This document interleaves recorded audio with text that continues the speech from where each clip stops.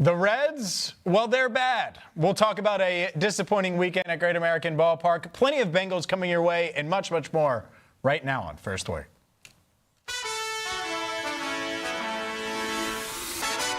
Welcome to First Word, Cincinnati's only morning sports show, breaking down the biggest moments and the stories shaping Cincinnati sports with analysis that cuts through. First Word, setting the agenda in Cincinnati sports.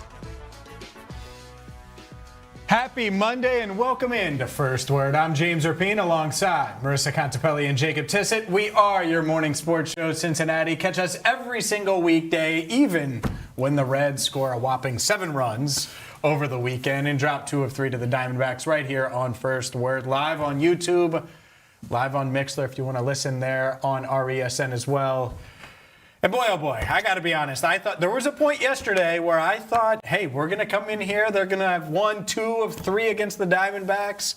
And it was at some point either when Marte hit the home run or when Eugenio Suarez was at the plate with 2 runners on, 1 out, and you had the go-ahead run just 180 feet away. And they didn't score. It went into a rain delay. The Reds ultimately lose 5-3 to the Diamondbacks, drop 2 of 3, score 7 runs total all series, and are now 4 back in the wild card. Yeah, it's not great. It's not great. It's even worse if James is going to acknowledge the wild card standings because it takes a lot to knock them down out of the division. I'm doing that for you guys. I know. 4 back. It's only 4 back. They're only 4 back in the wild card. They're still the threshold, right? But 5 is. They're still in it. Yeah, no, it was a tough weekend. This is a series we talked, obviously going into it that they had to win. At some point, they're going to have to win one of these series to stop this ball from rolling. But it just keeps rolling, and it seems to really be snowballing now. It's a heavy ball. And it's getting to a point where it's the frustration that we talked about going into this series, where it's regardless of what the score or the outcome of the game is, it's really hard to talk yourselves into the Reds being able to win. Whether it's up 1 or down 1, you can't really convince yourself the lineup's going to score in a big-time moment. You can't convince yourself the bullpen is going to be able to get those 3 crucial outs. Whatever it is, this team hasn't put themselves in a position to build up a lot of faith within this fan base, or I assume within that dugout either. And I'm sure that's a hard pill to swallow for a lot of guys on this team. So it was about as brutal of a weekend could be. I guess at least they didn't get swept. That's a silver lining for this Reds team at this point. But 5 straight series losses, it's about as bad as you could get. Very, very frustrating weekend, especially because they had plenty of opportunities where they could have cashed in. As you said, 7 runs scored all weekend, just not going to cut it in a 3-game stretch. And I know Blake Dunn had the error on Friday, but I think that game was lost in the first inning when you had bases loaded, no outs, and you couldn't get a run home, couldn't get any runs in that situation. So good to see the starting pitching. Seems like it's back. Thought we had a pretty solid weekend performance from Lodolo, Lauder, and Abbott, but something needs to happen in this Reds lineup with these bats. Yeah, that's it. I mean, all the talk about the bullpen, all the talk about the pitching, and they did their job. They gave themselves a chance in each and every game to win. The bats didn't get it done, and it is rough right now. Run differential-wise, there's only one team worse in all of baseball, Colorado Rockies. Yeah. Outside of that, minus 58 on the season are the Cincinnati Reds. So 33 and 37 is one thing, but minus 58 is another. And that run differential just screaming at me right now. And it's going to stay that way as long as you can't score. And they are not able to score right now. And that's the painful thing. Jacob, you mentioned 5 straight series losses. They haven't won a series since they beat the Mets in New York May 25th and 26th. They lost the final game of that series on May 27th. They haven't won a series at home since May 8th to the 10th against Houston. Wow. That's a month plus now where Marisa and Jacob, who frequent GABP this time of year, have not seen the Reds win a series. Here's what Terry Francona had to say after Sunday's loss to the Diamondbacks. Yeah, I think maybe a little bit of a pitching behind in the count, not throwing enough strikes, then having to, just got behind a lot of hitters. I thought Abbott did a really good job of climbing back into counts and competing. He had a real good changeup, but it was a 5-inning start because there was just so many pitches. Inconsistent offense. What have you seen from your vantage point from your hitters? I think inconsistence is very fair. You know, it's sometimes for us, runs are harder to come by than we want them to be. That's just, you know, it's not a lack effort. It's just, it's a little bit challenging at times. On the bright side, Marte, I know it's a smaller sample size since he's come back, but 3 straight games of the home run. What have you seen from him? Well, and I think I said it last night, you know, when he swings at pitches, or maybe before the game, you know, over the plate, he can do some pretty special things. Now, you're right, it is a small sample, but I'd much rather see that, talk about that, than be like, well, he's not doing anything. He said last night, like, he was getting more mistakes. Is that a result of not swinging at pitches out of the zone? Yes, because if you do, you're not going to get a mistake. The thing that Tito said there that is alarming, and it's true, and I'm not sure it's something he can necessarily control. I guess you could be a little bit more aggressive or do whatever, but the struggling to score runs thing, it's a theme. He said it multiple times in press conferences. Sometimes we struggle to score. Well, this is breaking news here on First Word. If you're going to win, you need to score. That's part of winning, is scoring. And they can't score. They struggle to score. And they've been awful with runners in scoring position. It wasn't just over the weekend. That's a theme now for this Cincinnati Reds team. And I think it's a major concern. We've spent a lot of time on the bullpen. But, my God, you guys got to find a way to hit with runners on. And they haven't. And even yesterday, the solo home runs are great. That's fine. In really over the weekend, but when runners are on base, you have to count them because it'll be much easier. And they cannot do it. The clutch hitting, not there. The consistent hitting, not there. Yeah, it's been a massive struggle for this Reds team offensively, and there's been a couple bright spots, and those continued over the weekend. A new one that popped up since his return to the big leagues, Nolan Marte, 3 home runs over the weekend. I thought it was going to be earlier. Yeah, I really did. It's because I tossed to Tito. You did. Otherwise, it would have been earlier. But yeah. that is the silver lining out of the weekend. As one of the most exciting young players in this Reds organization seems to be coming back to form. Even though the Reds weren't able to get wins, we know if this team's going to get anywhere close to where everyone wants them to be, Nolan Marte is going to have to be a huge part of that. And it seems to be a little bit of a resurgence since he's got back. Playing right, playing center, and hitting the ball really well. He's hitting .308 since his return. 3 of 11 this weekend, 3 home runs. His first 3 home runs, his first 3 RBIs of the year coming this weekend. So great time to start joining this team and start hitting. And he has been 3 of the 7 total runs accounted for by Nolan Marte. It's almost like he should have been up here before this weekend. But over 1,000 OPS since his return, and a great piece for this Reds team to really have coming on. And what Tito said right there when he was talking about Marte is a huge thing for me, and what we were talking about the whole time he was in AAA with Louisville. Tito said when he swings the pitches over the plate, he can do some pretty special things. And that 3rd home run that Nolan Marte hit on Sunday was the first home run of his major league career, where it was a 3-ball count where all 3 balls were qualified as borderline pitches. One of them was challenged and confirmed a ball. The other 2 balls that were deemed borderline. He took all 3, got a 3-ball count. Sitting on those pitches is the next step for Marte because we know what he can do when he makes contact with the baseball. So that was really encouraging, but going to need some other Reds players to take a step as well. Yeah, and that home run that he hit went 448 feet, the longest home run by a Red this season, 3rd longest since 2024. And he's had at least 1 hit in 7 of his last 8 games. So his bat is finally starting to come around. The only thing I don't love about his stat line is he has the 3 home runs, 3 RBIs, all 3 of those solo shots. Would love to see him maybe hit a little bit better in those clutch situations because we saw him had a strikeout with runners on in yesterday's game, and just the opportunities with runners in scoring position. Right now on this Reds team, they're averaging only $134 since June 1st. So not only Marte, but other guys like Suarez and some of these others in this lineup need to find a way to put the ball in play when you got runners on. Yeah, it felt like the game was over ahead of the rain delay. Yeah. You have runners on 2nd and 3rd after the pass ball, 1 out, Suarez up, and on deck Marte. I'm like, all right, here you go. This is it. Go grab it, take the win the series, feel good going into Monday. And Suarez goes fishing. I mean, the biggest fish ever that he went for on that breaking ball. And then Marte, you mentioned the clutch hitting. If that home run is there versus his last at-bat, his previous at-bat, then it's much different. And it's great. It's encouraging. But you see 3 home runs and 3 RBI. Well, if you're going to have 3 home runs, you should certainly have more than 3 runs batted in over the weekend. And that's what's tough is this Reds team, they're just not generating enough runs. It's a big factor here. And that's why when the bullpen does give up a run or one home run, you're like, because the margin for error is so thin right now. And that's a lot of pressure for the hitters. That's a lot of pressure for the bullpen, for the starting rotation. Everyone's got to be feeling the pressure right now with just how they're performing because if they give up a run or if they strike out with runners on, then it's like, man, did that cost us the game? You mentioned it on Friday. Bases loaded first inning. That felt like their chance. Yeah. When you miss on those chances and you know they're going to be few and far between, that takes a toll.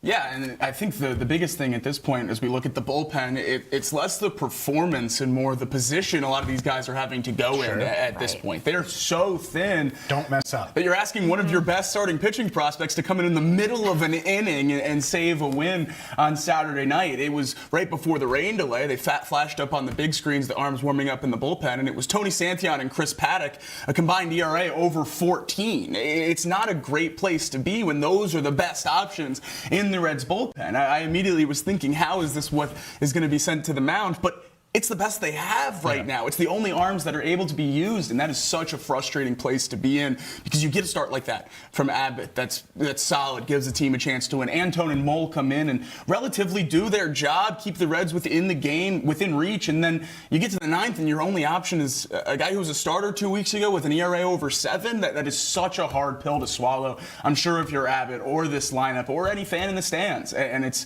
a very, very tough brand of baseball to watch right now, and I just don't necessarily see a path to it getting much better too quickly. You mentioned Abbott. The way the starting pitchers pitched this weekend, we should be talking about a sweep right now. Yeah, no doubt about it. The hitters did not deliver, and that's the problem. 1 week it's the bullpen. One series it's the bullpen. Sometimes it's the starting pitching. Other times it's the offense and lack of runs. And, well, that's why the Reds are where they are. We'll continue to discuss Reds, a reason for optimism, a bright spot, maybe some help on the way, and much, much more. While You Slept is next, right here on First Word.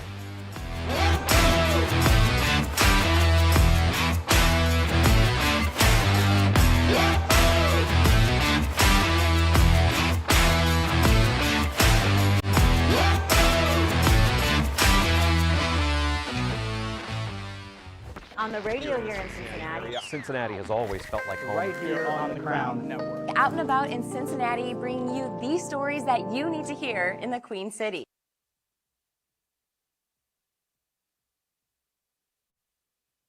What part of it do you think you struggled with the most? And I don't want to know about, the intricacies of relationships or whatnot, but what about the structure of your life at the time did you really have a hard time with? Well, I guess it would be sharing so much information about my personal life. And just in the back end of things, I just never felt like they always just wanted more. And I'm like, well, I can't be more funny. Like, this is it. And I can't be, yeah, and like I've shared like very vulnerable moments. Like, I don't know what else you want me to do. And then at a point where I'm just like, I don't know if they value me. I was just going to ask, did you ever feel valued or appreciated? At some points, and by most of my coworkers, yes. By some people in the building, like we just wouldn't see eye to eye. And I think that's going to happen anywhere. It happens. Yeah. But at the time, I was mad, and I'm like, I can't give you any more than what I'm giving. Okay? And for a long time, I was just like, wow, I worked at this radio station, I gave them my life, and I wasn't good enough, and then I get let go. What do I do now? And for a moment, I was frustrated and upset, and like rejection sucks. But now I'm just like, they did me a favor. And honestly, like I grew so much in that time. I wouldn't have had social media, and now I'm like making a small business out of You're that. a social media queen. Thank As you. somebody who went from 0 to 100, and you like really lean into it. I look at people like you, and I'm like, you like really lean into it and love it and do it well, and it's so great. You're really sweet to say that, because then, just like the voice in your head, it's like, I'm not doing enough, I'm not creating enough, I need to post a picture today, I'm not gonna post a picture because it doesn't feel authentic, and then I overthink for 45 minutes, and so then it's like, Dude, the pressure to post every day, I haven't thought about that. I think I should get bangs, what do you guys think? And I'm like, that's the post? It's a great post. Yeah, I'm not getting bangs. But thank God. Okay. Can you?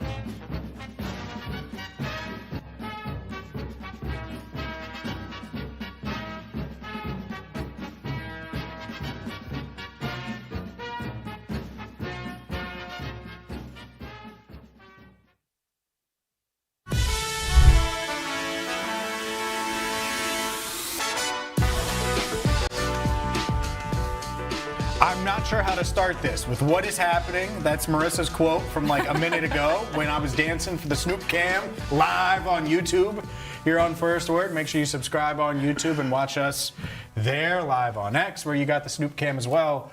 Or the fact that Aaron tweeted from our opening block, if you're going to win, you need to score. And that's the hard analysis that you get here with First Word. Aaron tweeted it. You said it. Oh, no doubt. I'm giving her credit. I know I said it. It's the hard analysis that you come to. Hey, if you're going to win games, you know what you're going to have to do? Score runs. Didn't happen this weekend. No. Did not happen this weekend. Hasn't happened a lot. That's true. You know? That's true. I'm starting to think the lineup might not be good. There was a point. You remember when Jacob thought the lineup was good? He was like, I remember. There was always a question mark. There's never been a question. Declaration. The lineup was good. Is the Reds lineup good? The way that they hit and played in April, led a lot of us to believe in that. April feels like a lifetime ago. Yes, it does. Lifetime ago. It's June 15th. Tax day was 2 months ago. April was long, long ago. We were talking about the 10th overall pick 2 months ago. You're not. The last time the Reds were good. Dexter Lawrence was a happy New York Giant 2 months ago, for all we knew. Dexter threw out the first pitch yesterday. They should have seen if he had any pop in his bat, if he could have stepped pop in his bat, get him in the bullpen. Yeah. I don't know. He would be able to tell where the strike zone was. And that's where we start. The Reds lose 5-3 to the Arizona Diamondbacks, their 5th straight series loss. And, man, it's wild. They have not won a series at Great American Ballpark since May 8th through the 10th. Yeah. So we talk about April all we want. It's been a while since they've won a series at Great American Ballpark, and they're reaching that month mark, close to it now, just a week and a half away from their last series victory. We'll see if the Mets can be the get-right team. The last series they won was against the Mets way back May 25th. So May 25th through 27th. And you look, Friday, a couple of things stand out. One, obviously, they left the Ducks on the pond in the first. And two, come on, Blake. Come on, Blake Dunn. You got to field. You got to field the ball here. But that's it. And then you score 2 in game 2. You find a way to do it. Rhett Lauder, a bright spot for sure. Noel V. Marte with the game-winning home run. And then yesterday, you play to win the game. They played to lose the game yesterday. Left 7 on base. Andrew Abbott, quality start, or nearly a quality start, 5 innings, only 1 earned run, but wasn't enough because the bats didn't do enough. Yeah, and that's the frustrating part. You look at those starting pitchers over the weekend, and those lines lead you to believe the Reds would have had a chance to win all 3 games, and they did. But the bats or the bullpen didn't show up and cost the Reds the series win over the weekend. It is kind of funny that the game they win is a 2-1 game. The offense still doesn't show up in that one, but it's enough to get over the hump. And I think with how crushing the series was over the weekend, something that might fly under the radar is Chase Petty. But I think what he did on Saturday night is something that certainly deserves to be talked about here. Over an inning and 2/3 to get his first major league win over a year after his major league debut. Petty's a top 5 prospect for the Reds, a starting pitcher down in Louisville who's had a good year and has started for the Reds at points when they've needed him, and to come in not just in a bullpen role but in a role in the middle of an inning with ducks on the pond and get it done to get through it and give the Reds a chance to get to Santillan to finish that game. Unbelievable outing for Petty in a position that he's not very familiar or comfortable with. You need more guys like that in this Reds organization who are just willing to do whatever it takes to get this Reds team some wins right now, because especially when it comes to the bullpen, we're going to need some starters to throw their hat in that ring, because that's where the Reds can actually have some success with some arms we haven't seen yet, because there's not a lot of help coming from the relief pitcher ranks right now. Well, and when it comes to that starting rotation, really encouraging to see what we saw out of Rhett Lauder on Saturday. His second start coming back from injury, only went the 3 innings his first start out, had those 5 walks, but pitched a really solid line Saturday. Arguably one of his best starts since early April, going 5 2/3, did give up the 5 hits, but just 1 earned run allowed and only 2 walks with 6 strikeouts, 96 pitches on the day. So really liked what we saw out of Lauder. And as we talked about, there has to be some kind of key and glue to this Reds team, and I think it's going to have to be the starting pitching that has to try to carry them through the stretch. It's certainly not going to be the bats. I mean, it's just, I can't believe you score 7. They only gave up 11 all weekend. Yeah. Lose 2 of 3. You needed Noel V. Marte. You needed Chase Petty. You needed all these guys to step up just to get the one you did get. And that's the real problem here, is they have to find a way. And it's just when the snowball starts to snowball, it's a big snowball. Yeah. 13-26 in their last 39 games. Yeah. They 20-11, now 13-26. You combine them. Well, that's not great here. What? Do the math. It's not great. It's not great. 33-37, not great. 4 back in the wild card. Only 4 back. Only 4 back for that side of the still within I range. hold grudges. Only 4 back over here. That's all. It's only 4. They can get there. They can get there. You got to beat the Mets, man. There's a lot of Been holding on to this Mets series win for a month now. Got to beat the Mets the second time around. I don't think there has been a bigger series for this team than this one that they're about to have at Great American. Yeah, and we'll dive into that full preview coming your way, but my goodness, is it rough. One of the beacons for hope, you guys hit on a few things. You're trying to be optimistic. I like it, because I'm not today. I'm mad. I'm mad. I'm annoyed. You can't score a touchdown in 3 games. Yeah. Oh, we got the extra point. 7's not enough. It doesn't matter. But it might be enough if Hunter Green comes back in the near future. Mm-hmm. Hunter Green making some progress, throwing and doing the things that he needs to do to potentially get back. And here you go. Rehab assignment June 18th, 3 days from now. Live bullpen session coming today.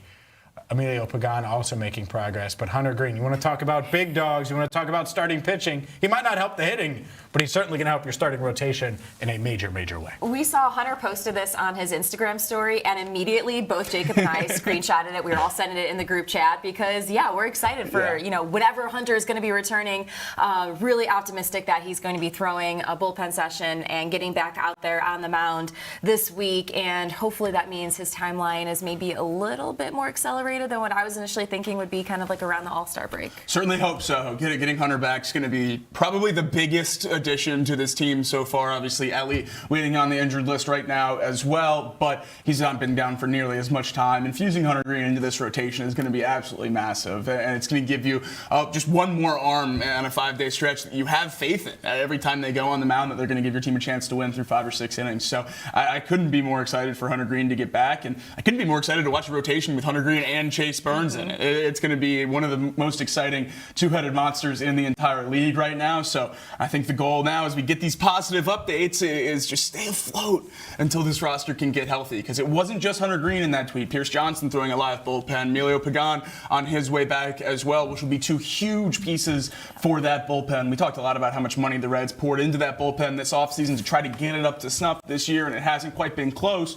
Well, part of that reason is the guys you spent that money on haven't been in it. 2 of those big contracts, Pagan and Johnson, working their way back. So will be a huge, huge addition to this Reds bullpen as well. Yeah, well, they need it. They need all the help they can get. 2 bright spots, just to end on the Reds conversation on a positive. Marte with the 3 homers over the weekend. Mm-hmm. And then your guy. JJ All Day Blade stays hot, man. JJ, he has been crushing it. All-star? I think so. I think so. And when we're moving off of whether or not he's an all-star and whether or not he deserves to be talked about as an all-star starter. Because the numbers... This is the Andrew Abbott conversation from a year ago. It is. It really is. It's very similar. It's very, very similar because of how good Blade's been so far, but the name recognition's not quite there yet. So he's going to have to outplay numbers with some other people. But so far this year, hitting above 260 with an OPS over 900, just been such a great find for the Reds. Yeah, he has for sure. We're going to dive into the NBA Finals and the Stanley Cup, but... let's go to the World Cup where, man, oh man, talk about scoring. Yeah. Scoring was not an issue on Friday night. The U.S. men get it done 4-1 over Paraguay. Just demolished them. They were aggressive from the jump. They jumped on them and press. Loved it. They dominated possession, shots on goal. Love to see this. Heck of a debut here for the U.S. men. A absolutely phenomenal start by the U.S. and also all 3 host countries undefeated through their first game in the World Cup. So great to see that. But, I mean, a key reason for the fact that they had 63% possession in that match was Chris Richards. Completed all 83 of his pass attempts, the most passes with a 100% accuracy rate by any player in a World Cup match since 1966. So he was phenomenal. Call him Joe Burrow. You should. And then, of course, Balogun with his first multi-goal game by a U.S. player since 1930. He has already cracked the top 5 most World Cup goals in a U.S. men's national team history in just a single game. So he is off to a great start, and this was exactly the kind of start and the way that the Americans needed to get off in this World Cup. Yeah, great start. Certainly got a lot of energy rolling as we roll into the World Cup throughout the summer in the U.S. I don't think it could have been a better start for a lot of fans that are just trying to get into the World Cup right now. To have such a dominant win in the first game has been great for the U.S. and a lot of the sentiment around the team. Yep. Love to see it. Love that they jumped on them. Hopefully it continues. I know there was some excitement. Friday night, the excitement was starting, but like, hey, what could they do? What will they do? Yeah. Like, I like that. I like that. We were And I both- also like the 4 goals. Absolutely. Because offense wins Yes. championships. Well, the best part about those 4 goals, we were down at the Reds game at Great American. They played the goals on the big screens in between innings after the U.S. scored. And it's a crowd pop that I haven't heard from the baseball team in quite some time. So it was nice to hear good cheers in Great American. And after the first weekend, too, Alexi Lalas from Fox Soccer posted his power rankings, and the U.S. has cracked the top 10 now. So they're number 9. Their odds have kind of gone up a little bit here after that Noticed first game. I've got some good value one game in, so we'll see what happens. So Friday night, you're at GABP. You both were. Anytime the soccer team is going to outscore the baseball team, it bodes well for the baseball team, right? Yeah. Or maybe it doesn't. So yeah, that's a sign of things to come there. Let's dive into the NBA Finals, and I'm on one hand ecstatic because, boy, oh boy, could I not have been. I wasn't right about the Knicks because they were even more dominant than I thought. They beat Wemby and the Spurs in 5 games. 53-year drought over. Jalen Brunson, amazing 45 points in the Game 5 victory. I am stunned it was this, where the Spurs dominant during stretches of every game, double-digit leads in every game. The Knicks finding ways to climb back. I mean, they missed free throws down the stretch of Game 5, left the door open for the Spurs. Spurs did not take advantage. I thought the Knicks would win in 6. I didn't think it would be like this. I'm really surprised reflecting on this series how it went. Yeah, shout out to me, the only guy that predicted at this desk the series would end in 5. So right on the nail Way to there. spin that. Who'd you have? Let's not worry about it. But Did you the have Knicks the got it Spurs? done. Oh. I did. Spurs. The Knicks got it done. Western Conference and Finals was the NBA Finals. It according to was. you. It was. So on. Spurs finished 3rd because I already gave the Thunder runner-up. I mean, just really shocked about how this turned out. The Knicks dominant throughout the East, and I thought, like many did, the East was a lot weaker than the West, and it was going to show itself in the Western Conference Finals. Obviously not the case, and the Knicks get it done. Brunson with one of the most interesting finals of all time, one of the best closeout games we've ever seen, but wasn't great through the first 2, carried by a supporting cast, which is phenomenal in New York. Great job by Mike Brown, coached that team. A huge swing from what we've seen from Thibodeau over the last few years in terms of the minutes in the regular season, which have kept these guys fresh for the postseason. And I think we lost the conversation after the Western Conference Finals that it was the first run for the Spurs and they might not be ready because they beat the defending champs. But that was clear in this finals that they were not cut out to close 4 championship games at all, much less in a row. No, the fact that the Spurs led for 72% of the finals and still lost in 5 games. I mean, this is going to be a long offseason down in San Antonio, just trying to figure out how everything went so wrong in the way it did. And for the Knicks to come back and win in each of those all of those 4 scenarios, were almost 238,000 to 1. Wow. And they were able to come back and pull it off. So well done to the Knicks. And I mean, you just look at these numbers too. It's hard to wrap your head around how. Staggering.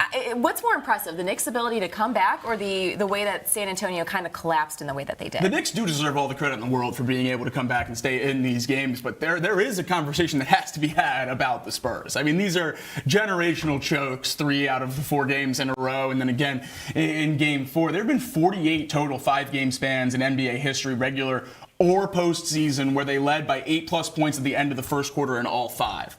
47 of those 48, the teams had a winning record. The Spurs just went 1-4 in the finals.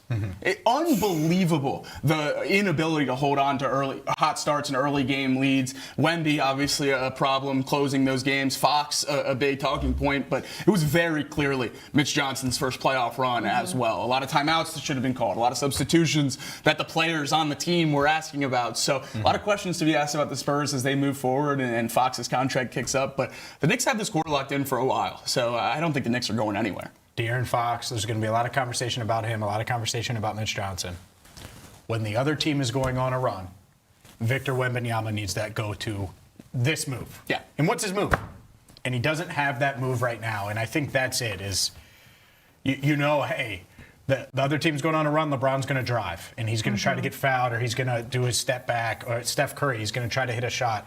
Jalen Brunson, his move on Victor Wembanyama. That's when I thought the Knicks were going to win. In the fourth, one-on-one, gives him a little hesitation, and then gets to the bucket, and I was like, oh, man, he just made, like, he created enough separation.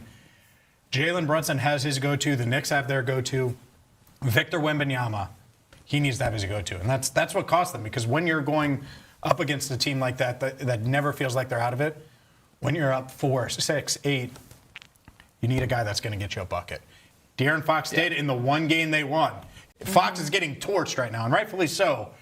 Wemby needs to be that guy long term. Absolutely, and not just offensively. He needs to stop letting the opponent dictate where he plays defensively. How many times in this series do we see him at the top of the key guarding Jalen Brunson, most notably at the end of Game 4, where OG gets a putback tip-in to win the game? If you have your 7'6" center down by the rim, at the very least, you can tip that ball around and let time go off and not have an easy tip-in there. He can't be getting dragged all the way up to half court where he needs to be playing defense down on the block, especially as the best rebounder on that team. Yeah, Spurs were in search of their star, but the Knicks had theirs in Jalen Brunson, of course, winning MVP and becoming the second player in NBA history to score 45 or more on the road in a title-clinching victory. The only other one to do it was Michael Jordan in '98. So also with the Knicks winning, 8 different teams now have won the NBA Finals in the last 8 seasons. So love that stat, too. Yeah, anybody's game. And, man, I don't want to pat myself on the back for 2-0, but I got the NBA Finals pick right.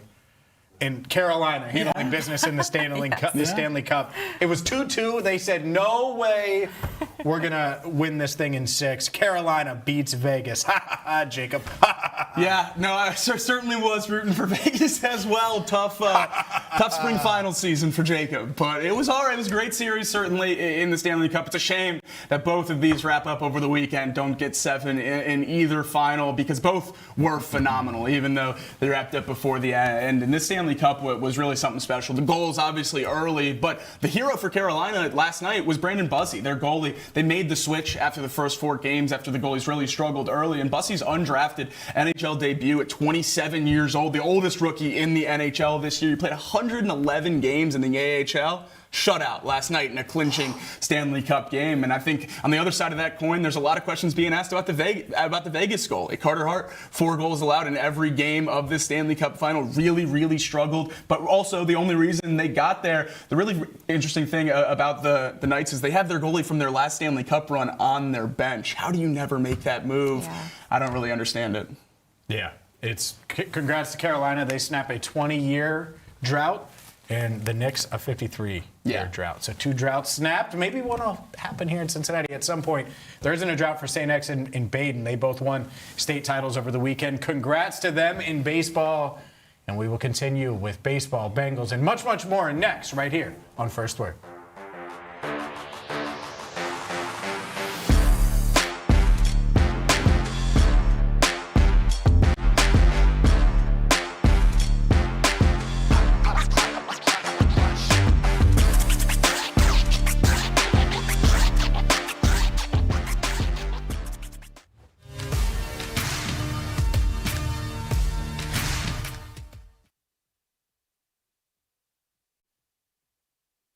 Joe Burrow's contract restructure is certainly something that I did not have on my bingo card yesterday. And when I saw it, I was like, oh, full disclosure, I got the Cassius Howell news ahead of time.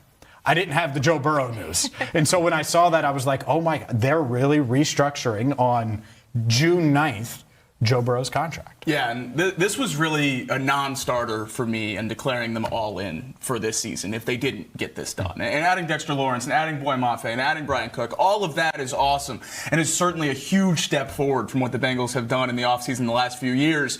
But every other major quarterback extension was restructured months ago in the NFL. Dak Prescott, Patrick Mahomes, Lamar Jackson, Josh Allen, every single one on or close to the level of Joe Burrow that is trying to compete for a championship this year was restructured months ago. And obviously, I think a lot of us wanted Joe Burrow restructured months ago, but certainly not going to complain now. It's great that the Bengals took this step, and this is really the last thing that I needed to see in order for them to be considered. Okay, so the man you're with now, you guys met when you were 40, right?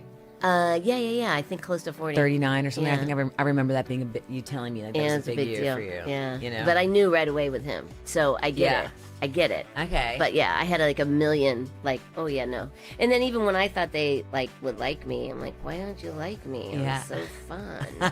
But I'm gonna say you're amazing. You're one of my best friends in the entire world. One of the most amazing people I've ever met. If you don't know, I love that. My name is Natalie Jones, and this is the one and only Pam Kravitz. Pam and I met. Pam, you are a multi-hyphenate, get out of here. Your artwork is known nationally, I would say worldwide. Oh, I love that. It really is, though. You're international. And thanks, you Nat. do so much for our community here. You've done so much for me personally. I'm very lucky and grateful that I get to call you my friend. I feel the same about you. You know that. I just think you're like the best thing in the world. I was telling someone before, I was like, when I first met Pam, I love telling this story. She was on top, she was riding a pig. She was in a pig. And I was like, I want to be your friend.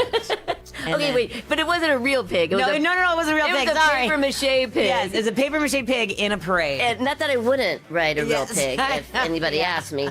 But no, she was not there. All animals were safe while in the making of this friendship. Yeah. Yes. And I remember, we just, caught eyes, and I knew who you were. Really? And you had just come to Cincinnati. I mean, you were just new, to the scene. But I knew who you were. Or there was something about us, like this...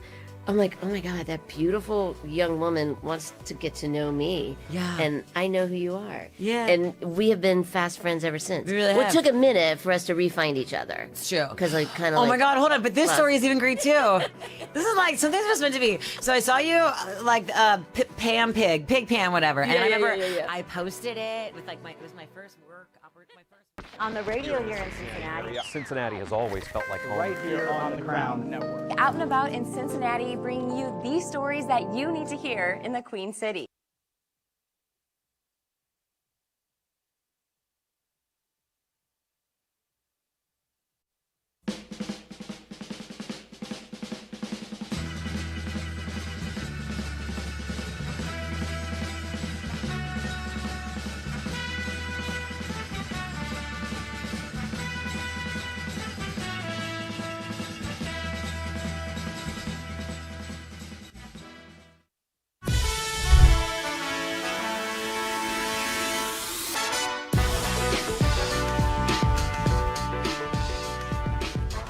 Welcome back to First Word. I'm James Rapien alongside Jacob Tissot, Marisa Contipelli. We are your morning sports show, Cincinnati, every single weekday, 7 to 11, right here on The Crown, live on YouTube, live on X, live on Facebook, as well as RESN, and you can listen as well on Mixlr. Let's dive into a little Bengals conversation. And look, there's always going to be talk about Joe Burrow's future. I've just kind of resigned myself to that fact. 2020 it happened. They go to the Super Bowl. A few years later, it picks up again. They've missed the playoffs for 3 straight years, and his unhappiness, it is a topic. It is a talking point. I just assume it's always going to be a talking point moving forward. Is that fair to say? Probably until he wins a Super Bowl here, I would imagine. Yeah. I feel like we get a brief respite, like the first 2 years of the extension. So maybe when they extend him again and the contract's huge, we'll get a couple of year break. But I think So next off season? Hopefully, certainly on board with that. But I think so much of the conversation is just anytime there's a player of his caliber on a franchise like the Cincinnati Bengals, there's going to be a consistent conversation about getting him to a big market at some point. Is he happy? Was he happy last year? It's something that's come up multiple times. Zach Taylor was on with Rich Eisen, and Rich asked him about Burrow's comments last year, about his happiness, and obviously how number 9 is feeling going into this season. Let's jump into that part of the world because, I mean, in all honesty, every Bengal fan that I speak to and come across, they're just frequently concerned or top of mind is Joe Burrow's happiness. And is he happy? You know, you're laughing right now, Zach. You know, is that accurate? Is that an accurate way to look at it, or no? No, I mean, I can understand. People, he's a primary focus for everybody that loves our team, but we get to see him every day behind the scenes, so we know who he is and what his personality is, and get to see all sides of him. So I love working with him. He's had a tremendous offseason. He's brought a lot of energy to our team over the course of this offseason. We've made some great additions, I think, that have fired everybody up, including him. So we're just excited. We've been putting in the work. There's a lot of urgency amongst our team. There's a lot of excitement amongst our team in our locker room, and he's obviously a big part of that. And I we'll get to those changes in a second, but and I know I'm hitting the Wayback Machine several months, but some of his comments at the podium last year, where he seemed to be very pensive about life in general and happy. Did you have a conversation with him after those comments to dive in to what he was referring to, or did you know what he was referring to when he said those comments? I mean, he sits in here every week, and we have a lot of conversations. So, for me, that was between him and in the press conference that he had that day. Mm-hmm. We knew what we were getting every day when he was in the building. We were getting his best, and he gave us a lot of confidence to go out there and win. So, I didn't have too much concern about that. He's been awesome this offseason. Our team has been awesome, and we're trying to get the season underway. There's obviously plenty of reason to believe now versus when Joe was making some of those comments coming back from the toe. They were trying to stay in playoff contention, and a lot of the happiness comments were after they were out of playoff contention, and he realized there was going to be 3 straight years without the postseason. Given everything they've done, all the moves they've made, and we're going to hear from Joe later this week, and you'll hear from him right here on First Word. Do you think Joe Burrow is happy? Yes, I think this is a very simple answer. Look, if Joe Burrow was not happy and did not want to be in Cincinnati, Joe Burrow would not be here in Cincinnati. I firmly believe that. And you bring up those comments that he had said after the Bengals missed the postseason for a 3rd straight year. What player wouldn't be unhappy about missing the playoffs for 3 straight years with the roster and talent that this Bengals team has? So, no, I think, people just absolutely read into those, those things that Joe had said and just some of the offseason things that he's done. But look, he's one of the most public-facing people across sport, not just in the NFL, across all sports. So every little thing that he does is going to be heightened and highlighted. And so, yeah, let the man live outside of Cincinnati. Let him enjoy his life. He's happy here. I don't understand how this continues to be a topic. I think you only make those comments and apply pressure in a way only Joe Burrow can, at a hope of having an offseason like this. So, yeah, I think he's happy. And maybe that happiness comes with tying it all together and getting wins on the field and getting back to the playoffs. But all of that's a lot harder if the offseason they just had didn't happen. So I think the Bengals front office taking the step, taking some of these big bets on proven players certainly helps inch Joe back towards happiness. But I think real happiness comes from either holding that AFC Championship trophy and getting on a bus to go play in the Super Bowl or the Lombardi in February. So getting back to that mountaintop at the end of January is what's going to really make him happy, I think. No, I think it is the Lombardi. Yeah. I don't think he cares about the other one. I think once you get back to the Super Bowl, it's... No doubt about it. I also think he's happy, and there are some that don't want him here, because Zach Taylor's here. And I very much think that last year Joe made it clear whether do not fire Zach and scapegoat him because we don't have the talent. And so I think he's happy now because they went and they got the talent. Yeah. And if you read between the lines or just read Joe's comments, he's like, all right, now we have the talent, now we got to go win. And the pressure's on us. And he talks about the players. Last year, he defended the coaching staff a ton. And he was like, yeah, even at one point said, if we need to get new players, and this was like late December, early January, and he kind of referenced that. They didn't have enough talent, and they haven't had enough talent, and that's a big reason why they're 24-27 over the past 3 years. Obviously, Joe Burrow's health is a big part of that, but like whether or not Joe is happy, I don't know how he couldn't be happy right now, because on June 15th, as we sit here, he feels like he has as good of a shot as anyone to win a Super Bowl this year. Mm-hmm.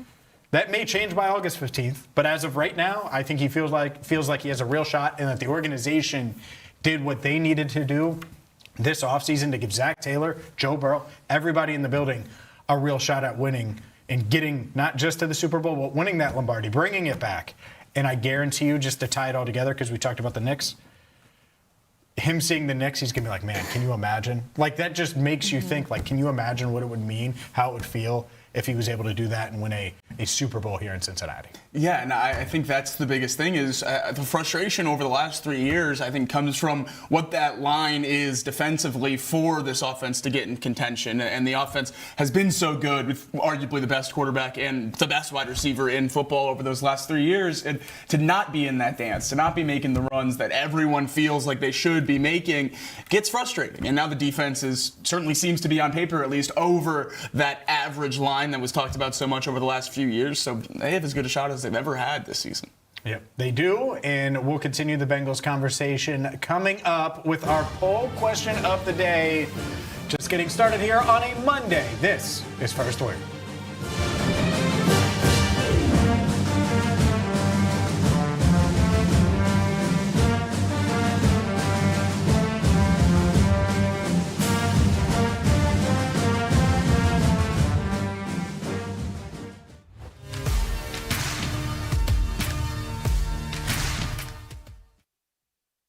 To me, the crosstown shootout is about to have new life in Cincinnati. Oh, because Jared Calhoun could be at Cincinnati a long time, and Richard Pitino will be at Xavier a long time. Richard Pitino brings in a roster at Xavier that is legit. And when you look at Jovan Milicevic and Ruben Dominguez and the shot-making possibilities there, they bring in Chance Westry. They brought in True Washington, who I think is a fascinating player. Mike Nwoko in the paint, among others. The Xavier Musketeers are going to take off. They have a makeup that could say top 25 good. Cincinnati has a makeup that says they're going to be a factor in the Big 12, can be a tournament team. Folks around the area in Cincinnati, you are in for a promising college basketball season with a lot of juice, new buzz, and that rivalry come December will be high level. I love it. I love hearing that about both schools. They need to be in the tournament, John. We need to be talking about two tournament teams. I'm sick of not being able to do that. It's been way too long. So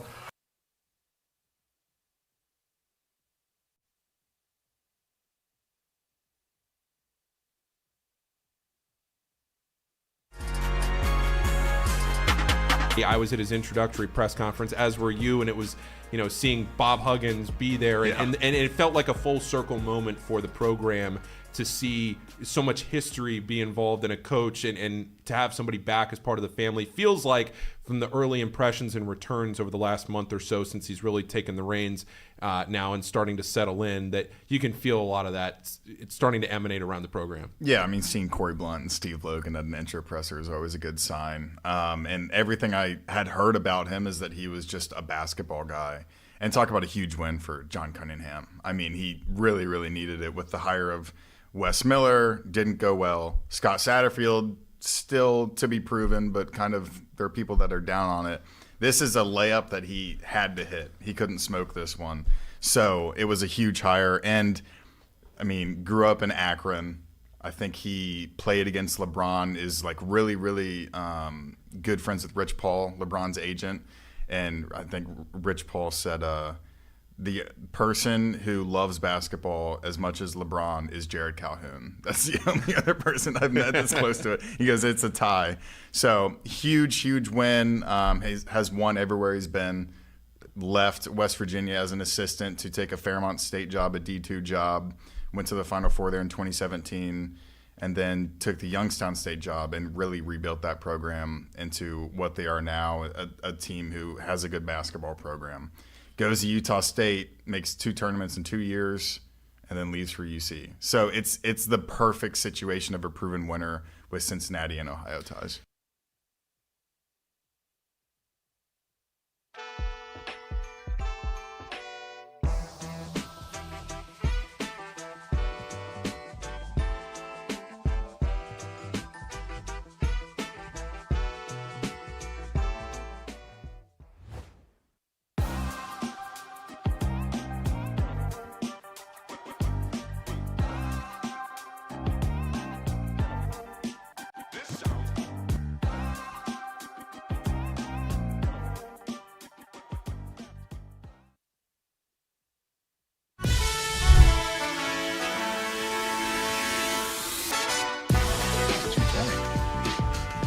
First word rolls on. Count it. First time this week that we're rolling on here on your morning sports show, Cincinnati, right here every single weekday, 7 to 11 on The Crown. And it is time for our What's the Word poll question of the day. And this one, near and dear to Marisa Contipelli's heart, for sure.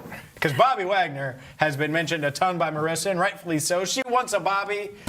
And, well, I'm sure you do, too. The Bengals certainly need to address linebacker. It's a big need for them.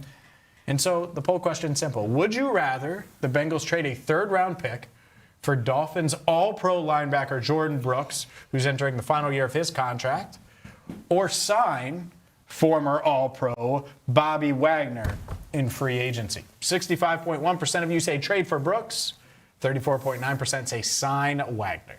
I mean, I'm not surprised that these were the results. Of course, if you can have Jordan Brooks on your team, I would take that. But I just really don't want to give up a third-round pick for a Jordan Brooks in his final year of his contract. Plus, his cap hit this year is going to be about $10 million. So unless the Bengals were able to work some kind of magic with the Dolphins there on that contract, I don't know how that would work out. For me, I'm probably going to sign Bobby Wagner, come in, compliment Demetrius Knight and Barrett Carter there. And it's not that Wagner has to play every down. I know he's, dropped a step in his coverage, but I still think he would be a very valuable asset to this team. If you can get Jordan Brooks for a third-round pick, I'll go get in my car and drive the pick down to Miami. I would be shocked if that's a value you could get Jordan Brooks really? for. I would do that in a second. No question about it. Wouldn't think about it for a second. Wow. Absolutely, Jordan Brooks for a third-round pick. Really? Yeah. One of the easier poll questions for me. I'm surprised that you're this bullet. What if it's the 72nd pick? What if they end up not being good? Yeah. That's an option. I think it's more likely that the 90th pick. Jordan Brooks is good on this Bengals defense and swings the linebacker room closer to what we've seen the other position groups on defense get to this offseason. And Bengals don't have a ton of success with third-round picks anyway, so might as well flip it for a proven linebacker. Why you got to be mean to Jordan Battle? Why you got to be mean to Jordan Battle? Jordan Battle? Would love if he breaks out this year. No, I know. That'd be awesome. I'm just kidding. I picked one of the better third-round picks. I could have went McKinley Jackson. Right. I could have really went Jermaine Burton. Where's he at? I totally get it. The answer here is yes. I want one of them. One of them. Odds are, will the Bengals do another trade where they give up another asset that they view as a premium pick, and they do certainly value the third rounder? I don't know, man. Can you get Brooks in a pick back and it's like a pick swap, third for a sixth or a seventh, just so you say you still have that pick? Maybe. I don't know how much value Brooks has. And I know the Dolphins are valuing Brooks at a really high level, at least internally. But when you get into these negotiations, one, he's 29 years old. It's the last year of his contract. The Dolphins are rebuilding anyway. I would move him. It does need to be enough to make it worth it for them. I think a third-round pick would be enough. Maybe not. Maybe I'm way off. I don't think it's the value that you think. I'm still hesitant at a third-rounder. Okay, yeah, I think this Bengals defense is potentially a Jordan Brooks away from being a top 10 defense in the league. And if that's the case, well, then to your point, it's worth it. Here's the other thing. If you do this, you're extending Jordan Brooks. For sure. Mm-hmm. So that means that Knight, Carter, one of those guys is a starter, and the other one is a supplement to what you have in Brooks and Carter/Knight. And I think it would be Carter. I think it would be Carter and Brooks. Full disclosure. Yeah, and I think that's certainly a tough conversation, and an extra layer to the Jordan Brooks side of things is that you'd essentially be pushing one of those rookie linebackers out for potentially the length of that rookie contract, depending on what the extension could be for Jordan Brooks. So, yeah, it's definitely a concern. I think that could be why the organization might lean towards Bobby, because you put so much time and effort into the two young linebackers last year to try to get them up to speed, and they look decent at times, showed some flashes for sure, and it certainly could, feel like a wasted season if you can't get anything out of him this year or in the near future. So I understand why people would lean Bobby Wagner. I think the discrepancy between these two players in and of themselves is pretty large, and that's why I just lean with the better linebacker. That's why I have a hard time seeing this kind of trade for Jordan Brooks go down, because of the investment that the Bengals have made in these two young linebackers last year. And all offseason long, all we've heard this coaching staff and the scouting department do is praise Knight and Carter and just their development and the steps that they're looking for them to take this season. If Knight and Carter can cover, which they're asking them to do as of today anyway, that why not just sign Bobby Wagner, right? If Brooks can be had for a reasonable price, I'm down for that too. Both. Maybe the answer is both, but the answer should be add a linebacker for sure to what you have in that room. But up next, the Reds. They're looking for answers. We'll play the confidence level game. Next, right here on First Word.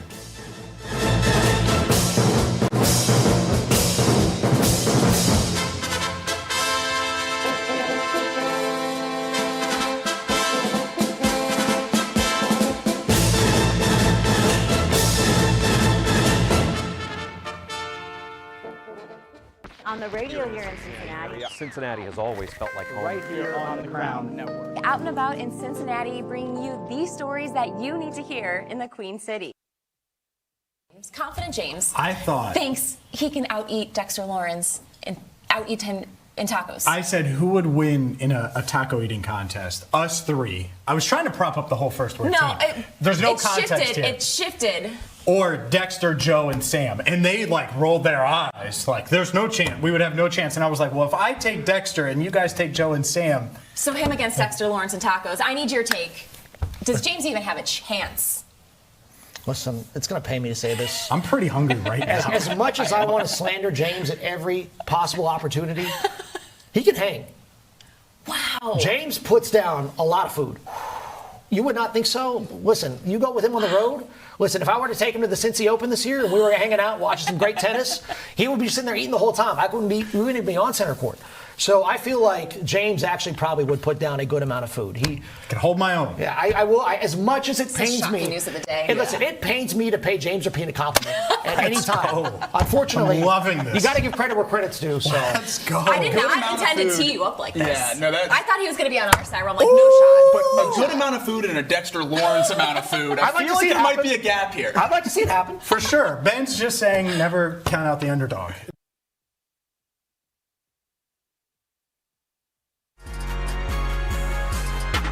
Let's talk about Cam specifically and what he will bring to this team. What kind of a player is he? Because he had a pretty phenomenal year last year. Haven't heard a ton about him on the EYBL circuit this year. Why is that?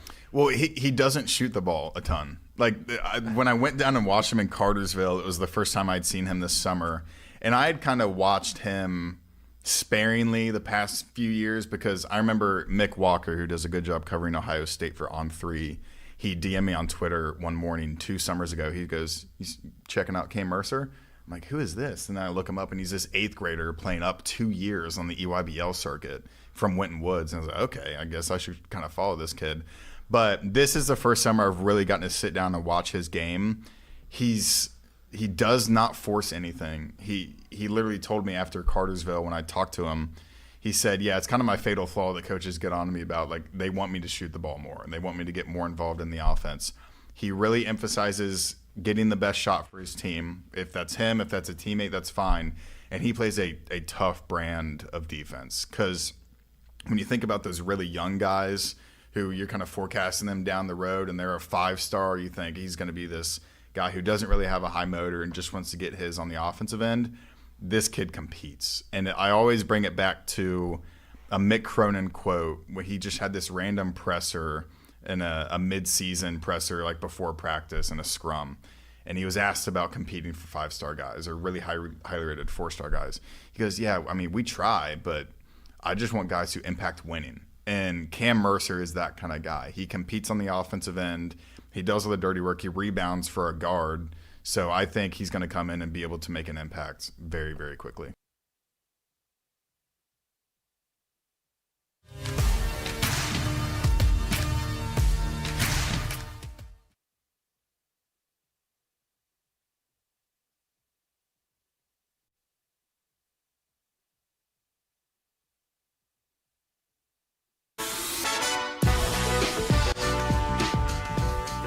I'm not sure how to start this. With what is happening, that's Marisa's quote from a minute ago when I was dancing for the Snoop Cam live on YouTube here on First Word. Make sure you subscribe on YouTube and watch us there live on X where you got the Snoop Cam as well.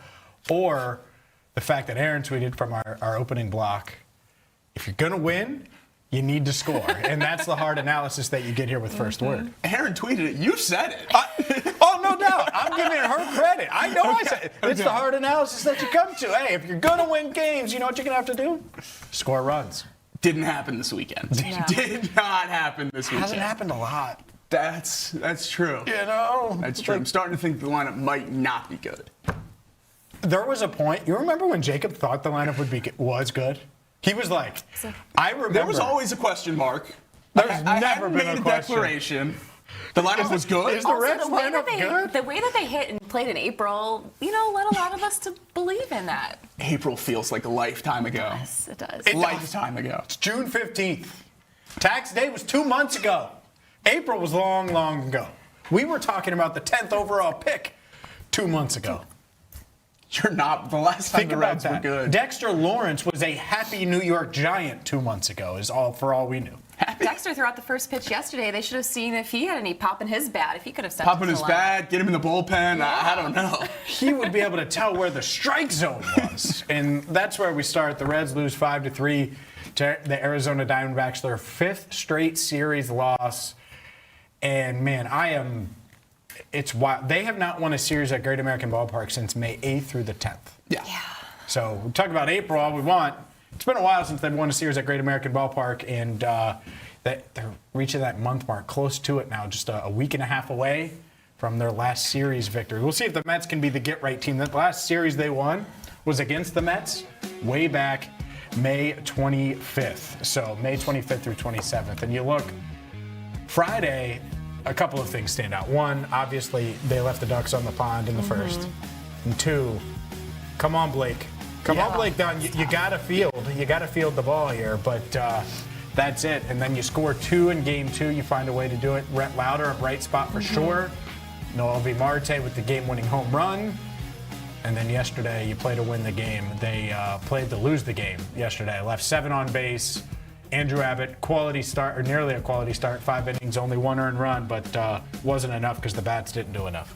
Yeah, and that's the frustrating part. You look at those starting pitchers over the weekend, and those lines lead you to believe the Reds would have had a chance to win all 3 games, and they did. But the bats or the bullpen didn't show up and cost the Reds the series win over the weekend. It is kind of funny that the game they win is a 2-1 game. The offense still doesn't show up in that one, but it's enough to get over the hump. And I think with how crushing the series was over the weekend, something that might fly under the radar is Chase Petty.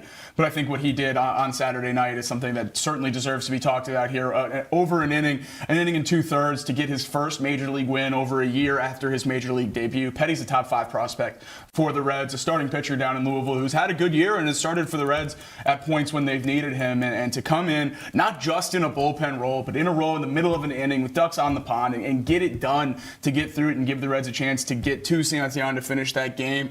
Unbelievable outing for Petty in a position that he's not very familiar or comfortable with. You need more guys like that in this Reds organization who are just willing to do whatever it takes to get this Reds team some wins right now, because especially when it comes to the bullpen, we're going to need some starters to throw their hat in that ring, because that's where the Reds can actually have some success with some arms we haven't seen yet, because there's not a lot of help coming from the relief pitcher ranks right now. Well, and when it comes to that starting rotation, really encouraging to see what we saw out of Rhett Lauder on Saturday. His second start coming back from injury, only went the 3 innings his first start out, had those 5 walks, but pitched a really solid line Saturday. Arguably one of his best starts since early April, going 5 2/3. Did give up the 5 hits, but just 1 earned run allowed and only 2 walks with 6 strikeouts, 96 pitches on the day. So really liked what we saw out of Lauder. And as we talked about, there has to be some kind of key and glue to this Reds team, and I think it's going to have to be the starting pitching that has to try to carry them through the stretch. It's certainly not going to be the bats. I mean, it's just, I can't believe you score 7. They only gave up 11 all weekend. Yeah. Lose 2 of 3. Needed Noel V. Marte. You needed Chase Petty. You needed all these guys to step up just to get the one you did get. And that's the real problem here, is they have to find a way. And it's just when the snowball starts to snowball, it's a big snowball. Yeah. 13-26 in their last 39 games. Yeah. They 20-11, now 13-26. You combine them. Well, that's not great here. What? Do the math. It's not great. It's not great. 33-37, not great. 4 back in the wild card. Only 4 back. Only 4 back for that side of the Still within I range. hold grudges. Only 4 back over here. That's all. It's only 4. They can get there. They can get there. You got to beat the Mets, man. There's a lot of Been holding on to this Mets series win for a month now. Got to beat the Mets the second time around. I don't think there has been a bigger series for this team than this one that they're about to have at Great American. Yep, and we'll dive into that full preview coming your way, but my goodness, is it rough. One of the beacons for hope, you guys hit on a few things. You're trying to be optimistic. I like it, because I'm not today. I'm mad. I'm mad. I'm annoyed. You can't score a touchdown in 3 games. Yeah. Oh, we got the extra point. 7's not enough. It doesn't matter. But it might be enough if Hunter Green comes back in the near future. Mm-hmm. Hunter Green making some progress, throwing and in doing the things that he needs to do to potentially get back. And here you go. Rehab assignment June 18th, 3 days from now. Live bullpen session coming today. Emilio Pagan also making progress. But Hunter Green, you want to talk about big dogs, you want to talk about starting pitching. He might not help the hitting, but he's certainly going to help your starting rotation in a major, major way. We saw Hunter posted this on his Instagram story, and immediately both Jacob and I screenshotted it. We were all sending it in the group chat because, we're excited for, whatever Hunter is going to be returning.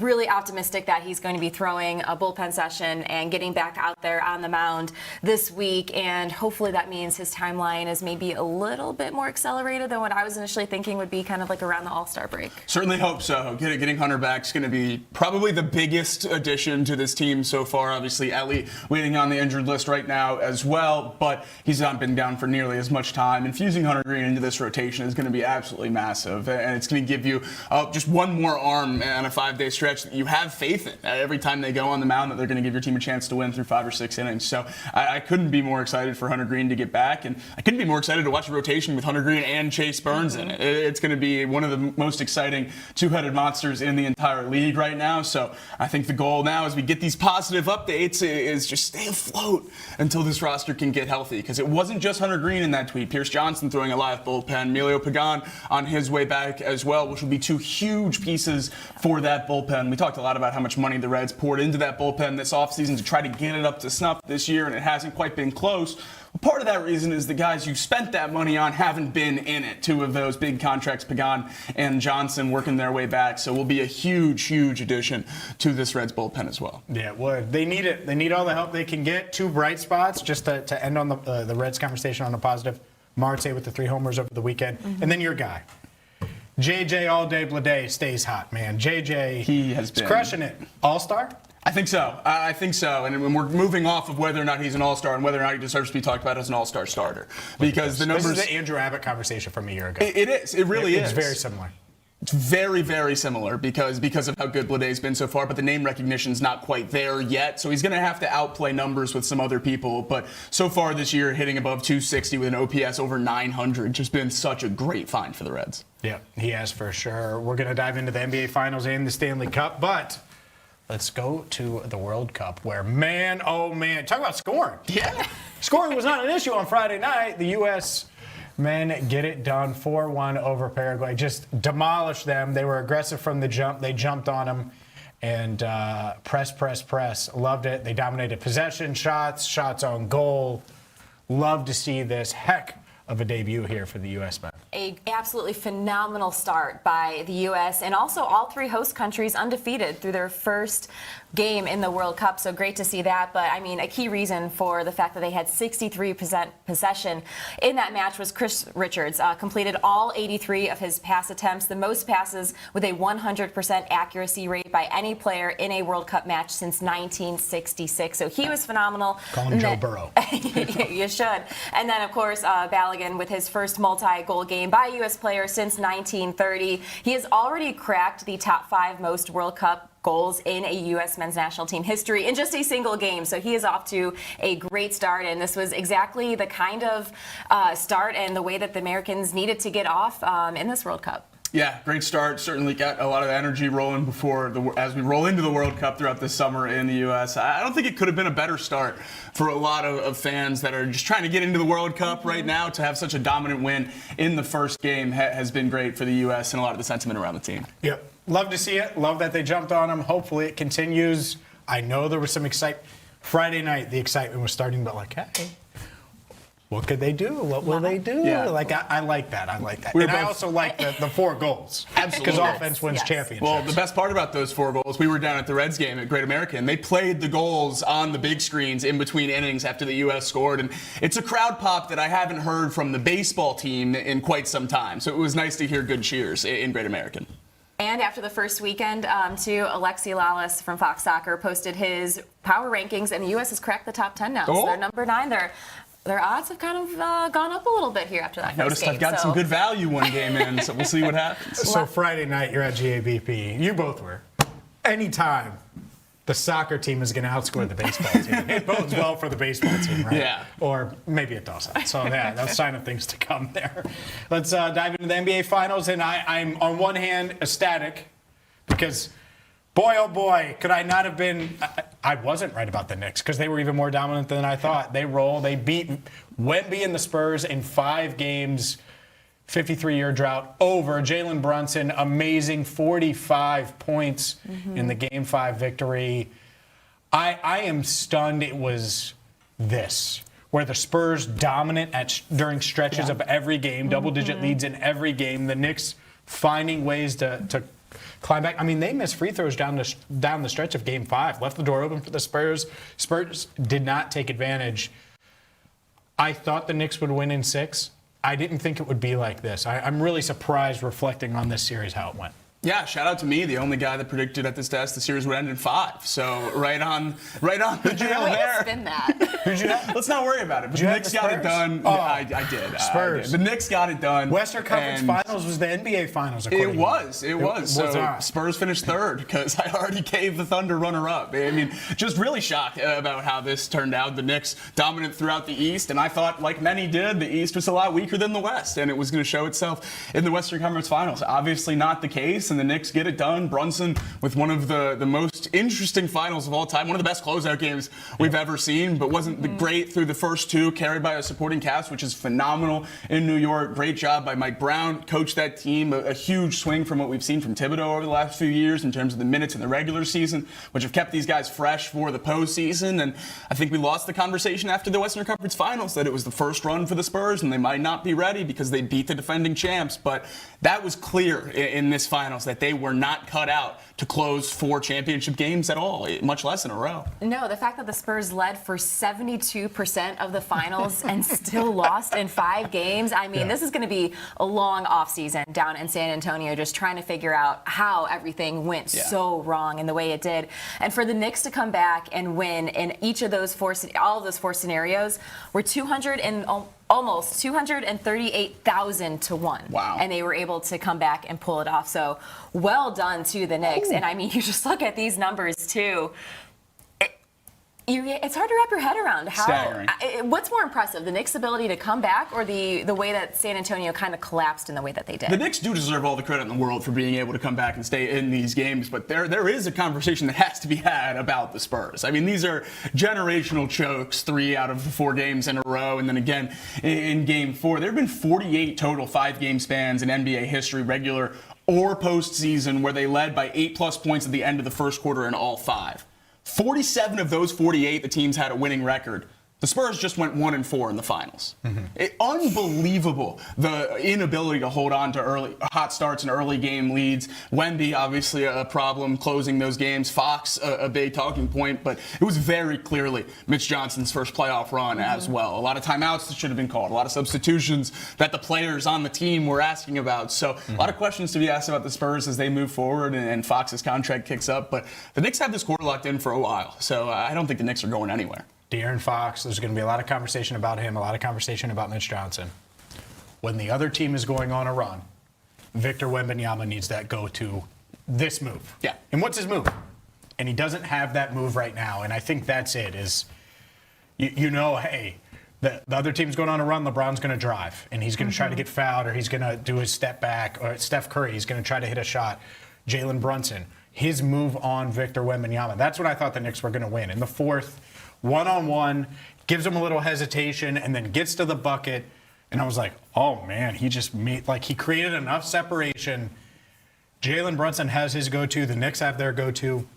Victor Wembanyama, he needs to have his go-to. And that's what cost them, because when you're going up against a team like that never feels like they're out of it, when you're up 4, 6, 8, you need a guy that's going to get you a bucket.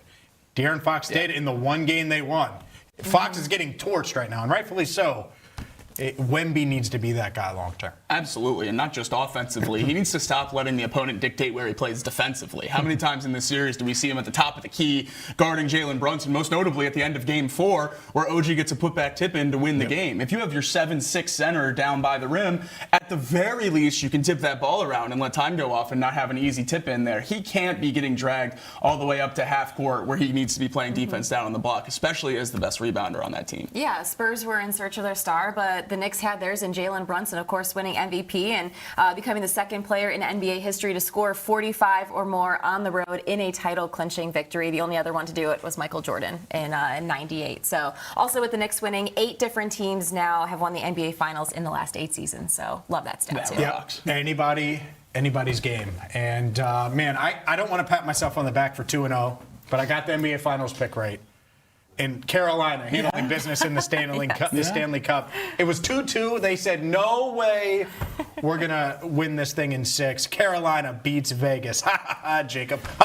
Yeah, no, I certainly was rooting for Vegas as well. Tough spring final season for Jacob. But it was all right. It was a great series, certainly, in the Stanley Cup. It's a shame that both of these wrap up over the weekend, don't get 7 in either final, because both were phenomenal, even though they wrapped up before the end. And this Stanley Cup was really something special. The goals obviously early, but the hero for Carolina last night was Brandon Bussie, their goalie. They made the switch after the first 4 games, after the goalies really struggled early, and Bussie's undrafted NHL debut at 27 years old, the oldest rookie in the NHL this year. He played 111 games in the AHL. Shutout last night in a clinching Stanley Cup game. And I think on the other side of that coin, there's a lot of questions being asked about the Vegas goalie. Carter Hart, 4 goals allowed in every game of this Stanley Cup final. Really, really struggled. But also the only reason they got there, the really interesting thing about the Knights is they have their goalie from their last Stanley Cup run on their bench. How do you never make that move? Yeah. I don't really understand it.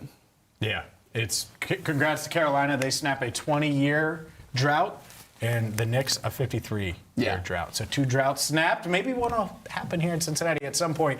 There isn't a drought for St. X and Baden. They both won state titles over the weekend. Congrats to them in baseball. And we will continue with baseball, Bengals, and much, much more next right here on First Word.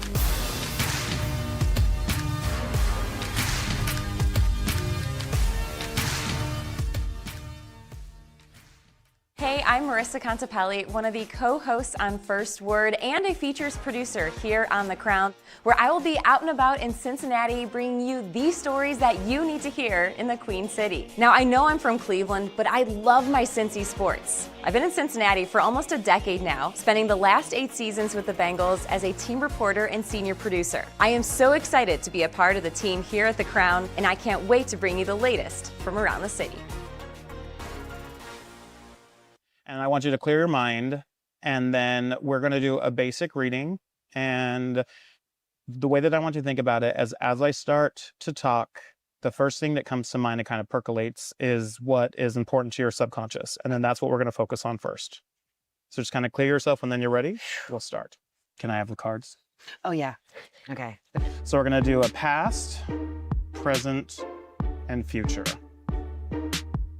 Ooh, the Wheel of Fortune. This is probably one of the best cards in the entire deck. So when you look at your past, it means that you had an opportunity to make a choice. You felt like you could do what you wanted to do and you were ready to pursue it. Because it's at the inverse or upside down to you, you maybe felt like you had to take a step back from what your initial choice was, but you were also like, this will work for me, even if it maybe wasn't your top choice at the time. Okay, maybe like every man I've ever dated. Me too, girl. The 10 of Cups, this is also inverted. The 10 of Cups is great because it means that there is fulfillment and that there is great, joy and pleasure that can come from that. Although you were expecting great things to happen, it didn't quite happen maybe how you had initially expected it to. So many things. Where do I begin? I'm like, this is right. This is the story of my life. This is the story of her life. This is the story of my life.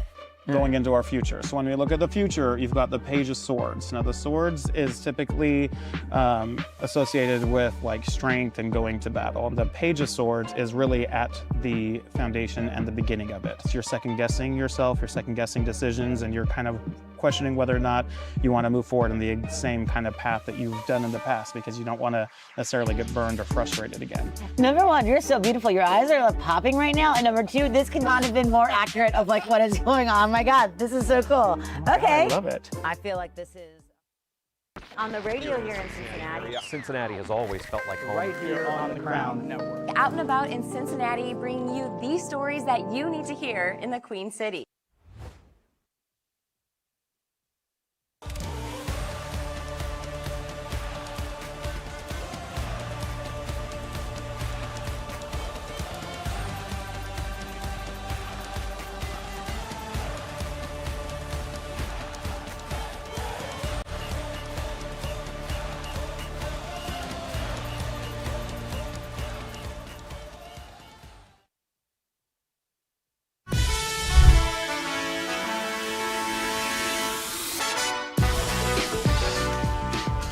First word rolls on. There's two. Right here on But see, it's not as the funny It's if not you're as aware funny. of the James thing. ruins it. Oh my goodness. what are I'm we James doing? Rapien and I ruin everything here on First Word. That's Marisa Contipelli and Jacob Tissot. Yeah, what do you think about that? That might be my favorite open. Yeah, clip it. Josh, clip it. Hey, we can ruin everything. It's no problem. I am okay being the villain, as you know. I think you enjoy it.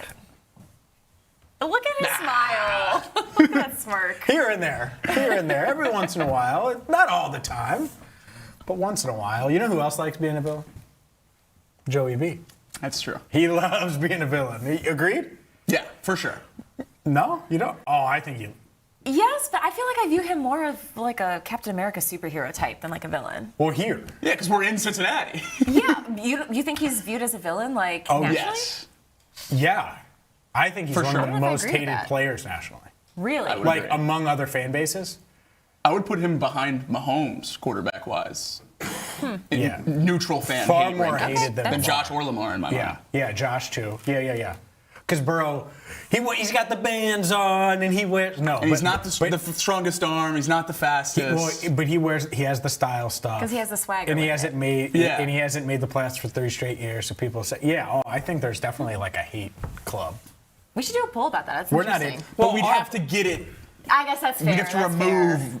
the people watching First Word right now. Yeah. Down the road, that can be a poll for us. Yeah, for sure. And this was interesting. I don't know if you saw this. NFL.com put this out there. They ranked the divisions based on their quarterbacks. And it's interesting. And to me, we mentioned Lamar and you mentioned Joe. And naturally, I would just be like, oh, yeah, the AFC North is going to be pretty high because you have an MVP and a guy who's been to a Super Bowl, multiple comeback player of the year awards, and one of the best quarterbacks in the game. And so between the two of them, you'd think that they would pull their weight a bit. But you have Aaron Rodgers, you have Shador and Watson and Shador in Cleveland. And, well, it's not the best there. And let's take a look at these rankings where the NFC West leading the pack here. To me, that was interesting because I think it's Matt Stafford and then, Sam Darnold has a ring, but he's okay. Brock Purdy's okay. Jacoby Brissett shouldn't be on the graphic. I don't know what that is. Is he still holding out? He is. I think he ended that hold out or hold in or whatever it was. Then you have the AFC West and Mahomes coming back from the ACL, but makes sense. You have Herbert, you have Bo Nix, you have the number 1 pick in Mendoza and Kirk Cousins behind him. Like, okay, I could see that. I think that's fair. Yeah, Rodney just said it. I think AFC West is better than the NFC West. I agree. That's not Yeah. shocking to me. Yeah, I get it. Stafford's the Agreed. reigning MVP. He's awesome. And you could say of the 8, he's playing the best out of any of them right now, but He's 1/4 of that. correct. And that's a big part of this. NFC East third, which Okay. also interesting. Jaden Daniels, I think, is the best of those 4. I would imagine Jacob disagrees with that, but Dak Prescott really good. Jalen Hurts really good. Worst of the 4. Jackson Dart is fine, but we'll see. Yeah, I think these top 3 are kind of what you'd think, and then it gets a little bit more towards projection as we progress through these rankings. Obviously, you don't know how it's going to shake out in Minnesota, but either of those have somewhat of an exciting ceiling you can talk yourself into. Jordan Love has been one of the best big play quarterbacks in the league. Goff, obviously great. And then Caleb Williams ascending. So this is a division I thought would be a little bit higher, if you ask me. Leave this graphic up for 1 second, Josh. Keep going. I think I would still put the NFC North ahead of the NFC West, just based on. Wow. Again, you have Stafford, and of course Darnold won the title, but like I don't know. I think between Williams, Goff, and Jordan Love, I think those 3 collectively outrank the NFC West a little I bit. think Goff is the most overrated quarterback in the league. I think he's fine. I think the most overrated quarterback in the league is also in this division, but I think it's Jordan Love. Yeah, I think Jordan Love's good. He's physically gifted. I don't know if any of these guys are awesome yet, but I think they're all good, except for Timu Joe Burrow, and he's in the bottom left there, and that's why I wanted this graphic to be. Look at him. He's like, I'm going to try to be Joe. Are you talking about 9? 9? Yes. He's not talking about the other one. Come on, it's 9. It's unbelievable. Call him by his name. It's because Kyler's going to win that job, and there's been a few like, oh, Kyler's thrown a few interceptions. There's no chance Kyler doesn't win that job. There's few things I'd be more shocked about if Kyler Murray doesn't win that starting job. Yeah. I mean, JJ, what a pick that was in the top 10. So certainly a head scratcher. This is a head scratcher for me too, because we just went through the first 4, and the reason we did it that way is because we wanted to go through each one, break them all down, because the AFC North isn't in the top 4; it is 5th, and we can take a look at that one now. And look, regardless of who the Browns have at quarterback, this idea that to me Joe and Lamar are so much better than a lot of these other top 2 quarterbacks. The AFC North should be higher, and I get it. Aaron Rodgers isn't what he once was, but is Aaron Rodgers better today than Jacoby Brissett? Yes, he is. All right, and so that's. I think Aaron Rodgers, you could argue, is better than Jackson Dart today. Mendoza hasn't played an NFL snap yet. Yeah, Shador Sanders is what he is, but I think that you have Burrow and Lamar. I'm surprised that they're 5th and they're not higher, even if it's slightly higher with the question marks at quarterback in some of these other divisions. Well, this segment started off with James ruining everything, and here we see the Steelers and the Browns ruining everything. The Bengals and the Ravens do their job in this rankings. 2 of the top 5 quarterbacks in the entire league, but because of the revolving door in Cleveland and Pittsburgh's loyalty to a 40-year-old washed-up Aaron Rodgers, it brings this division down. And I originally wanted to come in and really argue this for the North, but I'm not going to argue that Shador's any good or that Aaron Rodgers has much left in the tank. So I think the best I could do here is bang the table for him to be like 3rd or 4th instead of 5th. Those 2 just drag him down so drastically, which is a shame because it's the best top 2 of any division in the league, in my opinion. I see both sides of it. I 100% think the AFC North should have been higher. I think I'm with you. 3 is kind of where I land just because you have 2 of arguably the top 5 quarterbacks in the league in Joe Burrow and Lamar Jackson. That alone should carry its weight, even if, you're going to be dragged down by whoever is playing in Cleveland, whether it's Sanders or Watson, and then, of course, an aging Aaron Rodgers. Who's better, Burrow or Stafford? Burrow. It's close. It's very close. So they wash each other out. Yeah. Let's just... Who's better, Darnold or Lamar? Lamar. It's not close. It's not close. Not close. Right. Who's better, Purdy or Rodgers? Purdy. Is it closer than Lamar and Darnold? I think it's closer. Okay. But it's close. I see where you're going there, though. Yeah. And then the path of, and this is where it's tough, and if you're going to do this argument, Watson and Shador versus holdout Jacoby Brissett, which is just hilarious. Or Carson Beck? But it's close. Yeah. I do think it's kind of close. Like, I do too. Jacoby Brissett's likable. Let's stop pretending like he'd be competing with Josh Johnson for the third job, the QB3 job with the Bengals. Like, he wouldn't be competing with Joe Flacco. So, like, when I look at it that way, there's one. Here's the other one. Can we just count Joe Flacco? He's one of the four Joe best Burrow, quarterbacks. Joe Flacco, Lamar Jackson, and Aaron Rodgers. Right. Because then the Bengals in this AFC North, they're right there with any of these. For sure. So it's interesting when you break it down that way. Also, thank goodness for the Bengals that Cleveland and Pittsburgh can't figure out quarterback. Yeah. It's a huge help. And that is probably the sign you better take advantage of it. The Ravens have failed to. The Ravens have failed to take advantage of 3 straight down years for the Bengals. You need to find a way now to take advantage of this because at some point, Pittsburgh will get the quarterback position right.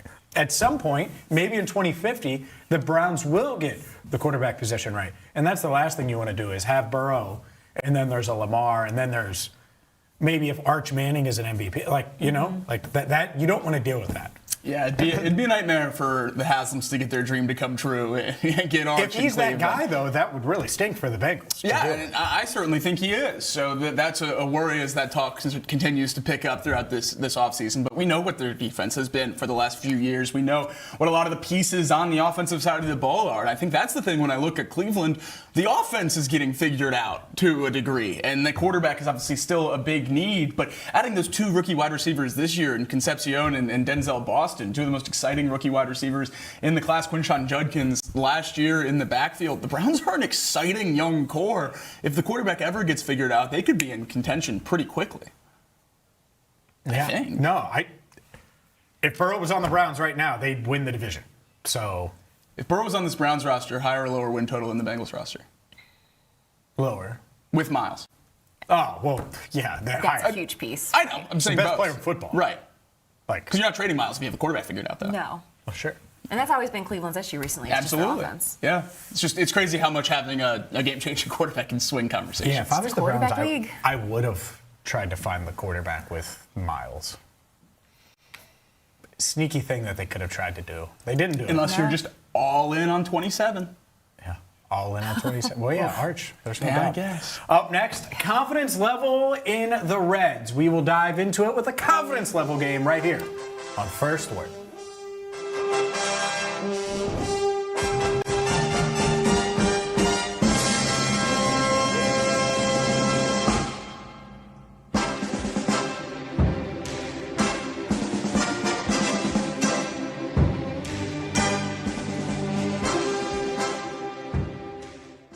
On the radio here in Cincinnati. Cincinnati has always felt like home. Right here on the Crown Network. Out and about in Cincinnati, bringing you these stories that you need to hear in the Queen City.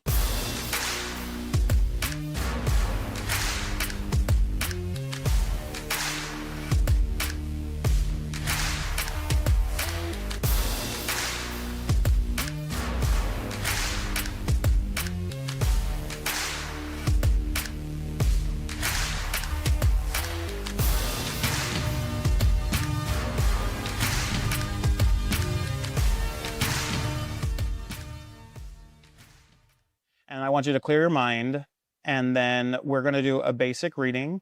And the way that I want you to think about it is as I start to talk, the first thing that comes to mind and kind of percolates is what is important to your subconscious. And then that's what we're going to focus on first. So just kind of clear yourself, and then you're ready. We'll start. Can I have the cards? Oh, yeah. Okay. So we're going to do a past, present, and future.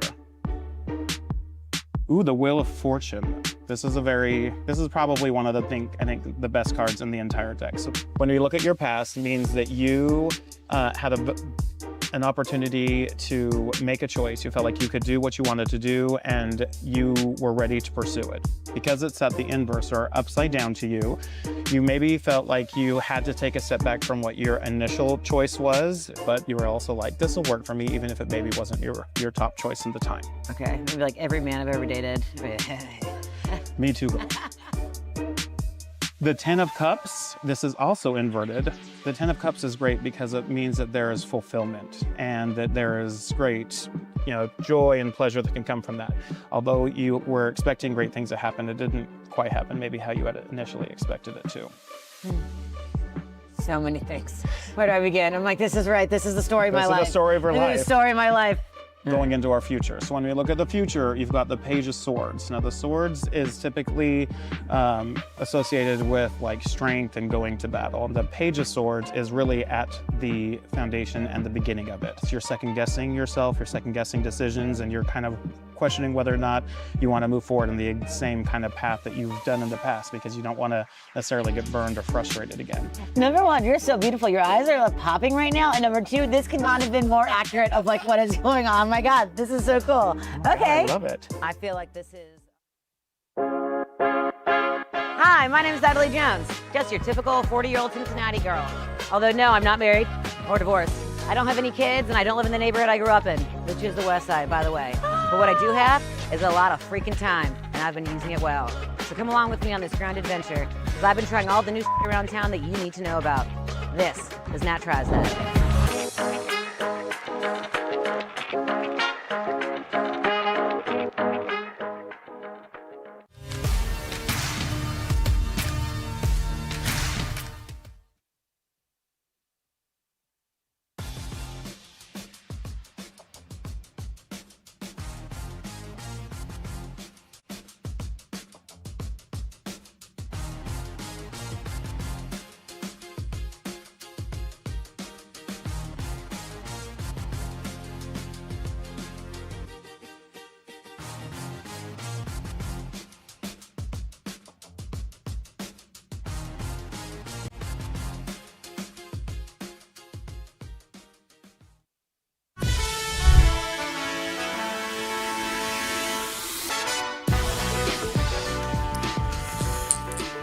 I still ruin everything. Welcome back to First Word. I'm James Rapien alongside Jacob Tissot and Marisa Contipelli. We are your morning sports show, Cincinnati.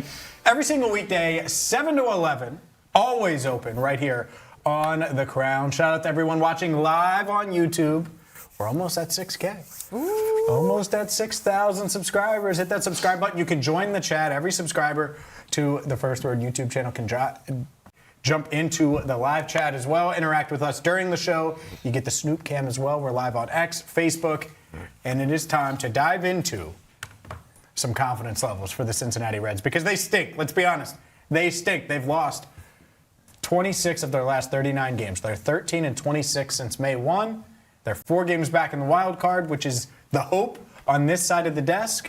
And so it's time to play the confidence level game here on First Word. Let's start with probably the bright spot. I think this is safe to say the bright spot. Why not start on a positive? On a 1 to 10 scale, what's your confidence level in the Reds starting rotation? 85 or 8.5. 85. Not an 85 out of 10. Maybe if they were healthy. I was like, come on. Like, I know you love Chase Burns and his Burns. Make the point a little bigger, man. There we go. I didn't know we could do half, so that was there we go. Now really what it was I cheated and took a peek at Marisa's, and I knew I was more confident in the rotation than she is, but I'm not quite a 9. So that's how I landed at 8.5. Yeah. I think the big thing with this is the news we got over the weekend. Mm-hmm. Go ahead. Mean, but fair. The news we got over the weekend was huge for the Reds, with Hunter Green having a rehab start earlier, or coming up this week in about 3 days, because we know what he is when he's on the mound for this Reds team. He's a no-doubt ace. He's an all-star. He's one of the best pitchers in baseball when he's rolling and he's healthy. And Chase Burns has done that so far this year. And as the health starts coming back to this rotation, Lauder showed a great start over this last weekend. Lodolo has strung together a few in a row now that are encouraging after his return from the IL. I think the Reds rotation is in about as close to the spot we were talking about before opening day as it's been all year, and that just feels so good because that was the talking point about being the catalyst of this team, being the only strength of this team. Even if everything went exactly according to plan, it was going to be the pitching staff that was the thing that got this Reds team over the hump, and we're close to getting back to that point. So I think that's why my confidence continues to build with this staff. So I'm at an 8. The only reason I am not higher is because Hunter Green is not yet back fully. Yeah. Once he's back, I will probably be bumped up a little higher because guys like Andrew Abbott, All-Star Abbott here with the bobblehead, held up his end over the weekend. And that's how I was really liked what we saw out of Abbott, Lauder, and Lodolo. Those were 3 starts that this pitching rotation and staff absolutely needed. And Abbott, you can stay here on the desk with us. Good looking bobblehead. He That's has. a great bobblehead. This All-Star Abbott, baby. Let's go. He can stay with us on the desk here. Bobble your head if I trust you. Yep, I do trust him. There's no doubt about it. Here's why I'm at a 7, though, is because Louder, question mark. Lodolo, slightly less questions, but still question mark. Singer, huge questions. And Hunter Green, let's be honest. There's still questions. Is he going to be Hunter Green right away from the jump? Or is it going to be like Lodolo where it takes a month? They don't have a month. So I'm at a 7, which is pretty good considering where they were at a little bit ago. It's still pretty good. And spoiler alert as we play the confidence level game here, 1 to 10. That's the highest I'm given.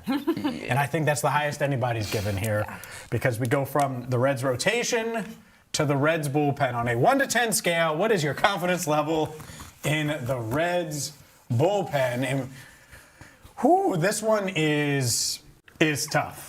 And they need to earn it. And again, why am I always the real? Why am I always low? Why would we be confident? Pagan rehab start this week. Pierce Johnson rehab start this week. Rehab appearance this week. As these guys continue to inch their way back, that's what's going to build confidence for me in this bullpen. Is when you get Pagan back, when you get Pierce Johnson back, when you have guys more in their established roles before the season, it gives the team a better chance to have some success. So I also think confidence in the bullpen continues to rise as confidence in the rotation continues to rise. You can start to jot down 5 innings for these starters. It makes you feel a lot better about this bullpen. When we were doing test shows, guess who wasn't a big Pagan fan and was out on Pagan and wanted to punt Pagan to the sun? That man. And now it's his reason for hope. Can't do it. I didn't see the other options before that. Can't do it. now I've seen the other options. I'd kill for a 5.5 ERA in the closing role. Well, yeah, and he hasn't pitched in a game since May 5th, yet he still leads the Reds in saves with 6 on the season. You need him back. You need him back there, even though if he was a little inconsistent. That's a big problem. That's an issue. Yeah. Since May 5th. Yeah. It's the last time the Reds were good. Yeah. You know? No, it's a tough pill to swallow. It's a Pagan problem. I think the only thing you can really hold on to with the bullpen at this point is injury returns. You're hoping that, right? For sure. Because there's not anything else. In that they put themselves in position to add a piece. A piece. It's all you can ask for. And so if it's health and a piece, Tony Santillan. It feels like a threat when he's warming up in the bullpen. You are.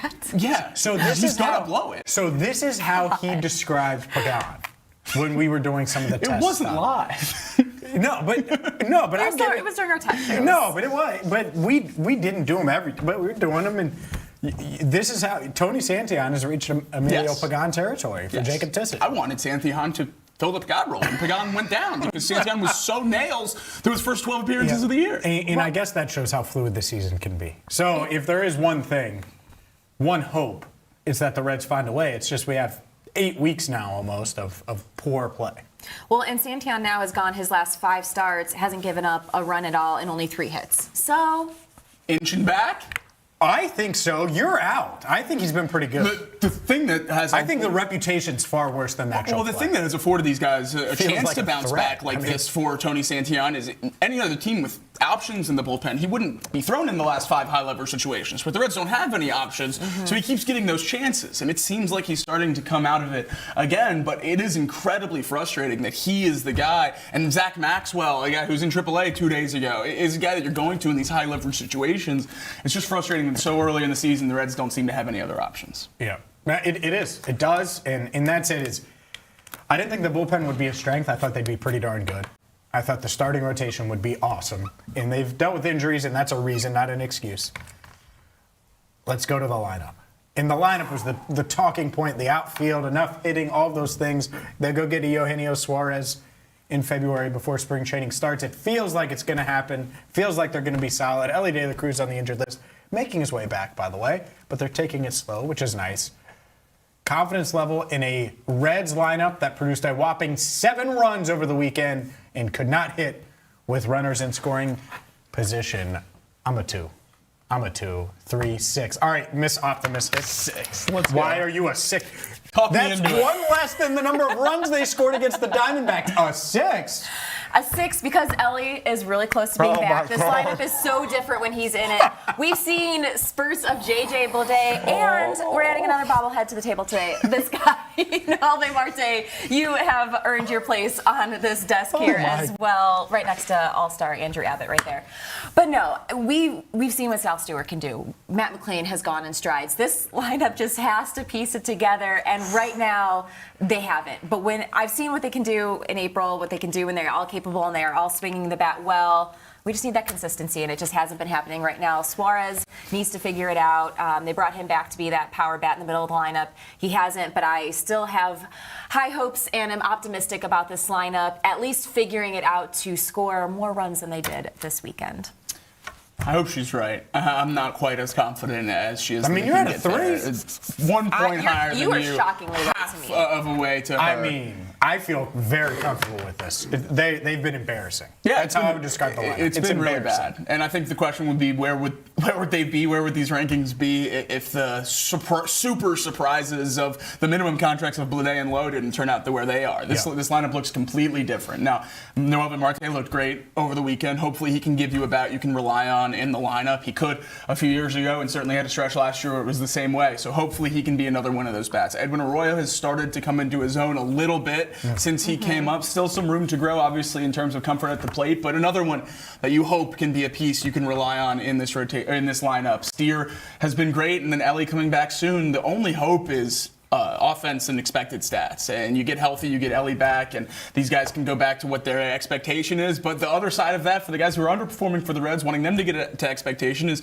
the few people outperforming, they can't drop. So everyone has to hit, these outlier numbers around the same period of time, and that's what really scares me about this Reds lineup right now. I'm not completely sold on Marte yet. I think it's fine. No, he's still 3 for 11.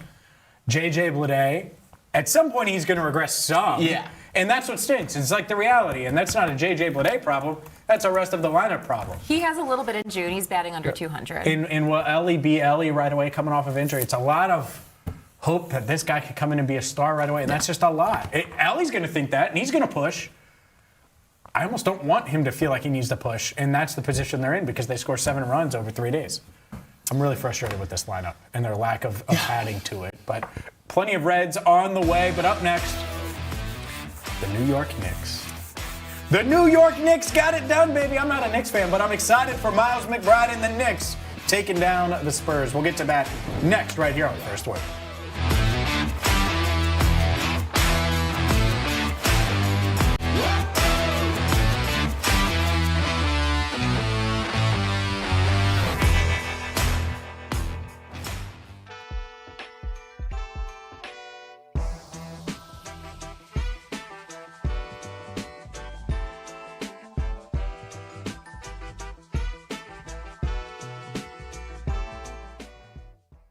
Every morning, Cincinnati wakes up and gets to work.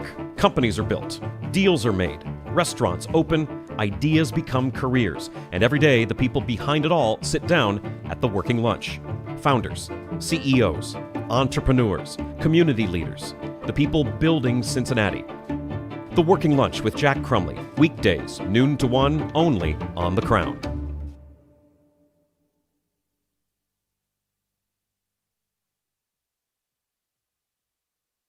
Cincinnati fans that are watching this, Jared Calhoun takes over the program for the Bearcats.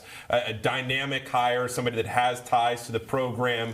What are your thoughts on Cincinnati going back to the well, getting a Cincinnati guy, and how much he can change that program? Well, I think he's changing it already. I expect Cincinnati basketball to be back on the map. I expect them to be an NCAA tournament program again.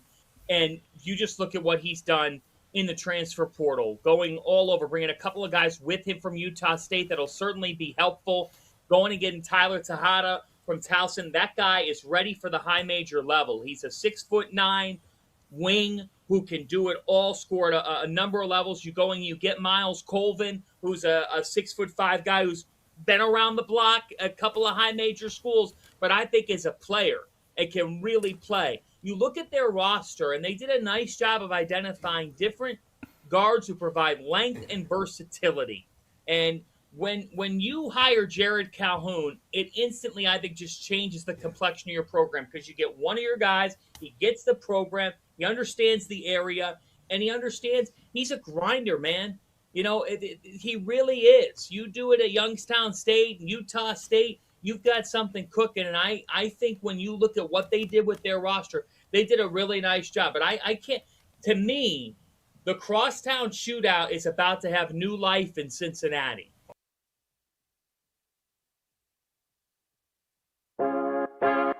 Hi, my name is Natalie Jones, just your typical 40-year-old Cincinnati girl. Although, no, I'm not married or divorced. I don't have any kids, and I don't live in the neighborhood I grew up in, which is the West Side, by the way. But what I do have is a lot of freaking time, and I've been using it well. So come along with me on this grand adventure, because I've been trying all the new around town that you need to know about. This is Nat Tries That.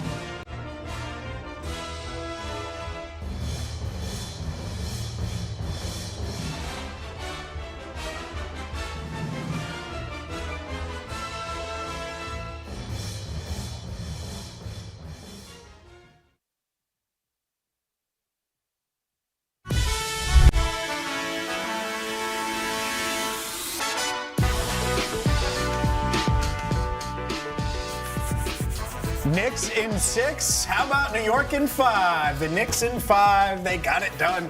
Say Mike Brown's the best coach in the NBA. Say it. Say it. Mike Brown was one of the best coaches in the NBA this year. He is. Who let the dogs out? The Spurs. Who let the dog? My favorite. Oh, my favorite. Welcome back to First Word. I'm James Rapien alongside Jacob Tissot, Marisa Contipelli. Who let the dogs? Does it make you feel better that the Knicks swept the Cavs now that they just mopped the floor with the Spurs? Does that? No. That would make me feel better. Because the Cavs still got swept. It would make me feel better because, like, you lost to the champ. I mean, Like, yeah, I guess if you look at it that way a little bit, but I'm still salty the way that the Cavs season Did they went get down. swept? I haven't seen the score of Analytical Game 5 yet. Oh, that's still true. hanging out there. Yeah, analytically, So- I forgot about that. Yeah, analytically, that series is still The running. Cavs are still the Cavs playing. are still in the finals. Right. Wow. Special. Would the Spurs have swept? Victor said that the Spurs dominated. Maybe he's on his way to Cleveland. Would mesh well with Atkinson. Analytically, I'll take Wemby in Cleveland. I know you would. A Wemby-Mobley duo down low. Now we're just talking about anything random. That'd That's be called the the best twin. defensive duo of all time. De'Aaron Fox for Evan Mobley. There you go. Look, the Knicks got it done. I think just tying it to Cincinnati, this should give you some hope from how quickly things can change. You asked me about the Reds drought, Jacob, this morning, and the Reds haven't won since 1990, and it feels like it's going to be a long time. But it can change quickly. It doesn't take a ton. We saw how quickly it changed with the Bengals, how they went from 4 wins and Joe Burrow not being able to walk to 10, 11 months later, they're legitimate Super Bowl contenders and they're on their way to making a Super Bowl run. Like, it's a very real thing that can change and it can happen fast. Hopefully it does. The Knicks are an example of that. They were a laughingstock for most of the 2000s. And a few years ago, things started to change. Things have went their way. They've been aggressive. Bengals have been aggressive this offseason. Who knows? But I do think that's it. Is no one really gave the Knicks a shot. Not many people gave them a shot in this series. And they caught that lightning in a bottle and played the best. Their best basketball was over the past 19 games, and they go 16-3 in the playoffs. Yeah. Absolutely. It was one of the best stretches we've ever seen, regular season or postseason. With 2 of the losses going against the Hawks, which Absolutely. is hilarious. Yeah, the highest point differential in a playoff run of all time. They were one of, if not the most efficient offenses, depending on what number of possessions you looked at in the history of a playoff run, the Knicks were special this season, and I think Mike Brown does deserve a ton of credit for that. This is a very similar core that we've seen over the last few years with Thibodeau, and I think Thibodeau deserves credit for this championship as well in terms of building the culture in New York and building this core and getting them to a point where they were in contention in conference finals, and then obviously couldn't get over the hump, and Mike Brown could, but I don't think this is possible without Thibodeau and then Mike Brown making the changes that were necessary this year. This core is so much fun, and they're all such great friends together, which is easy to root for. And one of the coolest stats I heard was from Paul Fritcher, Rebound Rundown here on the Crown, and he said that Mikal Bridges and Jalen Brunson never lost a title game in the state of Texas, but they won both championships in college in Texas, went 3-0 against San Antonio in this finals. So you're not going to want to play those two in Texas anytime soon, but a great win for the Knicks. Do either of you want to talk about how great Mike Brown is, or do I need to? He was great. You got it. He was great. Yeah, it's all you. Former Cavs coach, guy that you were completely out on, proved a lot of people wrong. No, happy he was able to finally get a title. I think he seems like such an awesome dude. Yeah. And in New York, where he took a lot of criticism this year, and then they get to the playoffs, and there was real doubt in the first round when it was 2-1. C.J. McCollum, are you a New York villain? Really improbable title run. Very similar to, there's more build-up with the Knicks, and this is multi-years, but in 21 with the Bengals, had they finished it, how improbable it felt over that 6 weeks to get to where they went from winning the division, oh my God, this is crazy, to going there. Same thing with the Knicks. So wild times. Congrats to the New York Knicks. Up next, a Would You Rather Bengals edition right here on First Word.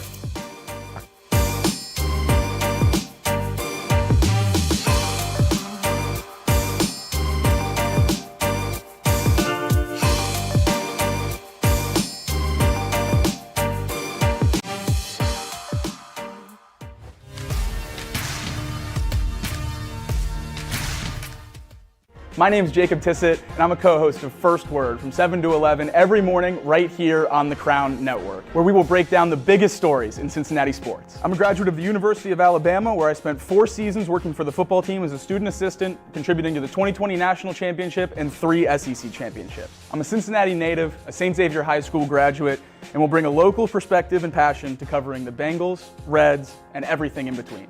I'm excited to have you join us on First Word.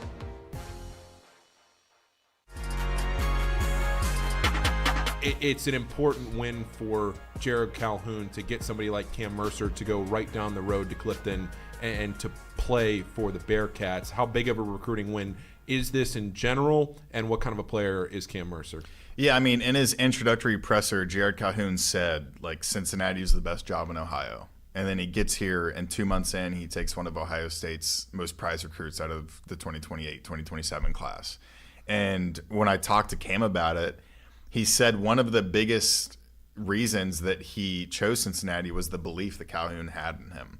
And Cam wasn't really considering reclassing into 2027 until Calhoun said, I want you to commit here, and I want you to play in the 2027 class. Like, I don't want you to play your senior year at Princeton. I want you to come here. And Cam had told me that Ohio State kind of talked about the idea, kind of considered it, but the amount of belief and conviction that Calhoun had about getting him to reclass is kind of what pushed him over the edge. And it helps that Cam's dad is a huge UC fan, and he's from Cincinnati. Yeah. And it's almost like it might have been a thing of, okay, I'm going to take this visit to UC. If there's a good package and Calhoun can kind of sell himself to me, I'll just go to UC. But I'm going to give a lot of credit to Calhoun and not fumbling that one and getting him to stay home. And you kind of talked about putting the fence up around Cincinnati.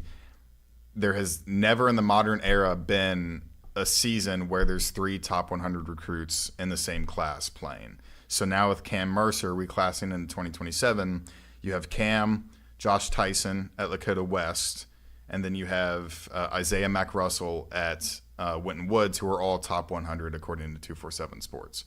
So he came in at a perfect time to recruit the city and be able to get 3 guys who can really come in and contribute.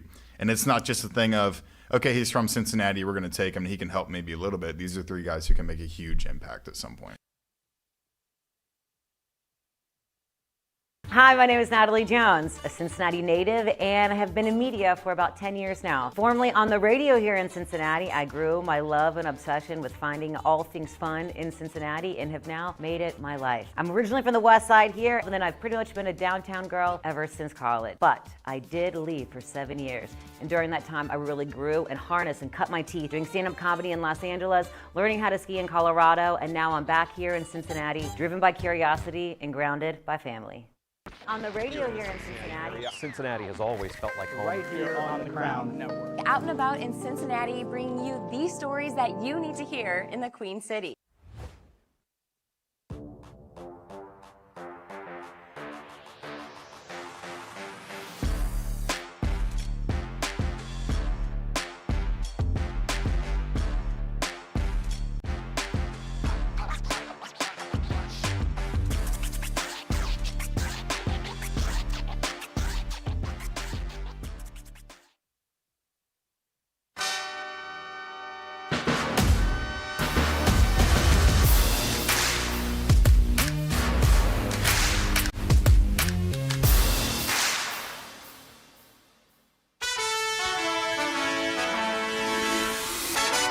Welcome to First Word, Cincinnati's only morning sports show, breaking down the biggest moments and the stories shaping Cincinnati sports with analysis that cuts through.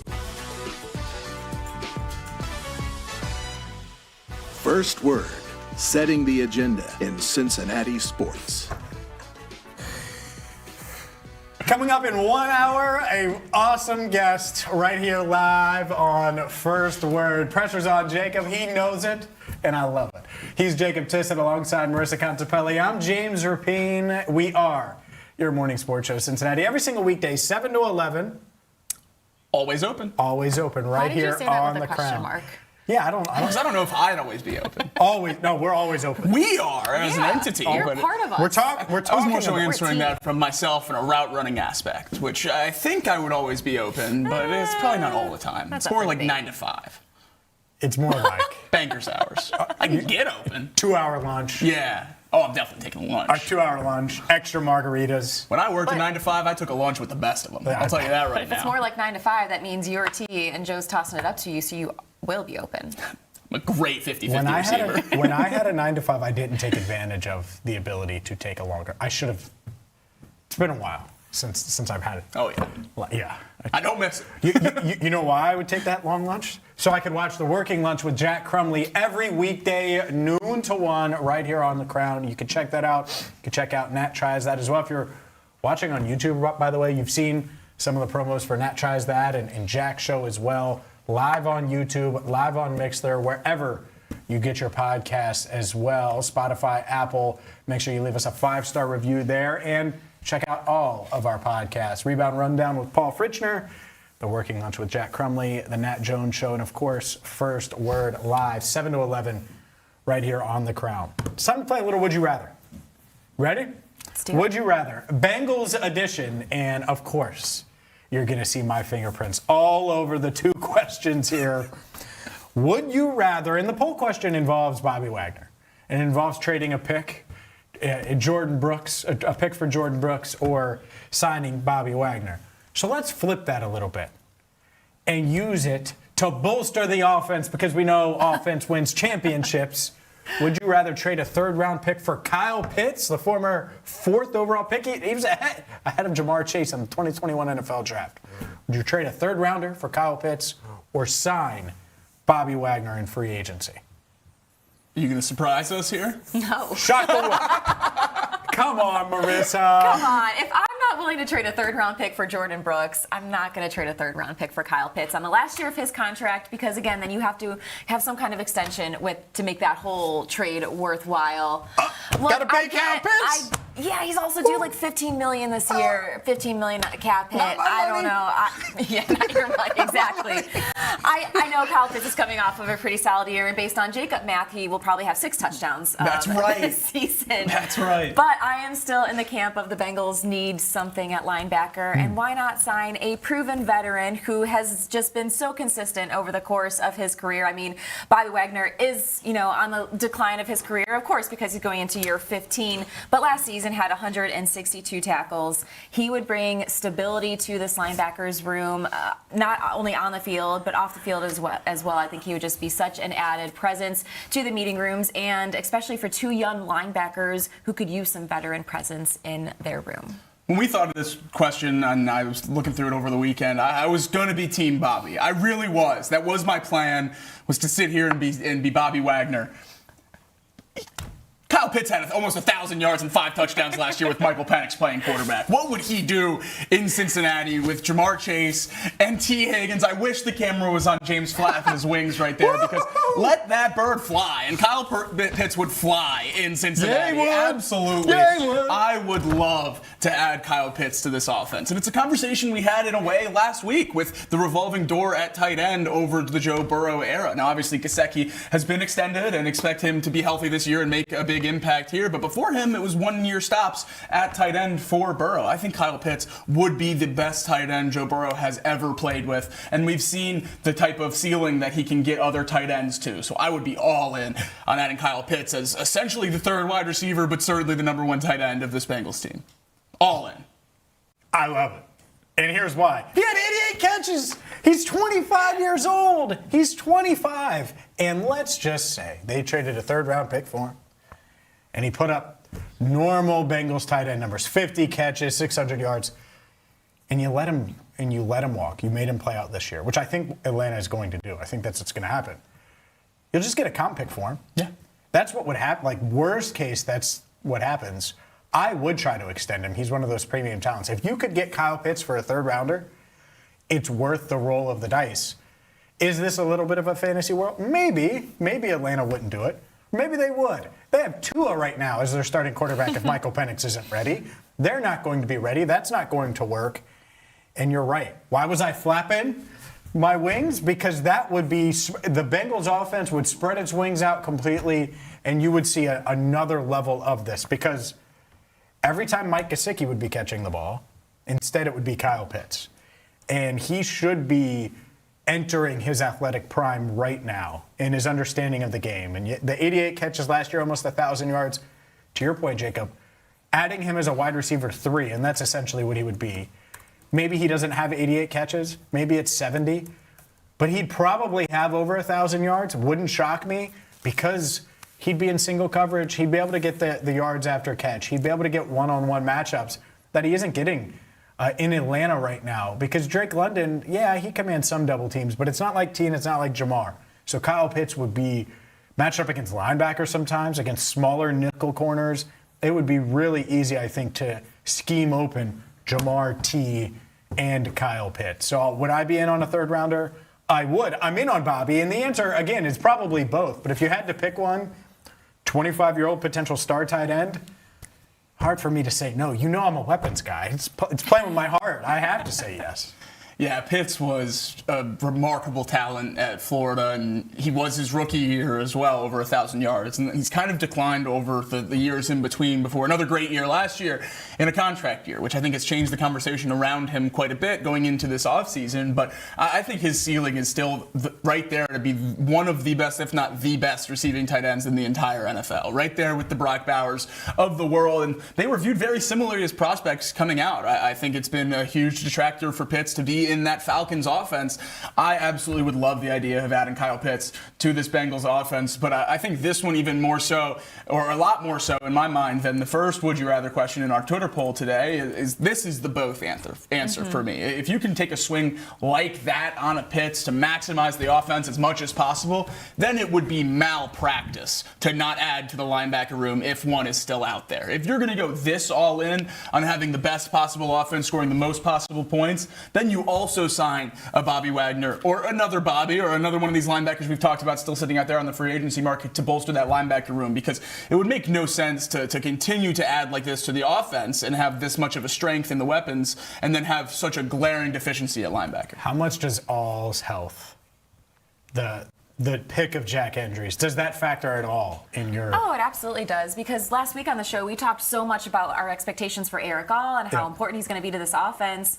I'm expecting him to probably be the tight end that's going to take the most snaps for the Bengals this season. And so that's where I do kind of wonder if, okay, you make an addition like Kyle Pitts, how does the look of the tight end room play out in terms of playing time. I would imagine we'd see a decrease in Drew Sample. If you go Eric Gall and Kyle Pitts, well, where does that leave Mike Gesicki? Which, of course, it's a great problem to have, a wealth of talent in that room. But, yeah, just given the fact that they have Eric Gall and you expect higher numbers from Gesicki, that's where I would go Bobby Wagner over Kyle Pitts. Yeah, I think that's what's interesting. Here's the problem with Eric, and we've literally had this conversation. Until he's healthy, the organization can't plan on him being healthy.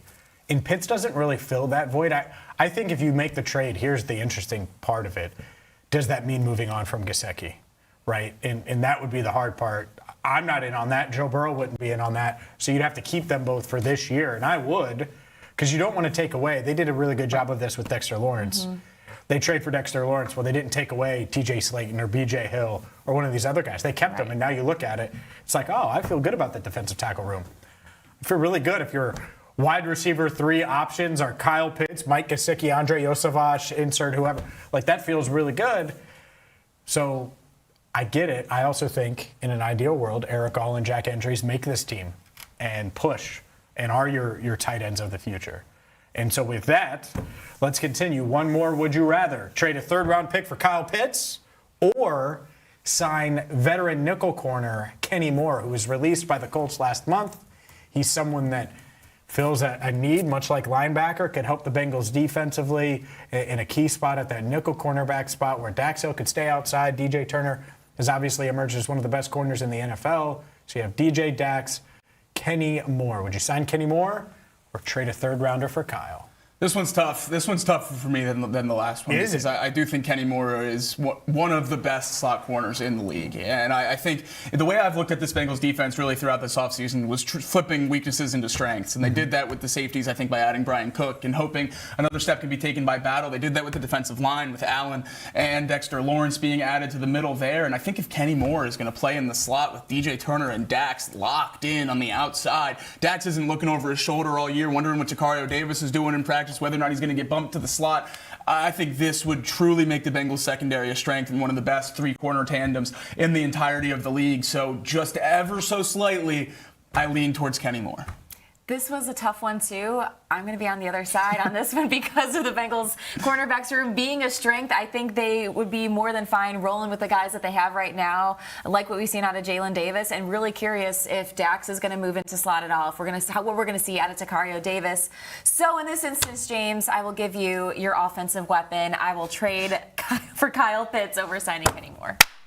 Let's go. That's huge. I can't believe it. I can't believe you abandoned ship for a wash corner. What, are you kidding me? No, look, it's tough because of all the focus on the defense, but it's not tough because it's a 25-year-old tight end who's clearly better than the other 2 players we're talking about, right? And I am the players, not positions guy. I saw in our YouTube chat, this is one of the benefits of watching live on YouTube, Mr. Fuzzy says Burrow could have 60 passing touchdowns with Chase Higgins, Gesicki, and Pitts. Yeah. In the red zone. Yeah. Like, having those guys in the red zone would be, you have guys that can have great size, win now in contested catch situations. You can move them all over. Yes. Like, that would be my vision. And there is something to be said about saying, all right, well, we're good at this. Let's double down on this strength. Instead of addressing weakness. If Bobby Wagner can't play anymore, it may make you feel better that you have him on June 15th. It's not going to make you feel better on September 15th or October 15th. What's going to make you feel better is having a guy who can play. And I think that's it. And I think that's what's interesting is its need. And it's very clear that even nickel is a need, at least on paper. Just having the security and the depth there. Because even if you believe in Jalen Davis, well, there's nothing really behind him that you can really believe in. Jasir Taylor, we'll see. We'll see on Braylon Lux and all those other guys, Josh Newton. We'll see. But if you can get a bona fide star, potential star, to push you over the top, it makes sense. Like at the trade deadline, all 3 of these guys are available. We'd be like, man, can you imagine Kyle Pitts in this offense? Like, it would be really tempting then. So I try to put myself in that position, even though, yeah, nickel and linebacker, far bigger needs than tight end at this point with all in injuries added to that room essentially this offseason. At the same time, Kyle Pitts would do wonders. I'm not going to argue with that if you could add him. Yeah, he's probably towards the top of my fantasy additions to this offense. I just think he hasn't even scratched his ceiling in terms of potential in Atlanta, a guy I was really high on coming out of college, and I think fits a role in the Bengals offense that they've shown they've been able to maximize. So it would be a perfect marriage, not just for the Bengals, but for Kyle Pitts as well. I think it's obviously a tough, conversation to have when weapons are the strength of this Bengals team, and there are so many pitfalls other places roster building wise. But I think Kyle Pitts in Cincinnati would be a match made in heaven, both for him and production and the Bengals and chasing a Super Bowl. Bengals minicamp is this week. The thing is they'd obviously have to trade for Kyle Pitts. You mentioned Kenny Moore. Yeah. You mentioned Bobby Wagner. They can have both of those guys. They're both free agents. They can sign them right now. I think you'd feel pretty, not different about this defense, but you'd be even more bullish on this defense if they were able to add both those guys. Oh, absolutely. Yeah. I think the big thing with either of them is the floor and the depth. Sure. Well, I mean, you're going in right now with Jalen Davis kind of penciled in at the nickel. You have the two rookies from last year at linebacker again. Oren Burks is behind them. You just mentioned the lack of depth on the inside at corner, unless you count Dax there and Takario as an outside option. So I think adding someone in both of those rooms makes a lot of sense as we progress through the offseason, just because you don't have options if things don't go your way. And trading for Kyle Pitts also makes sense in at least this fun hypothetical. Up next, we got to dive back into the Reds. Some interesting stuff to dive into when it comes to the Reds, who have lost 26 of their last 39 games, 13 and 26 since May 1st. We'll do that next, right here on First Word.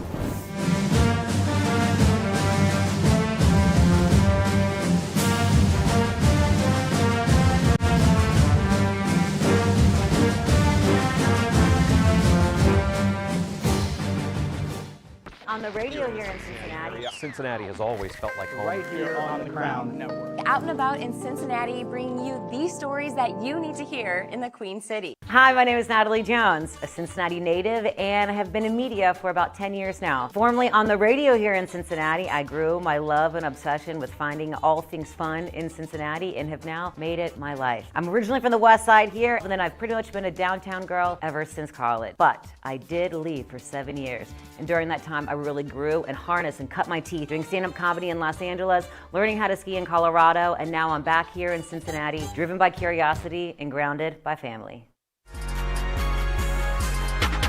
It's an important win for Jared Calhoun to get somebody like Cam Mercer to go right down the road to Clifton and to play for the Bearcats. How big of a recruiting win is this in general, and what kind of a player is Cam Mercer? Yeah, I mean, in his introductory presser, Jared Calhoun said, Cincinnati is the best job in Ohio. And then he gets here, and 2 months in, he takes one of Ohio State's most prized recruits out of the 2028-2027 class. And when I talked to Cam about it, he said one of the biggest reasons that he chose Cincinnati was the belief that Calhoun had in him. And Cam wasn't really considering reclassing into 2027 until Calhoun said, I want you to commit here, and I want you to play in the 2027 class. I don't want you to play your senior year at Princeton. I want you to come here. And Cam had told me that Ohio State kind of talked about the idea, kind of considered it, but the amount of belief and conviction that Calhoun had about getting him to reclass is kind of what pushed him over the edge.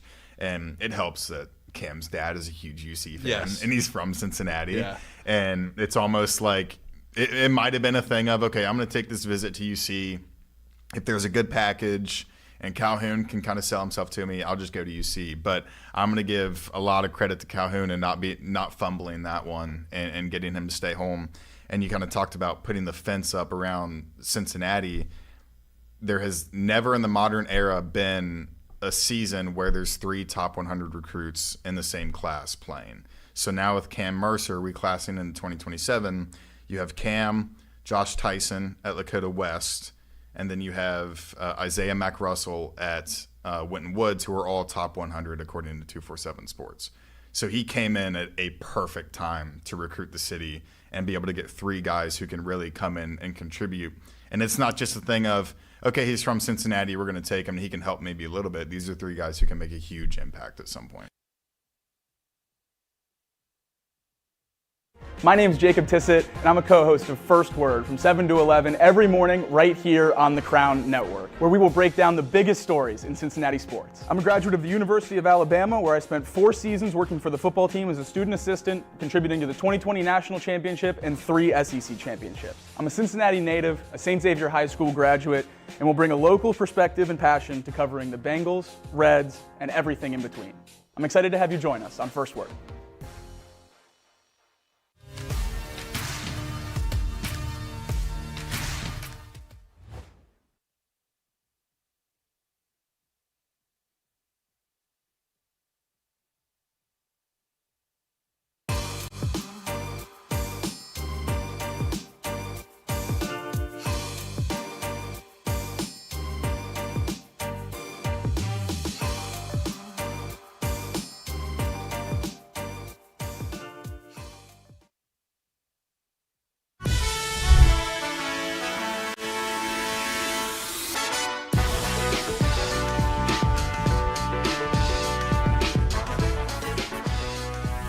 First Word rolls on with my friend Josh in the control room. He booted Gabe today. He just booted him. He did.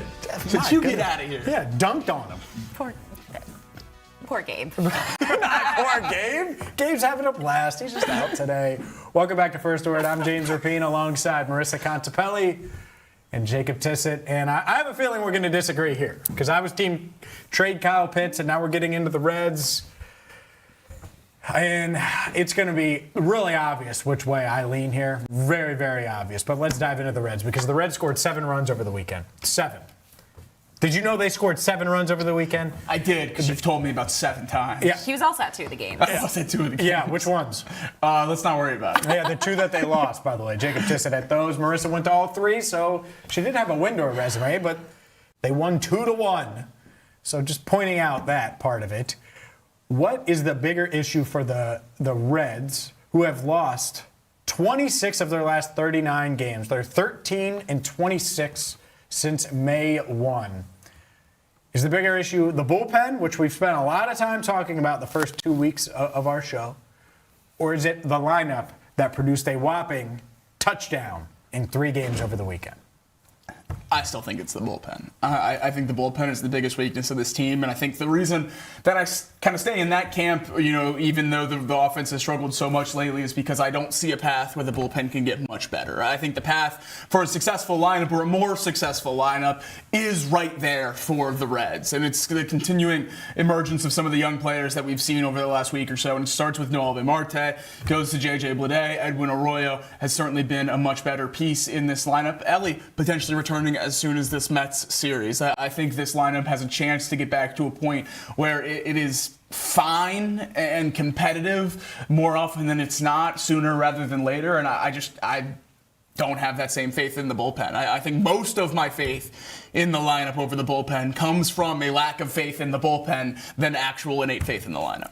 At this point in time, going into the weekend, I would have been right there with you with the bullpen. But I have to go lineup because of kind of what you just said. Yeah. Like, we know what we have in this Reds bullpen. This lineup should be better. They have to be better. And you're not going to win many games when you only score 1 run, 2 runs. And I get it, the bullpen has been really inconsistent. They've been giving up late leads, but those leads have been Reds up 2-1, Reds up 3-2. It's just, that's not going to cut it long term. It's not going to be sustainable. And so, yeah, my bigger issue right now is with this Reds lineup and not only their inability to score runs, but the runners in scoring position stat, batting under 140 over the last month or so here. It's tough to see. You got to be able to find a way to get runners in, especially when they're on. Look at Marisa. After the Wagner conversation, then she follows it up with Pitts instead of Moore, and then follows it up with the right answer. Of course it's the line. They scored 7 runs over the weekend. They can't score. To win games, you have to do what? Score. Not let the other team score runs. Get out. They gave up 11 runs over the weekend. 11 total. Yeah. Should have been a sweep. We should have that broom going right now. Aaron should be taking social media clips of us sweeping the entire studio. You know why the broom? But Rodney was no. supposed to take that broom home. That's That that's why broom worked almost as hard as the Reds' bats did over the weekend, and it didn't move all weekend. It's just sitting there collecting dust. My goodness. Joey Votto's not walking through that door. How are they solving this lineup? What hope? I think the lineup is better currently than the bullpen is. And not to mention when they get healthy. So it's the reason they lost. The past two or three days. Two of three over the weekend is the reason the lineup's lost. The reason the Reds have lost 18 of the 23 that they've lost over the last month is because of the bullpen. It's a big part. Look at how many runs they've scored. Look at how many games they've been why up in the seventh, Why is eighth, their and run ninth? differential so bad? It's because they can't score. It's a big part of it. Absolutely. All but season. If you're Even starting with rotation and the front end of your bullpen is good enough to get you to the 7th, 8th, and 9th with a 1-run lead and you can't hold on to that, then it's the bullpen that's the problem. If it's 3-2 and you lose 4-3, it's the bullpen? If they blow it, it is. It's just as much the lineup in those situations. Yeah, I think Come on. I don't necessarily If you agree. blow a 3-2 lead, it'd be like scoring 82 points in the NBA and you're up 82-80. You can't hold on. Well, yeah, you got to score more. Yeah, I think when you have a bullpen that continually blows games that you have leads in, I'm going to go back to the bullpen. I mean, every other team in the league has a better one-run record than the Reds do this year, or since the start in May. And that has been such a horrible stat for the Reds because that's what was keeping them afloat in April. And this bullpen before May 25th ranked first or second in every single major stat. Since then, it ranks 28th, 29th, or 30th in bullpen stats. So it's been absolutely horrible for the Reds so far, and it's just a really hard thing to work through if your bullpen is going to unravel like this, because it doesn't matter what kind of start you have. It doesn't matter what kind of runs you are able to score. If you are able to score runs, the bullpen will blow it if it gets close. The Reds have lost 5 straight series. Go ahead. You have a good stat? Yeah, I was going to say, over the last 5 series, they have, 14, 15 games? They have scored 4 runs or more on 3 occasions. 4, that's tough. It's not great. It's not the worst offense in the league. It's the worst bullpen in the league. During this 5-series stretch, you're still saying it's the bullpen, not the offense. The 5 series. None of the things on the Reds organization are close to the bullpen in terms of concern for me. Close. Yeah. Bullpen is so far ahead of everything else. I think when you're scoring 3, 2, 6 in the one win against Atlanta, 2, 4, 2, 3, 5. Like, what are we doing? 3. That's it. Their managers talked multiple times over the past week about how sometimes they struggle to score runs. And sometimes is all the time. They always struggle to score. And they'll have their 11-run game here this week, and it'll feel great and hunky-dory, and then they'll score 2 because they can't score. That's the issue. And that's the thing. I think they tried to at least solve the bullpen. This lineup thing and the lack of run production, we could have seen in January, December, November. Like, it's pretty darn obvious they were going to stink it up at times at the plate. And boy, have they done that for most of the season. Really, the only chance that the lineup wasn't a huge problem for this team was that Suarez was what he was last year. And he was pushing 50 home runs, and he was no doubt in the cleanup spot every single day and was a power hitter that he was the first time he was here in Cincinnati. Well, that certainly hasn't been the case so far. It hasn't been close. Absolutely not. And none of the other additions were even close to that echelon of an add to the lineup. So it's really hard for me to expect a lot out of the lineup when the lineup wasn't built well. And that's what I keep coming back to here. They poured so much money into the bullpen. The focus of this offseason was we can't add enough to make the lineup good, but we can make the bullpen good. And they tried, and they failed. And that's why the bullpen's a bigger concern for me. Yeah, by the way, I think that strategy sucks. Just to be completely blunt and clear. What's more volatile in major professional sports than a bullpen? Well, that's why, and I think it's very clear what they needed at the plate, and maybe they were scared away by the price tag. Like, getting Kyle Schwarber should have been an expensive layup, but one that you make because it would have made sense. Makes a difference, especially right now. But even if it's not him, there are a lot of ways they could have added to this lineup to make it better, to make it to where you weren't all in on Suarez, or, oh my gosh, Ellie isn't in the lineup and Sal Stewart isn't torching things like he did in April. What are we going to do? They're getting a lot out of J.J. Bleday. Mm-hmm. They're getting way more than we thought out of Nathaniel Lowe. Sal Stewart's been really solid. Like, those 3 guys are performing. Spencer Steer's been really consistent. That's what's tough, is you have all these bright spots and you're wasting it because of how flawed and inconsistent the rest of the lineup is, and it's because they didn't do enough. And so we could have seen this. I'm not sure we saw the bullpen being this bad. I thought they'd be okay. I didn't think they'd be a strength like they were in April. I certainly didn't think they'd be the worst bullpen ever. But you have to score, especially if you have a poor bullpen. you have to find a way to score more than 3 or 4 runs on any given night because a 3-run lead is not going to be safe. No, and going back to scoring when runners are on and taking, making the most out of those opportunities and chances. Friday night, bases loaded, bottom 1, get out of the inning, no runs. Even yesterday, runners on second and third, Suarez, Marte strike out back-to-back to end the inning. It's just, it's frustrating when you have moments like that in these close games and you can't get any runs across. There's a bigger conversation here about Suarez, but when are we concerned, or is the concern level already there that Suarez is just not that dude? What can you I'm do? concerned. I don't know if you could do anything. That's what I mean. But you're in trouble if he's not that guy, because the eggs are in that basket. Well, I'd be shocked if there were members of this fan base that weren't already there. I don't know how you couldn't be freaking out about Suarez right now, especially with the injury and how much time that stole from him this season. I guess he had some extra base hits again, or an extra base hit again over the weekend, so I guess you could hold on to that. But at some point, it's a real concern because we know what he had to be in order for this lineup to be decent, and it was maybe the best version of Suarez we've seen in a long time, and he's not even close to that. So it's certainly a concern, and I think the question people don't want to ask right now isn't just, when is Suarez going to get back to a point where he's really helping this lineup? It's when can Suarez on a 1-year deal get back to a point where they can actually get some value for him at the trade deadline? Yeah, I'm absolutely concerned. I mean, you just look at Suarez's numbers, and yes, let me pull these back up, but he only has 12 extra base hits on the season, and you look, he's actually identical. Both he and Blade have 158 plate appearances. Blade has 30 RBI. Suarez has 19. And it's hard to not compare. I know Blade has been off to, a good start, but to your point, it's why they brought Suarez in to be that bat in the middle of the lineup. And it's just the numbers, they're concerning. Yeah. I don't know what else to say. It's just he has to figure it out. Well, if you were going to get this from Blade, and Ellie was going to do what he did before injury, and Sal Stewart was going to be solid, if Suarez is anything, then you're feeling pretty good. Even with the Matt McLain struggles, you can weather that, but there's just too much. There's too much. It's taken on too much. They're struggling in too many areas. The lineup one, the bullpen another. We debated it. Guess what? Both need to be better if the Reds are going to turn things around. We will continue the Reds conversation in a bit, but up next, it's time for Contipelli's Countdown right here on First Word.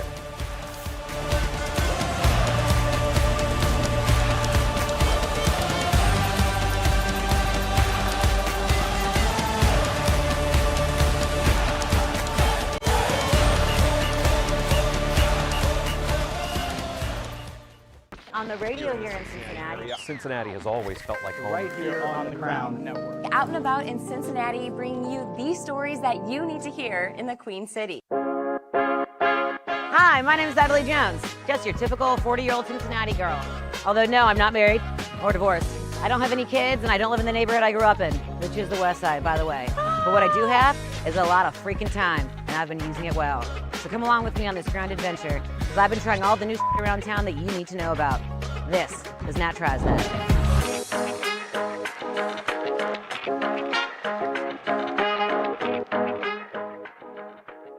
My name is James Rapien, and I host First Word every weekday morning, 7 to 11, right here on The Crown. Prior to joining the Crown Network, I covered the Bengals for Sports Illustrated for 6 seasons. I also am the founder of Cincinnati Bengals Talk on YouTube and wrote the book Enter the Jungle, a history of the Cincinnati Bengals. Couldn't be more excited to join you every weekday morning for First Word right here on The Crown.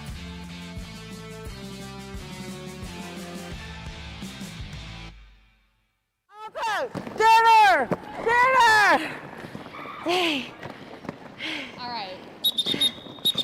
Whoa. Great job. Yeah.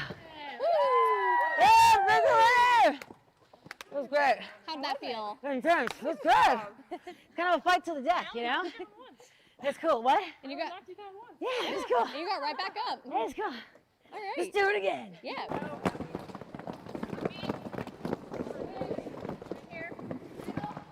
Oh, try to score the punches to the throat.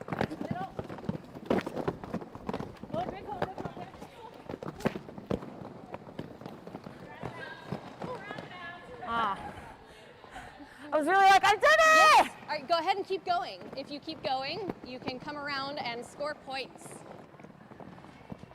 We do have a game coming up, so they tend to be a little more focused and strict. Now the screen line is what you're trying to not go out of. Okay. Going out, so now you have to So back behind. No, right behind our friend right here. Okay. Nice. Good one. There's one. We went butt. Okay. Hey. I got a big old tank, baby. I think I'm better skiing backwards than frontwards. Ooh, everything's fine.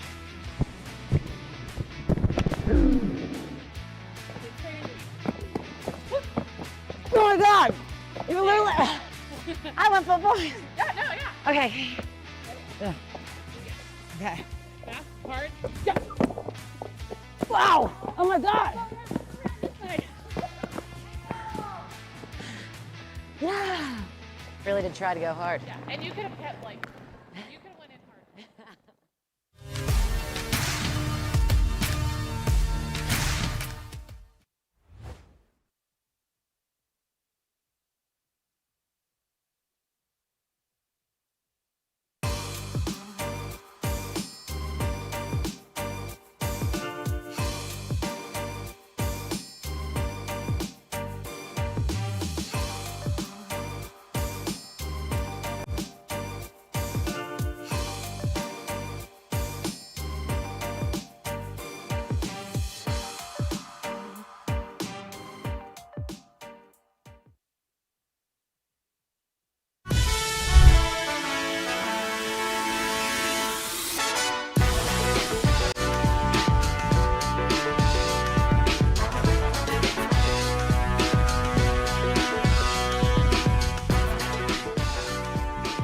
First Word rolls on a Monday. I'm James Rapien alongside Jacob Trisket, a.k.a. Jacob Tissot, and we are your morning sports show, Cincinnati, every single weekday, 7 to 11, right here on The Crown. And no, Marisa didn't go anywhere. It is time for Contipelli's Countdown right here on First Word. That's right, no vacation time here today. And it took until 9:30 for this team. We'll get started with Contipelli's Countdown right now here with Marisa Contipelli, who is not on vacation. No, still here at the First Word studio. And surprised it took until 9:30 for a Trisket reference for Jacob as well. But since we know that James Rapien is the biggest New York Knicks fan, at least in the office here, had to highlight this one a little bit. The Nova Knicks, is that what we are calling them now? Because you take a look at what Jalen Brunson and company were able to do in Villanova, of course winning NCAA championships. Brunson won in 2016 and 2018, and then not losing once again in the state of Texas. So pretty spectacular and a pretty memorable moment for these guys. Love every bit of everything about this. It's just so cool to see the college stars, and then they become NBA stars, and then they end up on the same team, and they were stars. All three of them played a huge role. Obviously, Brunson's going to get all of the love, and he should. Had 45 in the closeout game. Bridges was huge during this 16-3 playoff run for the Knicks. And Josh Hart is the ultimate role player. Will do anything and everything. Gets to every loose ball that he's a part of. He gets to it. He'll rebound. He'll box out. He'll do whatever. Obviously made some big free throws down the stretch as well of Game 5. I love this story. Yeah, it's a fun trio that they're back together now. One of the best college basketball teams of recent memory, maybe of all time, rejoining the core in the NBA. And a lot of talk about that Bridges trade before this finals potentially not being the best. Certainly calmed a lot of those questions down throughout this final stretch. Was a great key player for them and key piece of this core. Doesn't mean a thing if you win the ring. That's right. There you go. Congrats to the Knicks, but certainly sad to see basketball over for a while. But the World Cup is just heating up, and as many have noticed, the World Cup and FIFA have a lot of rules and restrictions, including naming rights and branding on the stadium. So Levi's Stadium out in San Francisco had to cover up the Levi's, and I thought this was phenomenal marketing by the Levi's brand. Their social handles completely changed their logo and put the cover over top. I thought this was a job well done. Yeah, it was not the only stadium that tried to do a little bit of a workaround for the FIFA rules. I saw SoFi put the thinnest tarp possible, so when the lights were on for a night game, you could still see the branding. I love to see all the companies try to work around here. This is crazy to me that FIFA can cover up these sponsorship names for the biggest events at these stadiums all year long. Yeah. So I love it. Levi's working around it. Yeah, should work around it. I love that. We would work around it on the like that's it. Like that's what they should do. You're right. It is odd. I'm glad that there's a workaround, and the more creative, the better. Well, it wouldn't be a countdown here without some kind of mention of the Louisville Bats. I feel like they've made it every week. And last week, I saw a bit on SportsCenter that led to this post. So Louisville Bats renamed themselves the Louisville Humidity because of the humid and hot temperatures that we get around this time of the year. And I thought this was just clever, creative. They even on the back of the jerseys had like a little sweat mark off where the numbers went over top. So once again, the Bats just, finding ways to be, recognizable and have a little bit of fun there in the minors. Yeah, I love their creativity. We all hate humidity, so only stick with that name once. Don't make that a tradition. But yeah, the Louisville Humidity, that's pretty good. I like it. And like I said, like the creativity. I'm not a fan of the jerseys overall.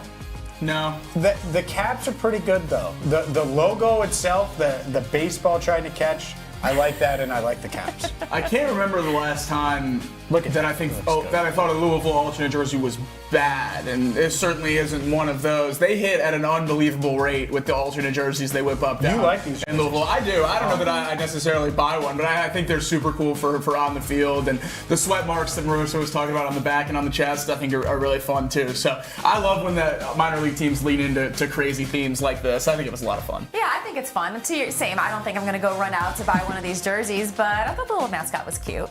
Yeah, mascot's good. Yeah. I want the hat. Look at the hat. I like the sweating baseball. Yes, it's perfect. Especially at the beach when you're sweating. I'm in. Well, we are going to stay within the minor leagues, and this was one of the more insane things I saw over the weekend. And two different pitchers. Respect to this pitcher. He has a very difficult name, so I'm not going to try to attempt to say it here on Countdown. But an ambidextrous Cardinals prospect threw both left-handed and right-handed over the weekend. In a single game, and he got strikeouts on both, and it was just, I can't get over it, just an absolutely insane thing to see. I remember him when he was pitching at Mississippi State, and it was one of the most mind-boggling things I've ever seen as he switched his glove in between pitches. Now, that's not allowed in the majors or the minors. You have to declare your handness before the at-bat, but an insane advantage to be able to attack splits like this on the mound. He is a special prospect for sure, and it's a real shame he's in the Cardinals system. Yeah, Urin Hellos Sanju is what I'm going to go with. Okay. I think I'm close. Sounds we'll see. right. Maybe Google's wrong. Look, crazy that you want to talk about weapons. This would be a weapon if you have a guy that can do this, because just from a gamesmanship standpoint, you can mess with opponents. So yeah, I love this. Hopefully there's more of it. He would be so valuable to have. You talk about a bullpen. Have him in the bullpen. Two pitchers, one arm, or two arms, one body. Hard to stop. Would love to see more of that. But taking number one on the countdown today, we got to give some love and respect to Andrew Abbott. He was on the mound Sunday, but Saturday he hosted a handful of children and families from the Joe Nuxall Miracle League, and they got to, experience some time on the field with Abbott and some of his teammates, and one of the kids even got to throw out the first pitch on Saturday. Love this. He's done a ton of stuff with the Miracle League. He partnered with the Cincy Hat for part of that earlier this year, and so love seeing one, that he's pitching great, two, even when he's not, he's making an impact off the field, and certainly pitched well on Sunday, but before that, doing that on Saturday, it's great. Definitely been a bright spot. Great to have Andrew as a member of the Reds. It's always cool when the great players on the team are also great in the community. Andrew Abbott, a perfect example of that. And even cooler that he's a fellow lefty all-star ace-level pitcher wearing 41, doing all this with the Nuxall Foundation as well. So super cool for him to take this stance in the community and be such a great player on and off the field. All-star ace level. Clip it. I like Ace level. I know. Okay. Clip it. It's just worth noting. I'm noting him. I want to note him. It's worth keeping. Worth keeping. You never know. You never know what Jacob's going to try to pull on me. Abbott pitching well on the field. Love seeing him out here in the community and making a difference like this too. And we had him on the desk before. We moved him up to the shelf. So Abbott's bobblehead is here to stay for a bit. Stock rising. Rising. Well, he's here to stay for a bit. Hopefully you are too with us because we are rolling on a Monday here on First Word. Coming up next, it's time for our What's the Word poll question of the day and get to some of your responses. Should the Bengals trade for Jordan Brooks or sign Bobby Wagner? More to come here on First Word. We are with you until 11 o'clock here on The Crown.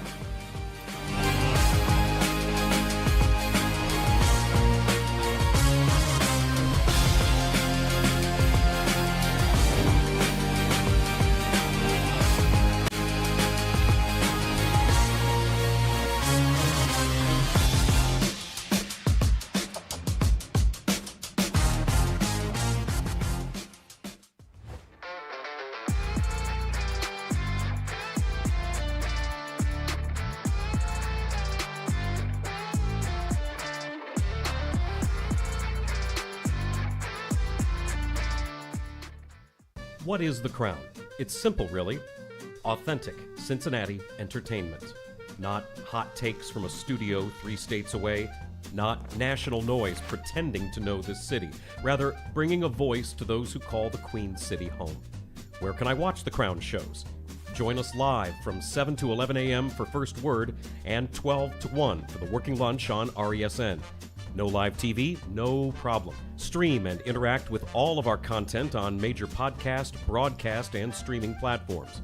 The Crown is Cincinnati. Loud, passionate, competitive, proud. From early morning sports debates to the business leaders shaping the riverfront, to the fans, stories, moments, and culture that make this place move. Live shows, podcasts, documentaries, digital content built from Cincinnati, for Cincinnati. This is The Crown.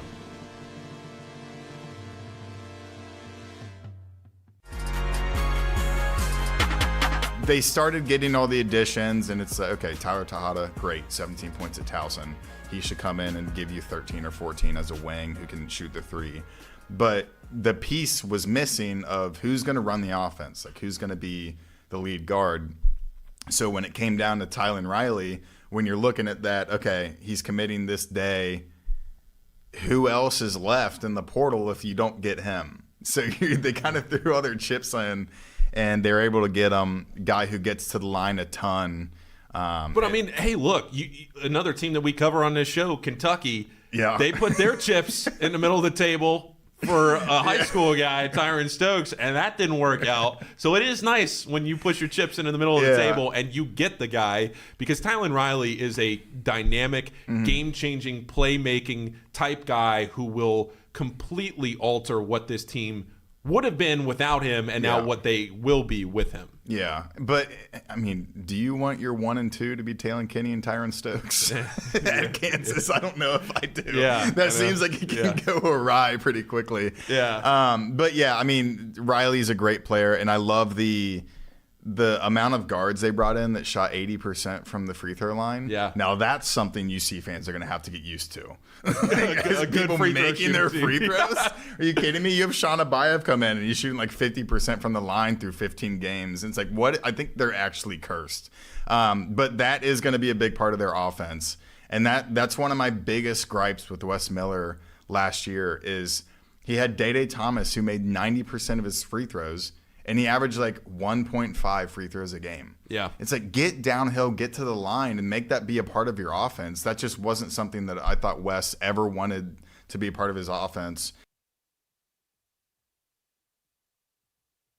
On the radio here in Cincinnati. Cincinnati has always felt like home. Right here on the Crown Network. Out and about in Cincinnati, bringing you the stories that you need to hear in the Queen City.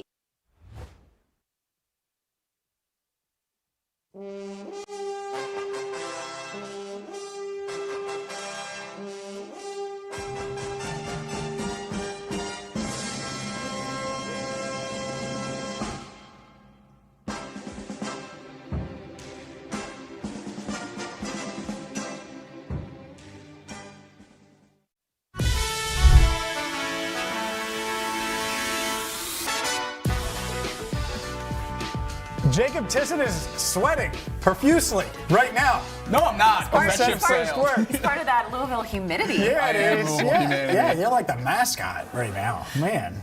Yeah, there's a puddle down here. You guys can see it if we had a better angle. Yeah. He's pretty nervous. Marisa usually tells me to scoot closer. She's pushing me down the desk this time. Maybe I'll She's never telling you to scoot closer now. Set up poorly for the cameras. That's the issue. Jacob Tissot, Marisa Contipelli, and James Rapien with you till 11. We are your morning sports show, Cincinnati, every single weekday, 7 to 11. Always open? Oh, I hate the question mark. Always open right here. Not when Jacob's running routes, but when Marisa and James are running routes, always open. Let's get to our What's the Word poll question of the day. Is Jacob Tissot sweating as much as it seems? No. All right. Yes. Should the Bengals trade a third-round pick for Jordan Brooks or sign Bobby Wagner? First, let's take a look at the results here. Would you rather? Which one would you rather? 65.1% of you say trade for Brooks. 34.9% say sign Bobby Wagner in free agency. We'll look at some of your responses coming up in a minute. But first, are you surprised that 65% say trade for Brooks? I'm not. I felt like this was pretty much where fans would lie. I just wish more of you guys were behind me on signing a Bobby. Yeah. Sign Wagner. He's out there. I am surprised it's this one. Really? Yeah, because, and maybe it's just you look at it, and Jordan Brooks was named to the All-Pro team, and the 180 tackles. Bobby Wagner was really good last year. Yeah. And you could sign him on the cheap. Like, you should certainly be able to sign him on the cheap. And if you can, isn't that better than having that third-round pick to maybe play with at the deadline, maybe trade for something else at some point, or just use next year, have that asset? Like, I think Brooks is the better player. I would prefer him in a vacuum, but it isn't a vacuum. It's giving up a third-round pick and paying a lot of money versus on the other side, you could just sign, like, how much is Wagner commanding right now? $4 million base? Probably. Like with some incentives to get the 6 or 7 so it looks good when he signs? And you have to imagine that number continues to go down the longer he's out there, right? Possibly. And maybe he's just like, it's not worth playing. Yeah. Like, he has a ring, and so he's not ring chasing. I think that might even be less money related and more position related. I don't think the Bengals are going to be willing to promise a starting job to an aging linebacker that's still on the wire. Would they? I mean, if you're trading for Brooks, you're obviously giving him a starting job. No question. You think they should do? Which one would you pick? I would go Brooks. I would go third Brooks. rounder for Brooks. I think the discrepancy in the player is larger than the discrepancy in holding on to a third-round pick for the Bengals. I think Jordan Brooks is immediately going to be a difference maker in the linebacker room. Not that Bobby Wagner wouldn't be, but the question would be how long is he? And you know, at what point in this season does the age 35 start to catch up to him a little bit? Those miles on the tires, all of those tackles over the years. I think Wagner would be an awesome player for this defense, and I think the Bengals should absolutely be in on him at the market. If my decision is a third-round pick for Jordan Brooks, who was an All-Pro last year, or Bobby Wagner, who was an All-Pro about a decade ago, I'm going to go with the guy who was an All-Pro last year. Totally get that. I do. I think it's close. It's tough for me. I would have to try to negotiate a bit more with the Dolphins and see if I could get something else out of them. I would also need to see what Wagner is going to make. In a vacuum, though, I probably lean Brooks because he's just the better player. But you could really sell me on Wagner just coming in, being that guy and helping. And I get it. He's not what he once was in coverage. Fine, I can roll with that. Let's take a look at some of your responses here, and maybe we'll read one or two in our live YouTube chat. Make sure you subscribe on the First Word YouTube. This is good. And, yeah, my guy Matt Minnick, a third child, please. And that's where I started. Like, I think a third is a lot. Mm-hmm. Now, it is worth noting, before we get to the other responses, the Bengals do have a third-round comp pick. They're projected to get that. They won't know that right now. They'll know it toward the end of the season, at the end of the season. But they should have 2 third-round picks in the 2027 NFL draft. But I get it. Child, please, on a third for that idea. Again, if they had 2/3, would it feel different? You know, it might feel a little different. You can't designate that comp pick, though, and so I think that's it. Vienna Jeff said, if people think we've had problems covering tight ends forever, Wagner's the last guy you want. Automatic audible to tight end down the seam when he's on the field. I get that logic. I don't really trust any of the Bengals linebackers to cover right now anyway. Like the high-end tight ends. Right. That's why Takario Davis is probably going to be on the field a lot this year, is to guard those tight ends. For sure. It's part of it. So for me, like, I'm not asking Barrett Carter to do it and expecting him to shut down. Insert who if they've. What tight end do you think they'd have to deal with? That's a Pat Freiermuth. They've struggled to guard Pat Freiermuth last year. I'm not sure Bobby Wagner's going to change it one way or another. Brooks can't cover anyone. Why give up an asset for that? Sign the free agent. That's the thing. I wouldn't expect any of these guys to cover at that level, especially a top tight end. Flip it.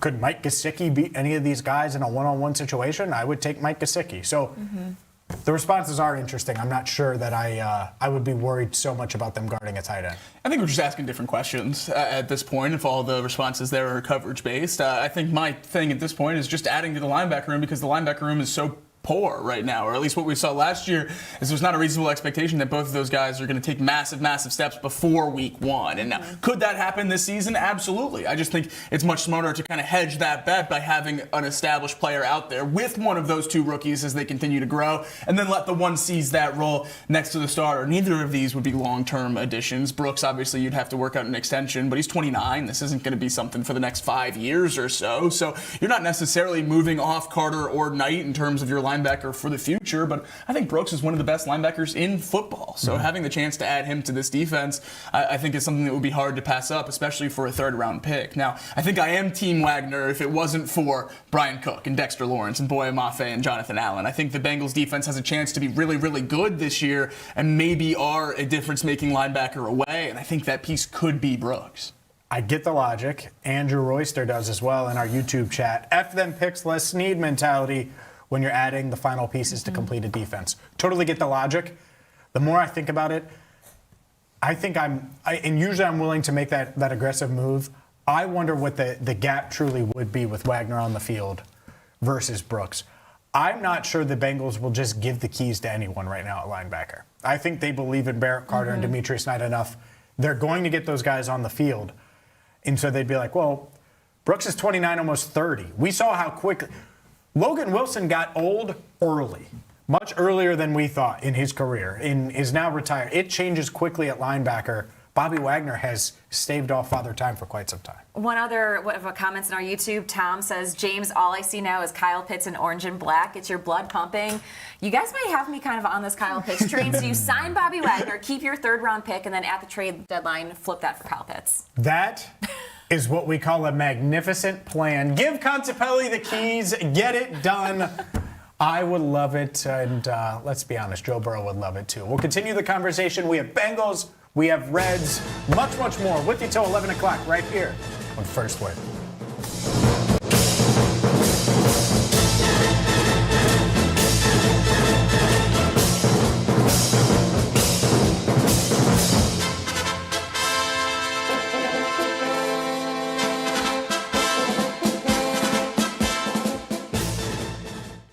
On the radio here in Cincinnati. Cincinnati has always felt like home. Right here on the Crown Network. Out and about in Cincinnati, bringing you these stories that you need to hear in the Queen City. Every morning, Cincinnati wakes up and gets to work. Companies are built, deals are made, restaurants open, ideas become careers, and every day the people behind it all sit down at the working lunch.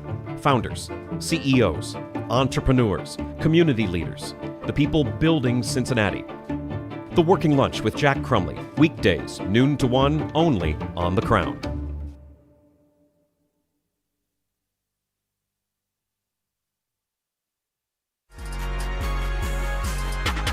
They started getting all the additions, and it's okay, Tyler Tejada, great, 17 points at Towson. He should come in and give you 13 or 14 as a wing who can shoot the 3. But the piece was missing of who's going to run the offense, like who's going to be the lead guard. So when it came down to Tylan Riley, when you're looking at that, okay, he's committing this day, who else is left in the portal if you don't get him? So they kind of threw all their chips in, and they're able to get a guy who gets to the line a ton. But I mean, hey, look, another team that we cover on this show, Kentucky, they put their chips in the middle of the table for a high school guy, Tyron Stokes, and that didn't work out. So it is nice when you push your chips into the middle of the table and you get the guy, because Tylan Riley is a dynamic, game-changing, playmaking type guy who will completely alter what this team would have been without him and now Yeah. what they will be with him. Yeah, but I mean, do you want your 1 and 2 to be Taylon Kinney and Tyron Stokes at Kansas? I don't know if I do. Yeah, that seems like it can go awry pretty quickly. Yeah. But yeah, I mean, Riley's a great player, and I love the amount of guards they brought in that shot 80% from the free throw line. Yeah. Now that's something UC fans are going to have to get used to. A good People free throw making their shooter free team. throws. Are you kidding me? You have Sean Abayev come in and he's shooting like 50% from the line through 15 games. And it's like, what? I think they're actually cursed. But that is going to be a big part of their offense. And that's one of my biggest gripes with Wes Miller last year is he had Day Thomas who made 90% of his free throws. And he averaged like 1.5 free throws a game. Yeah. It's like, get downhill, get to the line, and make that be a part of your offense. That just wasn't something that I thought Wes ever wanted to be a part of his offense.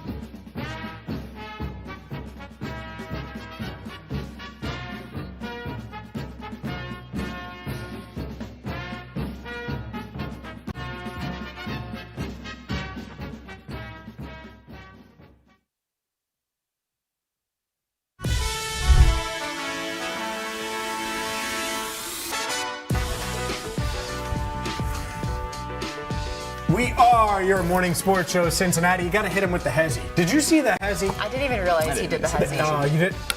We were talking about something else over here. We're on a different page. Besides the desk, man. You did the hezzy for yourself. Welcome back to First Word. I'm James Rapien alongside Marisa Contipelli and Jacob Tissot. We are your morning sports show, Cincinnati, every single weekday, 7 to 11. Always open right here on The Crowd. And as Jacob Tissot continues to sweat over there, it's time for us to dive into some Cincinnati Reds conversation. And the Reds, well, they continue to find ways to lose games. And the lineup was a big reason to blame Marisa over the weekend. Score 7 total runs. Pain is what happens. They lose 2 of 3 to the Arizona Diamondbacks. They're 13 and 26 since May 1st.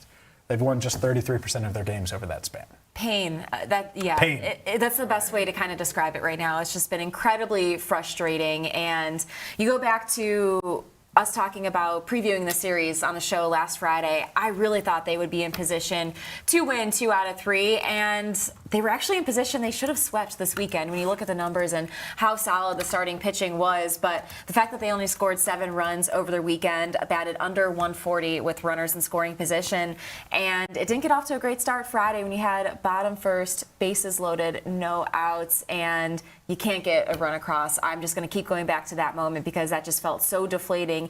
Even though it was only the first inning, and you just kind of was like they weren't able to get anything done. Well, it's amazing you can leave those runners on in the first inning and it make you feel like the game's already lost. And that's the uphill battle the Reds are fighting right now, not just with their bullpen, but with their lineup as well. And it's really frustrating that those conversations have gotten so close because that's really what it was over the weekend. The starting pitchers did enough, starting with Lodolo on Friday, to give this team a chance. Marte was the player of all 3 games with a home run in all 3, but not enough except for on Saturday, a 2-1 win. Even 2 runs in a win, not the most encouraging thing offensively. And then on Sunday, more of the same. But another great start from Abbott. So it continues to be frustrating as the Reds lose the same way night in and night out. 3 great starts. And going back to Lauder on Saturday, really encouraging given this is a second game back from the injury. His first game out, only went 3 innings, had the 5 walks, and you were kind of questioning how he looked. I thought he pitched really well Saturday.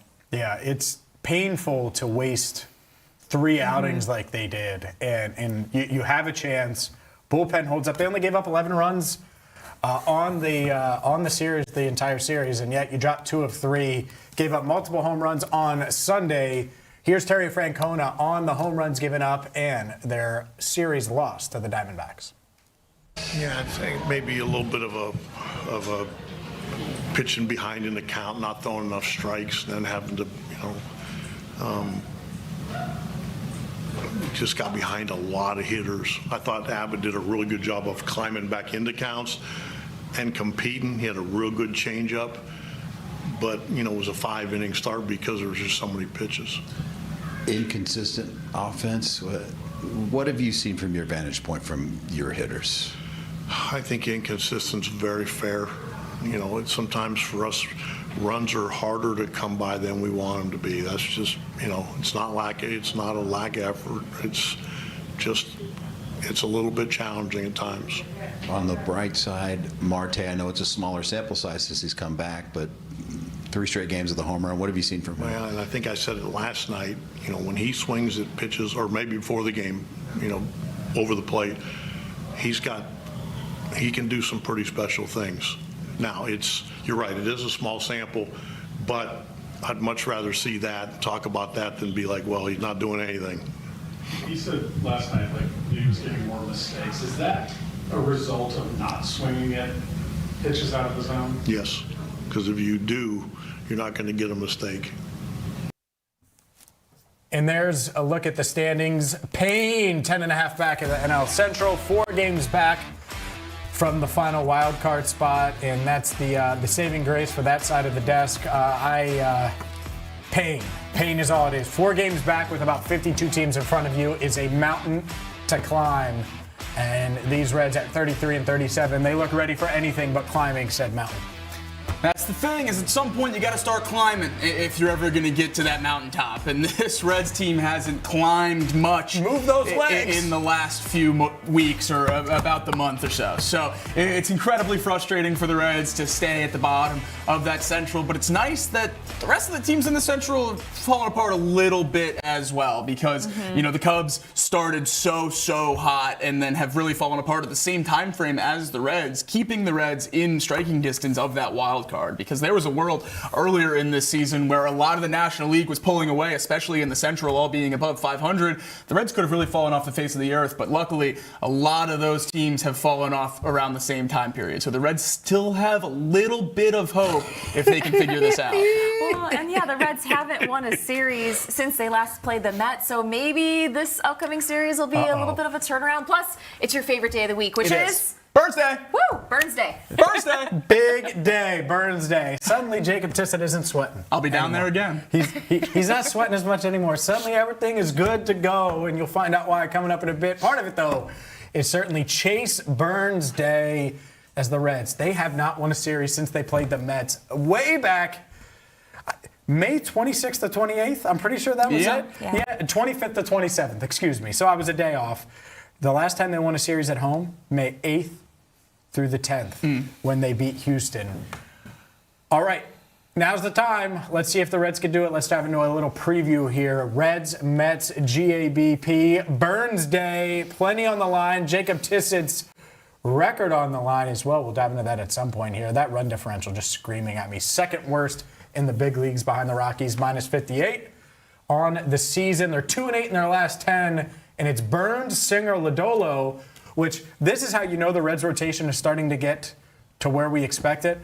I feel good about the matchups. I feel like, all right, well, if Singer is what we saw in his last outing, you should feel pretty good with Burns, Singer, and Lodolo back to back to back. Yeah, not an easy task with the Mets pitching staff on the mound. Christian Scott and Noel McLean have both been great. Tobias Myers coming into his own a little bit. That'll be who Burns faces tonight. But it's a great position to be in when you can actually believe in Burns, Singer, and Lodolo. And I don't know what the belief necessarily is in Brady Singer, but his last start was his best of the year. And it's all about length for Singer. And if he can continue to give you about 5 innings, 6 innings, that'd be a great place to be. And Lodolo, I'm almost all the way back on Lodolo in terms of just believing in him when he goes on the mound. He's shown it over the last few starts since he returned from this injury, and I think it's a good place to be. Burns, obviously, we know what he's going to provide when he's on the bump, but it's one of the best young pitchers in baseball. The Reds have a chance to win this series, and they cannot let it slip through their fingers like they have the last few. And you look at that second game against Christian Scott on the mound for the Mets. I mean, he didn't have a great last outing. He only went 4 2/3, gave up 4 earned runs.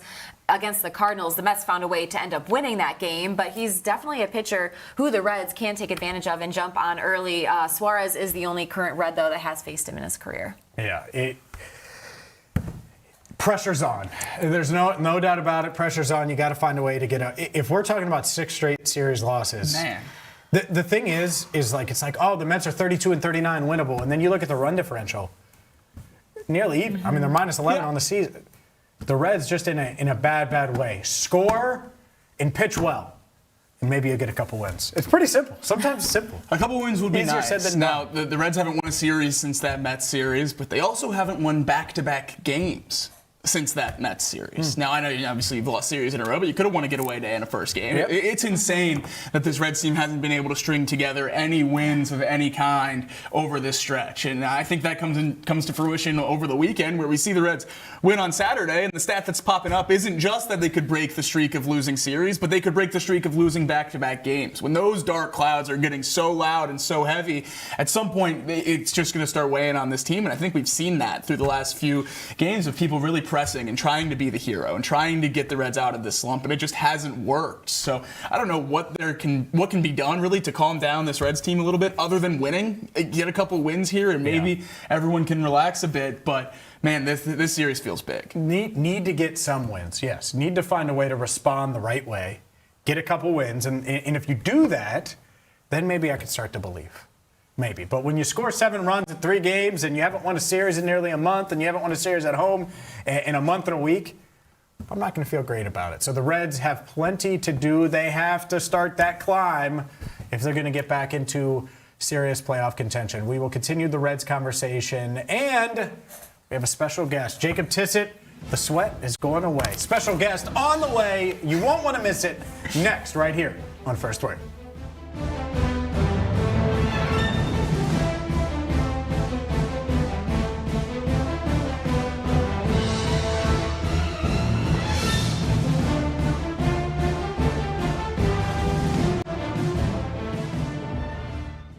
On the radio here in Cincinnati. Cincinnati has always felt like home. Right here on the Crown Network. Out and about in Cincinnati, bringing you the stories that you need to hear in the Queen City.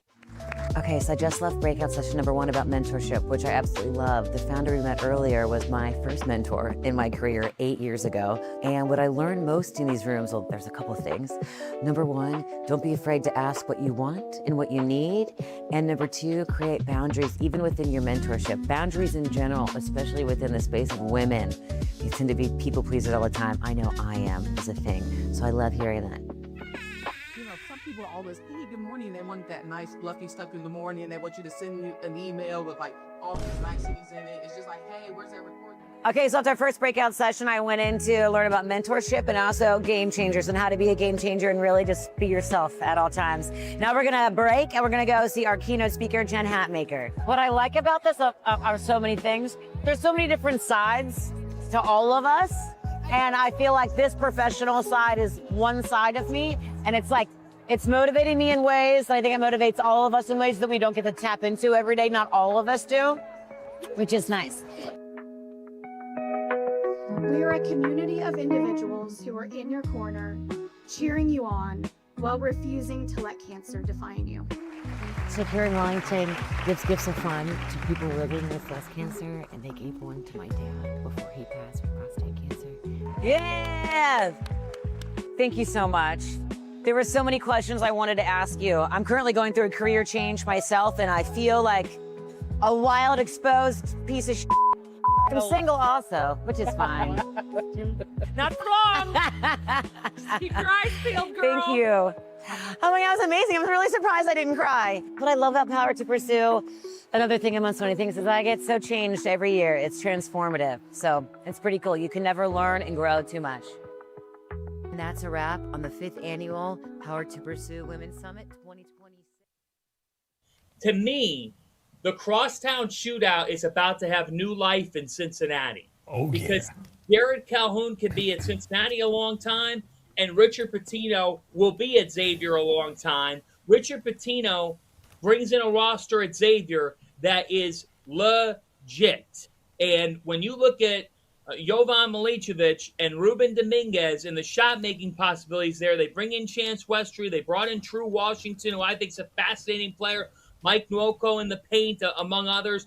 The Xavier Musketeers are going to take off. They have a makeup that could say top 25 good. Cincinnati has a makeup that says they're going to be a factor in the Big 12, can be a tournament team.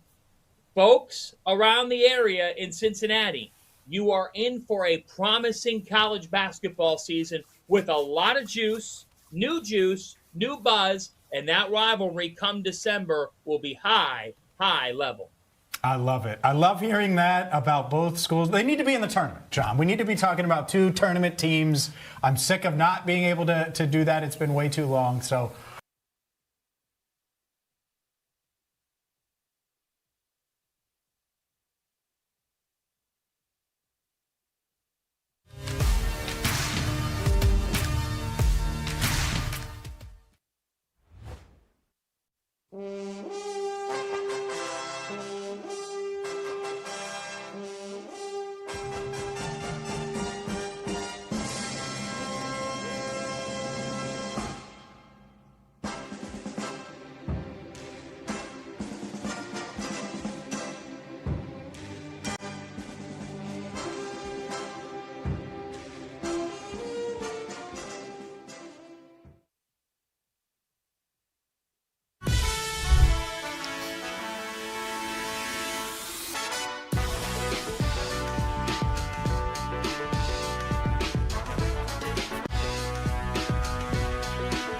First Word rolls on, and Jacob Tissot isn't sweating.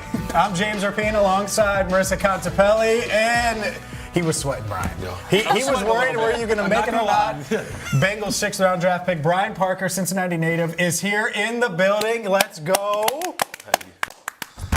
Welcome. Yes, thank you for joining us. Really appreciate it. Had to use the ask eventually. I'm glad you made the trip. Yeah, no, easy trip right down the street from the stadium. So Brian's joining us after getting 50,000 photos taken during Bengals Media Day. Yeah. Describe Media Day. What's Media Day like?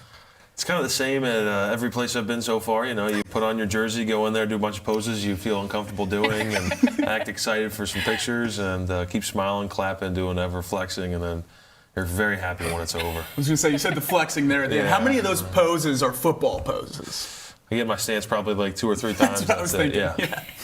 I think the skill players like a little bit more than these big guys. Yeah, a little bit more creative on that front. I've worked a lot of media days for the Bengals. Was with the team before coming over here. I always love the social station. Did you at least? You don't have to tell us what exactly, but was it some fun bits you guys got to do? Yeah, the social team's real good, so they like to mess with us a little bit and have us answer all sorts of questions. But there'll be some funny stuff coming out. Yeah, how's that been as a rookie dealing with that social team? I've seen them get to you a few times now with a couple different pranks. How have you handled all that so far? I was pretty good. Luckily, my flight was in a little late when all the other rookies got there, so I didn't have to do they put the furry ears on everybody.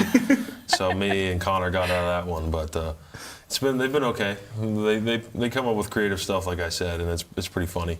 You mentioned Connor right there. How does it mean to have another rookie in that O-line room with you as you come in and get accustomed to the NFL lifestyle, to have someone else right next to you? Yeah, no, Connor's awesome. You know, he's younger. Oh, no, keep going. Okay, sorry. You're good, Brian. No, so he's younger. And he's only 20, which is so crazy to all of us. But no, he's a great guy. And we've really grown pretty close. You know, you get really close with your draft class. So me, Connor, and Jack have all kind of come together pretty well, along with Cassius. Everybody's super nice, ready to work, and it's been fun. And then having the vets we have is awesome for Connor and I. To really be able to go out there, learn from those guys, and hopefully one day take over the reins. You're sitting in the Ted Karras, Orlando Brown Jr. seat. They joined us. We had multiple offensive linemen on. You're the third now. We've had 3 Bengals offensive linemen all in studio, so clearly this is an offensive line show.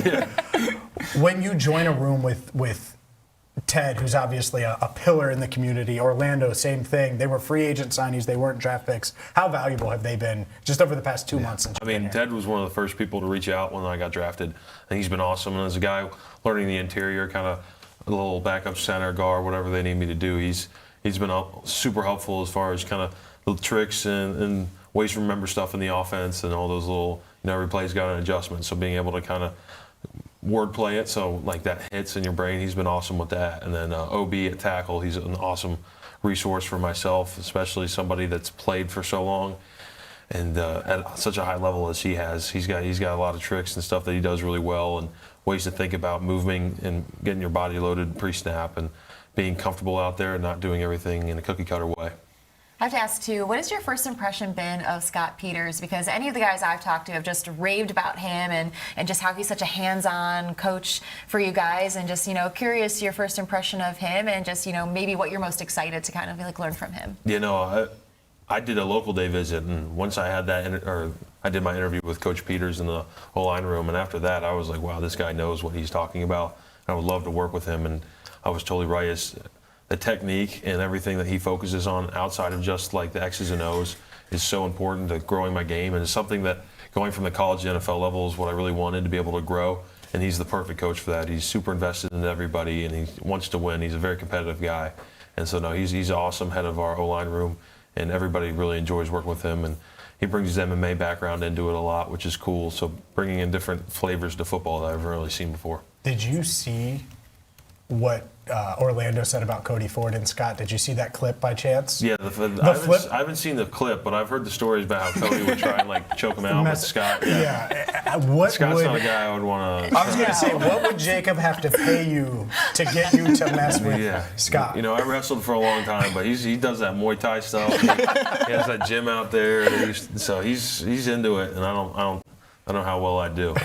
Although he's a little banged up right now. He's in the sling, so maybe I can get him. Yeah.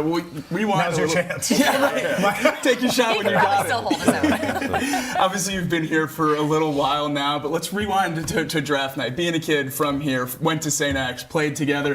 What was it like to hear the Bengals call your name there on draft night? Yeah, as soon as 513 Paycor showed up, I was extremely excited. I had all my high school St. X buddies down there at the draft party too. So a few of them had their Who Day shirts on. There we go. That's what everybody was hoping for, and for it to happen was just surreal. My sister still lives out here. My dad's business is still here. And obviously all the people, we go way back, everybody that we've known. So it's been a lot of fun to be back, and the support going around all the old spots I used to hit up in high school. It's been fun. So, a lot of people to rekindle with and continue to grow. It's a big city, but it feels very small, and I like that. Who out of your family had the best reaction when they realized it was Cincinnati on the other end of that call? Probably my sister, who lives out in like the Milford area, was the happiest, because my parents just moved to Florida, so she was feeling maybe a little left behind. But now she's like, everybody's coming back home, so she was super happy. She was ecstatic. Yeah, everyone's going to be around now. Was it worth the wait? I remember asking Jack this, because Jack was projected to go 4th round-ish. You, same thing. Yeah. You were not expecting to go in the 6th round. No. I'll say that for you. What was going through your mind when you started to slide and go later, and ultimately go later than you thought? Yeah, obviously the day didn't go as totally how we planned. We were expecting to go a lot higher, and had heard a lot of good feedback about, you aren't going to make it out of the 5th, or everybody thought I was going 4th. There's a few teams interested late 3rd, but it just didn't work out. The draft played out how it played out.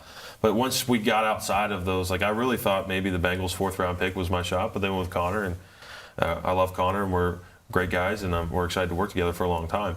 And so once that happened, I was like, okay, well, there goes the hometown team. But then as we continued to slide, it became, okay, well, now I'm not going to go in the range I want to go to. Well, now I really want to go to a team I want to go to. And so with the situation at the Bengals, having an older veteran O-line, and then the coaching staff, and how, I just feel at home in this city, sliding into the 6th round wasn't my dream, but then the Bengals calling and being the team made that feel that like the 6th round immediately kind of felt like a little less of a deal, because we're going back home. With a team like the Bengals and the expectations, Joe, Jamar, all the Super Bowl talk and things like that, how does that weigh on you as a rookie to make sure you're ready if your number is called and you have to step into those kind of moments? Yeah, I've been luckily I've been a part of a lot of championship programs at X. Won a state championship, took Duke from 3-9 to ACC champs. My first start at Duke, I was a redshirt freshman, and our star left tackle, Grant Barton, who's now starting center for the Bucs, was a 1st round draft pick, goes down. And so I have to step in, play left tackle against Notre Dame. I think we were like 17th in or 14, and they were number 9 or something. And it was Duke's first ever college game day. So being able to step up into those big kind of situations is huge. And yeah, if my name ever gets called, I feel like I'm competitive guy that's ready to compete and go out there and do whatever I can to help this team win. Obviously I know how bad the city wants to win, and it's my first year. I can't speak a whole lot on how everything goes, but I feel like we have a really talented roster, and the way the vets are locked in, I think coming from where I've been, I feel like this is a team that's ready to go out there and win. You mentioned Barton right there, made the shift from left tackle at Duke to a center now. You're another guy, prides himself on his versatility across the offensive line. How difficult is that to be able to play all 5 positions, and how important is it to you to have that as one of your tools in your tool belt? Yeah, it's definitely difficult. A lot of guys go and play their whole 4 years playing center, and then I go out there in a Shrine game, and that's my first time playing center since high school. So it's big, but no, that versatility is something I pride myself on, and it's a challenge, and I like it. So I think it just shows that athleticism I have, and just like Graham, he did it. So that's kind of the cookie cutter portfolio that we were trying to follow, And so I feel like for me it was easier because I had that center background to be able to go. Because I went from center, I show up to college, they're like, well, we need to tackle, so you're playing tackle. I was like, okay, whatever you say. And then, did that, became an All-American, now back to center. So I feel like I have that ability to switch around. And having the background this time, knowing that I can go back to some old techniques I used to use, obviously this is a way different level than GCL football, but still. Hey, I heard your scout team interior D-line was pretty good at St. X. Pretty close to Sexy Dexy, I think. He said it, not me. Yeah. We're going to clip that one, Gabe? Oh, we have plenty to dive into. I have to ask about that. There's so much Jacob portfolio that we will get to. Before we do that, though, are they primarily keeping you on the interior right now? Is it something they look at and are saying, hey, let's try to play him at all 5? So far, it's been both guards and center, but I assume going into camp, we'll play a little tackle. You never know. Just be ready to throw out there. Obviously, I feel very comfortable going back out to tackle. It'll be speed adjustment, but wherever we go. So we'll see. But so far, it's been both guards and center. Is guard, because you played center at St. X, does it make the transition to guard easier or harder, or is that the biggest learning curve you think? Because I think guard at the NFL level will translate more closely to tackle at the college level for myself than it would at center. Yeah. But they're all different and very unique in themselves, so they have different challenges. But I think tackle in college helps the guard, especially pass pro wise, a little bit more. Sexy Dexy's already been brought up. I mean, for you being a rookie and a young player, how beneficial is it going to be for you to not only go up against Dexter Lawrence every day in practice, but the depth and talent that is on this Bengals defensive line? Yeah, the D-line group is the real deal this year, and the vets have been talking about it, and just in practice you can see it. So that's something for myself, best way to get ready to go, iron sharpens iron, so go out there against the best of the best and be able to compete. And if, I can go out there and block those guys, I'll feel pretty confident going into a game week if I ever get called on. Yeah, obviously a lot of those additions came before you were officially a member of the Bengals, but what does it mean to be in a locker room with a front office that took this kind of step this year to add to the defense and really have that one goal in mind of holding the trophy in February? Yeah, I think it just shows everybody's commitment on the team, coaching staff, front office, players. We all want to win, and the city wants to win, and nobody wants to win more than the guys in the locker room. So we're all pushing to go win as many games as possible. Did Joe come up to you and say, "Hi, I'm Joe," like he's done? So can you take us through that? Because we didn't get that treatment necessarily, at least maybe Marisa did. I did not. He did not introduce himself necessarily. It was on a Zoom because it was during COVID. But how did you meet Joe for the first time? That kind of caught me off guard. I was talking like Ted and some of the vets, because the O-line, our lockers are here, and then Joe's on the other side. So I was talking, all of a sudden I get like a pat on the shoulder. Look over, it's like Joe dashed me up. He's like, "Hey, Joe, nice to meet you. Glad to have you here." It's just like, yeah. Thanks. So no, obviously growing up in Cincy and being a Bengals fan and stuff like that, that's a pretty surreal moment. Is it even more who knows how the depth chart plays out and everything, but you could theoretically be a play away from having to block whoever and protect number 9. Does it feel like you almost have even more responsibility knowing what Bengals football was before him in this area versus now? I think, just the whole being the fan and growing up and seeing like those championship seasons we had, like how alive the city felt. So but I mean, for any quarterback, you want to give your all, and so whether it's Joe or whoever else is back there or whoever I've blocked for in the past, you give your all. That's your one job as offensive lineman, to make sure he's healthy, he's upright, and he's making plays, because everyone wants to see him. Nobody wants to see me.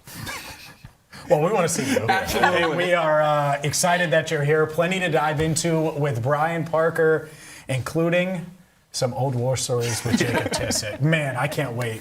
Empty the clip on Jacob. Coming up here on First Word.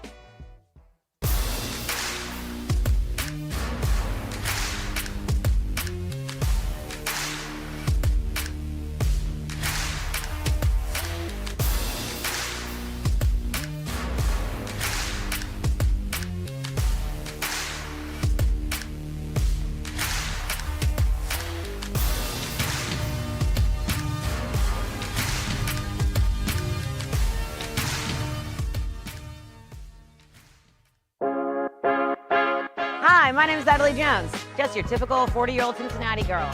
Although, no, I'm not married or divorced. I don't have any kids, and I don't live in the neighborhood I grew up in, which is the West Side, by the way. But what I do have is a lot of freaking time, and I've been using it well. So come along with me on this grand adventure, because I've been trying all the new around town that you need to know about. This is Nat Tries That.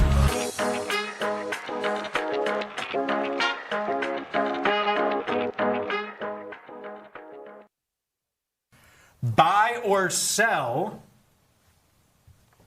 that the Bengals should consider trading for the former Pro Bowl running back? I'm going to sell that. I don't think they need him in this offense, and I don't want to give up a lot of assets and future assets for an aging running back. They've already shown they don't really go after players when they're in their 30s. He's going to be 31 in July. Now, I will buy if they can sign him as a free agent. I just don't think they need to trade away assets to sign an aging running back. When you have Chase Brown, they like Samaje Perine. You just don't need him. Asset, go. It's so great to have Marisa back and some sensibility around adding offense to the Bengals at the desk. What? Absolutely sell trading for Alvin Kamara. Not interested at all. And it's maybe less an Alvin Kamara topic than a Chase Brown topic. I love Chase Brown and what he did through the back half of last year. He needs to get a ton of carries and be the bell cow. And I think Samaje Perine is a good component to that in the backfield. So I'm out on trading for Alvin Kamara at over $10 million this year to be a backup running back. I'm really not interested in.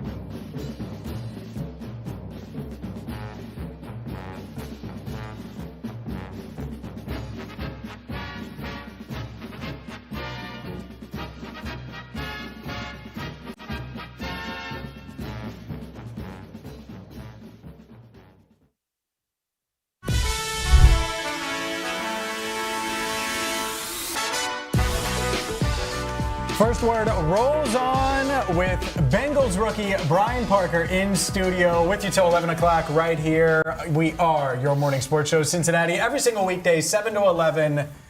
Let's keep it rolling here with Brian. And look, you've been a Bengal for less than 2 months now.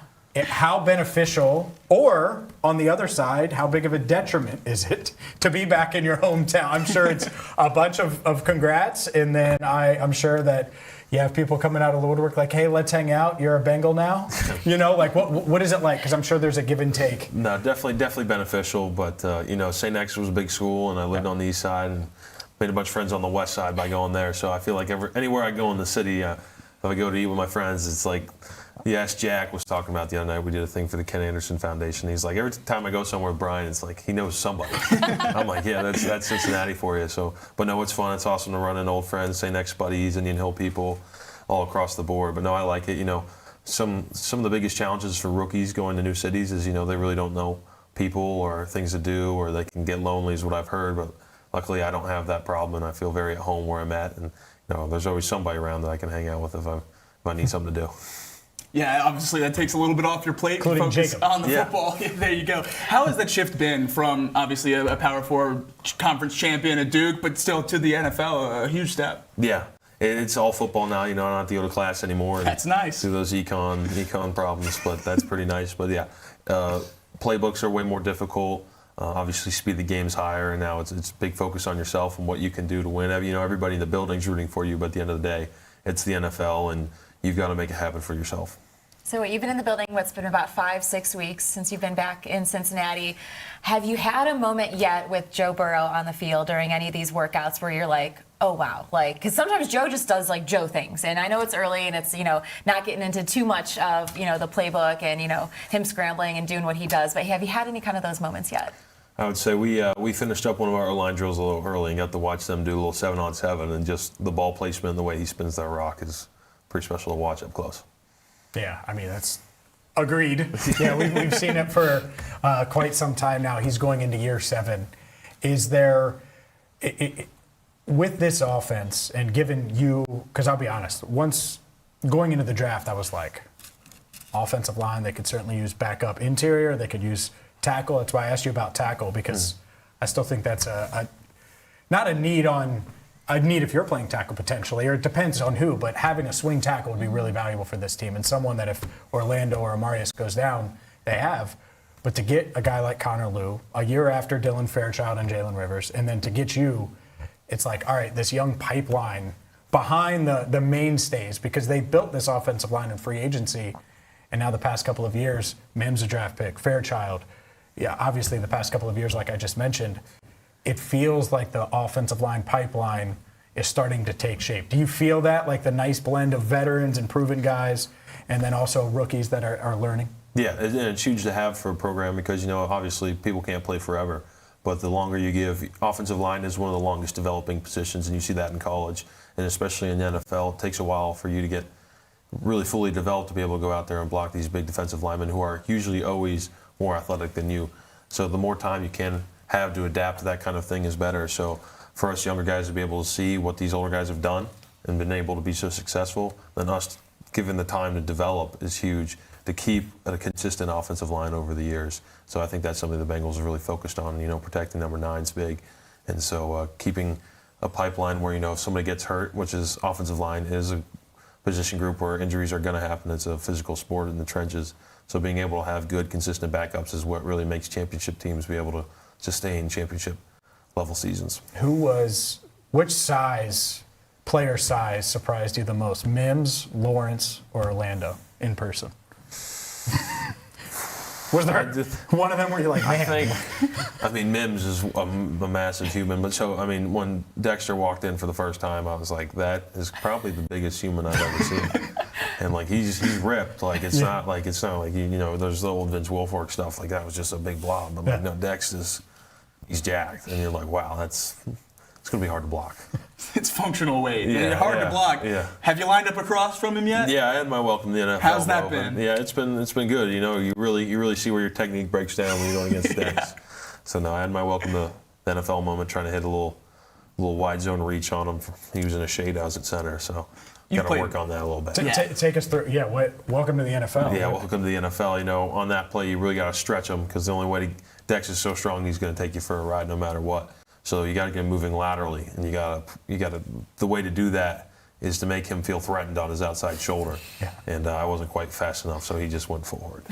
You've played center, you've played guard, you've played tackle. What does having a difference-making pass rusher at the interior of a defense do for a defense, other than the edge where we normally see those sack numbers come from? Yeah, the pressure he applies in the center of the pocket gives a quarterback nowhere to step up into. And even, you get those guys screaming off the edge. Now he steps up, and who's there? Him. And by the way, you've got a game plan for a guy interior, whereas usually you're game planning for guys on the exterior. So now, the way our D-line's shining up, it's going to be tough for offensive lines to really find ways to give the tackle and the center guard some help. Yeah. Yeah, I think the one of the strengths of this team is the defensive front, for sure. I think one of the strengths of this team for the first time in quite some time is the offensive line. And you, Connor, these young guys are a big reason why. But diving into a bit more with Amarius, what has stood out about him over the past 2 months? Because you're seeing year 3 Amarius.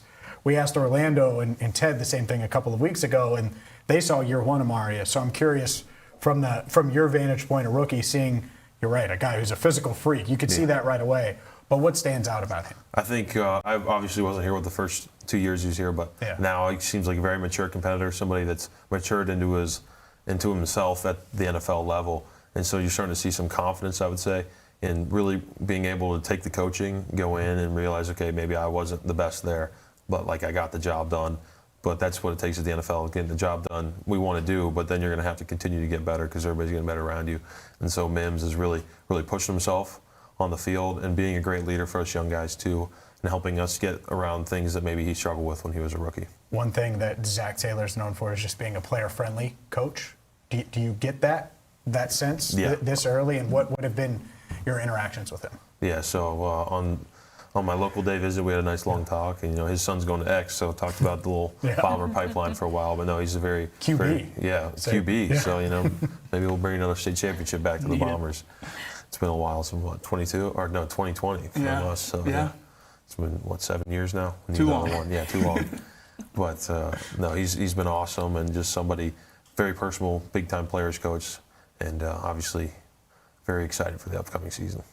You've talked about the leadership in that offensive line. As a rookie coming in with two of the most vocal leaders on the team, Ted, Orlando, you mentioned Mims and what he's been able to do in his third year leadership-wise. How does that help you two, of the two young rookies in that room, kind of come along quicker than would be expected? Yeah, huge. First off, it makes us feel more comfortable in the O-line room, just being able to kind of work through those mistakes that we're going to make and then be like, okay, like this is going to happen. You're a rookie.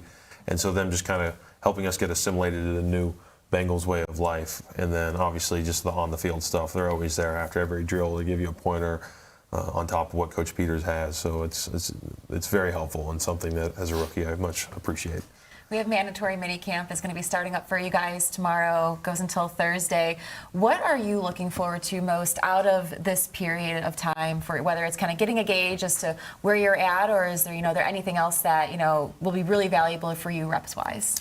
For me, reps-wise, really the most interior stuff I can do. Both positions I've been going at guard and center, which has been nice to kind of get refreshed on both, and then getting assimilated to the offense, especially at center. I got to be able to go up there and make the calls no matter what front, whatever personnel. Got to make it right away. Everybody's waiting on me. You can't stutter. Everybody's going to get pissed, especially those vets.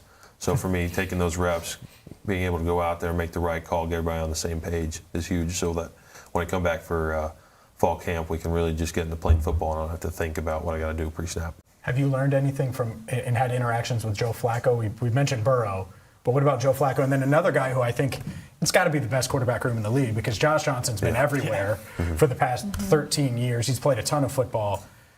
What are those interactions like? And you mentioned making calls. I'm sure having Flacco and Johnson's got to be valuable. Yeah, no, those guys are awesome. Obviously, two big-time vets. Yeah. Joe's been really cool to talk with just about his journey and kind of the mindset he has going into I don't even know what year it is for Joe at this point. 08 is when he was drafted, I believe. So, yeah.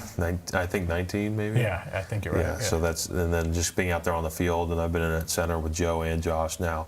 So being able to be out there and have them here and then give little pointers on what I got to do at center and make everybody a little more comfortable. So it's awesome for those guys to be able to give me a little bit of something, especially being. Do you go up to Joe and like, I was 4 when you were drafted, or anything? Do you do that? No, I don't think you'd like to hear that. No, I don't think so either. The other one that I'm curious about, we asked you about offensive line and the young guys in the offensive line room, putting you on the spot, but I think two guys that fans want to know about, Shamar Stewart and then obviously Cassius Howell. Let's start with Cassius because he's part of your class. Anything stand out about him? I'm not sure if you've actually gone up against him much. I haven't gone up much against Cassius. I've gone up against Shamar a few times. But Cassius, really twitchy, big-time competitor. Obviously same draft class, so we've hung out a good amount so far. But yeah, no, good dude, big-time competitor, and he's going to do anything he can to win. And so obviously we've all seen his college tape, very impressive. And as a tackle in college, I've seen some comparable games watching him. I'm like, it's a tough guy to block. So no, I'm excited to see what he can do. And then Shamar, obviously continuing to come off of what he did last year and continue to get better. So he's a real twitchy guy as well. I think they're pretty similar rushers in a way, very, very slippery. Got to really be on top of it because they can make you miss bad. And so they're both very good, and I think you're going to be happy with their outcomes this year. Yeah, absolutely. And I think so much excitement's around the progression of those guys in the edge room. What does that depth in a defensive line room like the Bengals have been able to find this year mean for both the edge and the interior? Yeah, I mean, as an offensive lineman, that makes your job a whole lot tougher when the rotation of the first line versus the second D line comes in. It's the same kind of talent, same kind of pressure. It really wears on you for a long time as a O lineman. And as you get into the game, as you get farther into the game and farther into the season, you're going to see more and more production because O lines are getting worn down. And then those guys are really going to be able to pin their ears back and get going now, especially with this offense we're going to have. So if we get big leads, they can start to get after those O-lines. It's going to be ugly for those guys. All right. Anyone else have Bengals? Because I'm about to dive into St. X and Jacob Tissett's legacy. Let's go for it. All right, let's go right now. You mentioned state titles and all of those things. Well, let's get to this guy here. Back up defensive. We hear his stats all the time, his practice stats, how dominant he was. MVP of the practice squad. That's what he said. Yeah, it is true. I'm pretty sure that is. Okay. I can break it down. credit Break down that his one. game for us. Give us a scouting report. Let's start there. There's not much of a game. All those things with Cassius and Shamar and if he was comparing me to the Bengals' second-round pick, the Bengals would be in a tough spot. Yeah, big bull rush guy. Not a whole lot. For sure. Not For a whole sure. lot No of twitch? no little shimmy shake. Maybe a hand swipe every once in a while, but not the fastest. That's right. But that's somebody I'm probably gonna take some clamps on and just take the bull from him. It's happened a lot, so he's not wrong. You're just not moving. You're running in place. No, look, my job was to make sure Brian was getting the best practice reps possible to hopefully help the Bengals offensive line in the next 10 years or so, and we've gotten him there. So there we go. Job complete. Big part of the process right here. Any ammo you can give us to use Please. Oh, no. would be great. I don't know what this would And it can be the on-camera stuff, or we can wait till off-camera too. I'm going to ask again, but the on-camera stuff that you can give on Jacob Tissett that we can use would be great. Man, that clean cut is I think wild. I'm good. I think he's. I think I'll be good. I can't think Just of running in anything. place is pretty funny. Essentially. Yeah. I mean, no, I got all my steps in at the same yard line. Yeah, It was tough. It was a slow start off the ball for him, but yeah, I can't think of anything too embarrassing for him. There we go. He said in 8th grade he was lining up in varsity for Loveland. He goes there and he has to, and he has to deal with Brian Parker. Then you go over to St. X. Yeah, he has to deal with Brian Parker. Yeah, that's a big difference, huh? Yeah, no, I don't think there's any. Maybe some 300s with Coach T. Yeah, I think I can maybe remember you struggling a little bit. Oh, with for those. sure. Yeah, I mean, maybe a few yaks after some running. distance running. I mean, come on. That's not surprising. I don't know, man. You kind of look like a distance. Not gonna happen. No, not I do remember. I feel like you used to wear the crop top tee Absolutely. underneath. No question. Zeke. No question. It was because of Zeke. Exactly. Yeah, he's big Ohio State. Now, right away, know you like him. Talking about our Bombers, I feel like it's the perfect time to work it in. Multiple guys from those teams have made it to the league now. How cool is that to sit there and be a part of that group and look around and see guys you played with playing in the NFL as well? Yeah, it's awesome. Me and Max were actually both committed to Duke together at one point, and then things shaked out there for he ended up at Purdue and then Ohio State. But yeah, great friend of mine, and I don't know how many colleges. I think there was some stat they put out that like it's better than 95% of colleges to have two kids from the same class get drafted, and so for a high school to have that's pretty special. And I think it's just a testament to what we do up at St. X and all things Coach Specs has done over the years. So no, it's very cool to see him go and then see myself go, and just be some Cincinnati kids that made it. It's very cool to have Brian Parker in studio. And by the way, St. X state champs in baseball. On Baseball Friday and night. lacrosse. And lacrosse. I was Laxbro back in the day. Yeah, he was. Yeah. I believe that for sure. Really good stuff there. Thanks for coming in, Brian. And good luck with mini camp. We'll keep things rolling with the Reds Mets preview next, right here on First Word.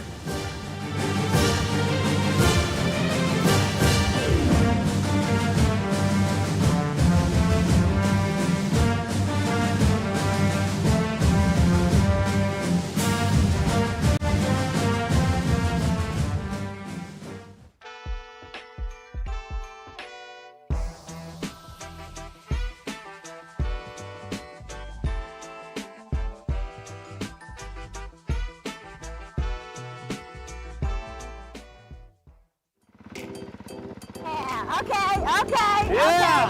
Hell yeah. I'm doing it. How do you think I'm doing so far? You're doing really good. Really good. You already got your shifting points down and stuff. You're able to shift, start it, brake, all that. You're standing up over the bumps, which is what we want to do, and you've already got your crashes out of the way, and you're tough, so you're going great. I must say, I'm like on a 110, which is like what little kids ride, and I'm like in gear 1, okay? And even in gear 1, I'm like, okay, you can do this, And now I'm on gear 2, so excited. One day I'll get to gear 3. But the main goal, I don't know, I really want to do a jump and like get some air and land it. So that's what we're going to do now on this one. Yeah. I think I can do it. If anything, I think I'm going to send it regardless. You're going to send it regardless? I'm feeling confident right now. See what Alrighty. you want to be prepared for the landing is the biggest thing. Like, Okay. you know, you don't want to hit and like lose your arms off the bars and just like crash. So I'm just gonna cruise, just gonna cruise. Cruising! Woo, woo! I think with just a little bit more speed, you can maybe get some air. You got it. Bad, babe. Okay. Hey! Woo! That was sick. That was cool. What do you think? That was so much fun. So much fun? Yeah. Heck yeah. Thank you so much, Scott, and everyone at eSport MX. eSport MX, I've had a blast. My adrenaline is high. I understand why everybody does it, no matter what age. I mean, just start it. Brett, thank you so much. From our very own pro. Actually, how many pro bikers, pro motocross racers are there in the Cincinnati area? Not so many. I think we have a couple, you know, in Ohio. I think there's, you know, maybe 4 or 5 total in Ohio. Wow, So, and you're yeah. one of them. Yeah. What royalty today. Thank Yeah. you so much, dude. Of course, it was fun, and thank you for having me. I had a blast, and I always love, you know, sharing my passion with other people. So Yeah, it's fun. man. It's pretty rad. Buy or sell that the Bengals should consider trading for the former Pro Bowl running back? I'm going to sell that. I don't think they need him in this offense, and I don't want to give up a lot of assets and future assets for an aging running back. They've already shown they don't really go after players when they're in their 30s. He's going to be 31 in July. Now, I will buy if they can sign him as a free agent. I just don't think they need to trade away assets to sign an aging running back. When you have Chase Brown, they like Samaje Perine. You just don't need him. Asset, go. It's so great to have Marisa back and some sensibility around adding offense to the Bengals at the desk. What? Absolutely sell trading for Alvin Kamara. Not interested at all. And it's maybe less an Alvin Kamara topic than a Chase Brown topic. I love Chase Brown and what he did through the back half of last year. He needs to get a ton of carries and be the bell cow. And I think Samaje Perine is a good, component to that in the backfield. So I'm out on trading for Alvin Kamara at over $10 million this year to be a backup running back. I'm really not interested in.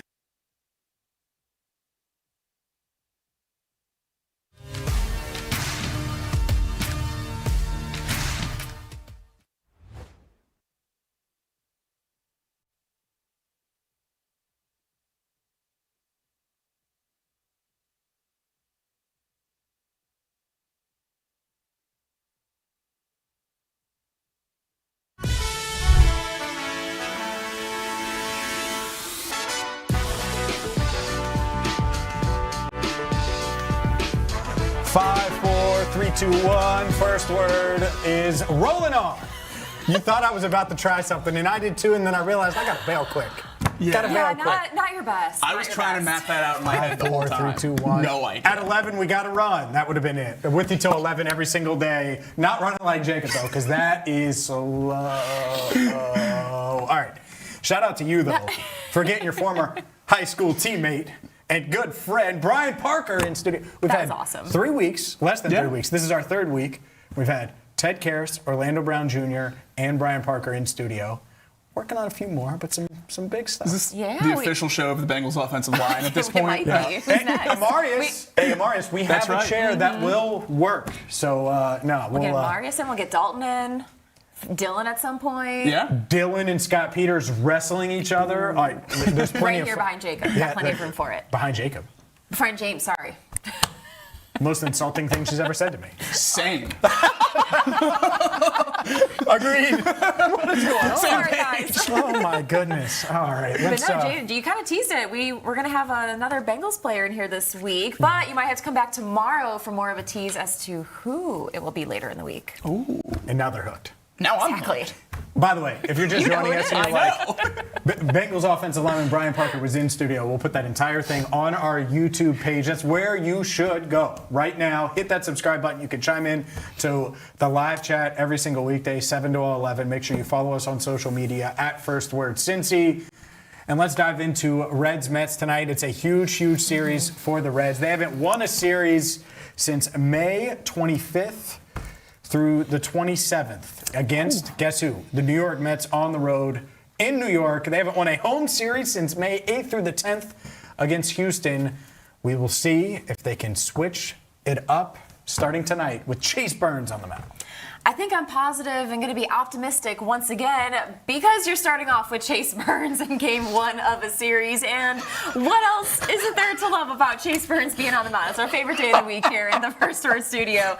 I still stand by what I said when I looked at these 4 series. When you go San Diego, Arizona, New York, I thought 2 out of the 4 series wins were realistic. It still is. It's still a possibility, I'm having guys. deja vu. Yeah. I'm having deja vu. This sounds a lot like the Royals series and the Diamondbacks series and the Padres series. It does. I'm not confident that the Reds are going to win this series, but I am confident Chase Burns is going to give us at least 6 innings of amazing pitching tonight. It's a joy to watch him every time he's on the mound, and he gives the Reds the best chance to win, so I'm going to be optimistic tonight as well. Maybe the offense doesn't wake up, maybe the bullpen doesn't do their job. We saw him win 2-1 before, they can do it again. Reds get the win off the back of Chase Burns. I have the keys to a series win here today. They're going to get the win tonight because it's Burns Day. You just happen to be going, so you're going to witness a dub with Chase Burns on the mound. And then I'm hosting again tomorrow. Oh. And they like to win when I'm there. Bang, Not bang. when you're there, but when I'm there. Then we're good. So, yeah. So Chase Wins Burns Monday, is talented enough to overcome Jacob's presence. Yes. And then Marissa's going to save the day tomorrow. That's what I heard. That's the blueprint. I will give in to bad luck Jacob the minute my win percentage drops below the teams. No, you don't get to do that because you don't go to enough games and they lose a lot. I don't go to enough games. What do you mean? He goes to so many games. Tonight's going to be 20. Do we have his record graphic by chance? To compare to their winning percentage. I'm just saying. Jose, I can't be too much bad luck if I'm still winning but you're more. winning. It would just be really hard winning percentage-wise to drop below the team who's 13-26 out of their last. If I was truly bad luck, then it wouldn't be too difficult. You had a below 500 record for most of April. That is true. And they were awesome in April. Bad luck, Jacob. Bad at home, though. People forget about that. Oh, my gosh. Yeah, they were kind of bad at home for a little They're bit. like 10-5 on the road. Well, who was there? Who's the common denominator? That's the point. Jacob was there today. I cannot be confident in this lineup. So I hope they prove me wrong. The Mets have been, honestly, the record isn't better. The Mets have been better the past 2 months than the Reds. Yeah. So guess what? Prove me wrong, Reds. We are going to have you covered. Win, lose, no draws in baseball. There might be with that lineup and that bull, but you never know. But shout out to the entire First Word crew. And for Jacob Tissot, Marisa Contipelli, I'm James Rapien. The Working Lunch with Jack Crumley is at noon right here on The Crown. Thank you so much for watching and listening to First Word.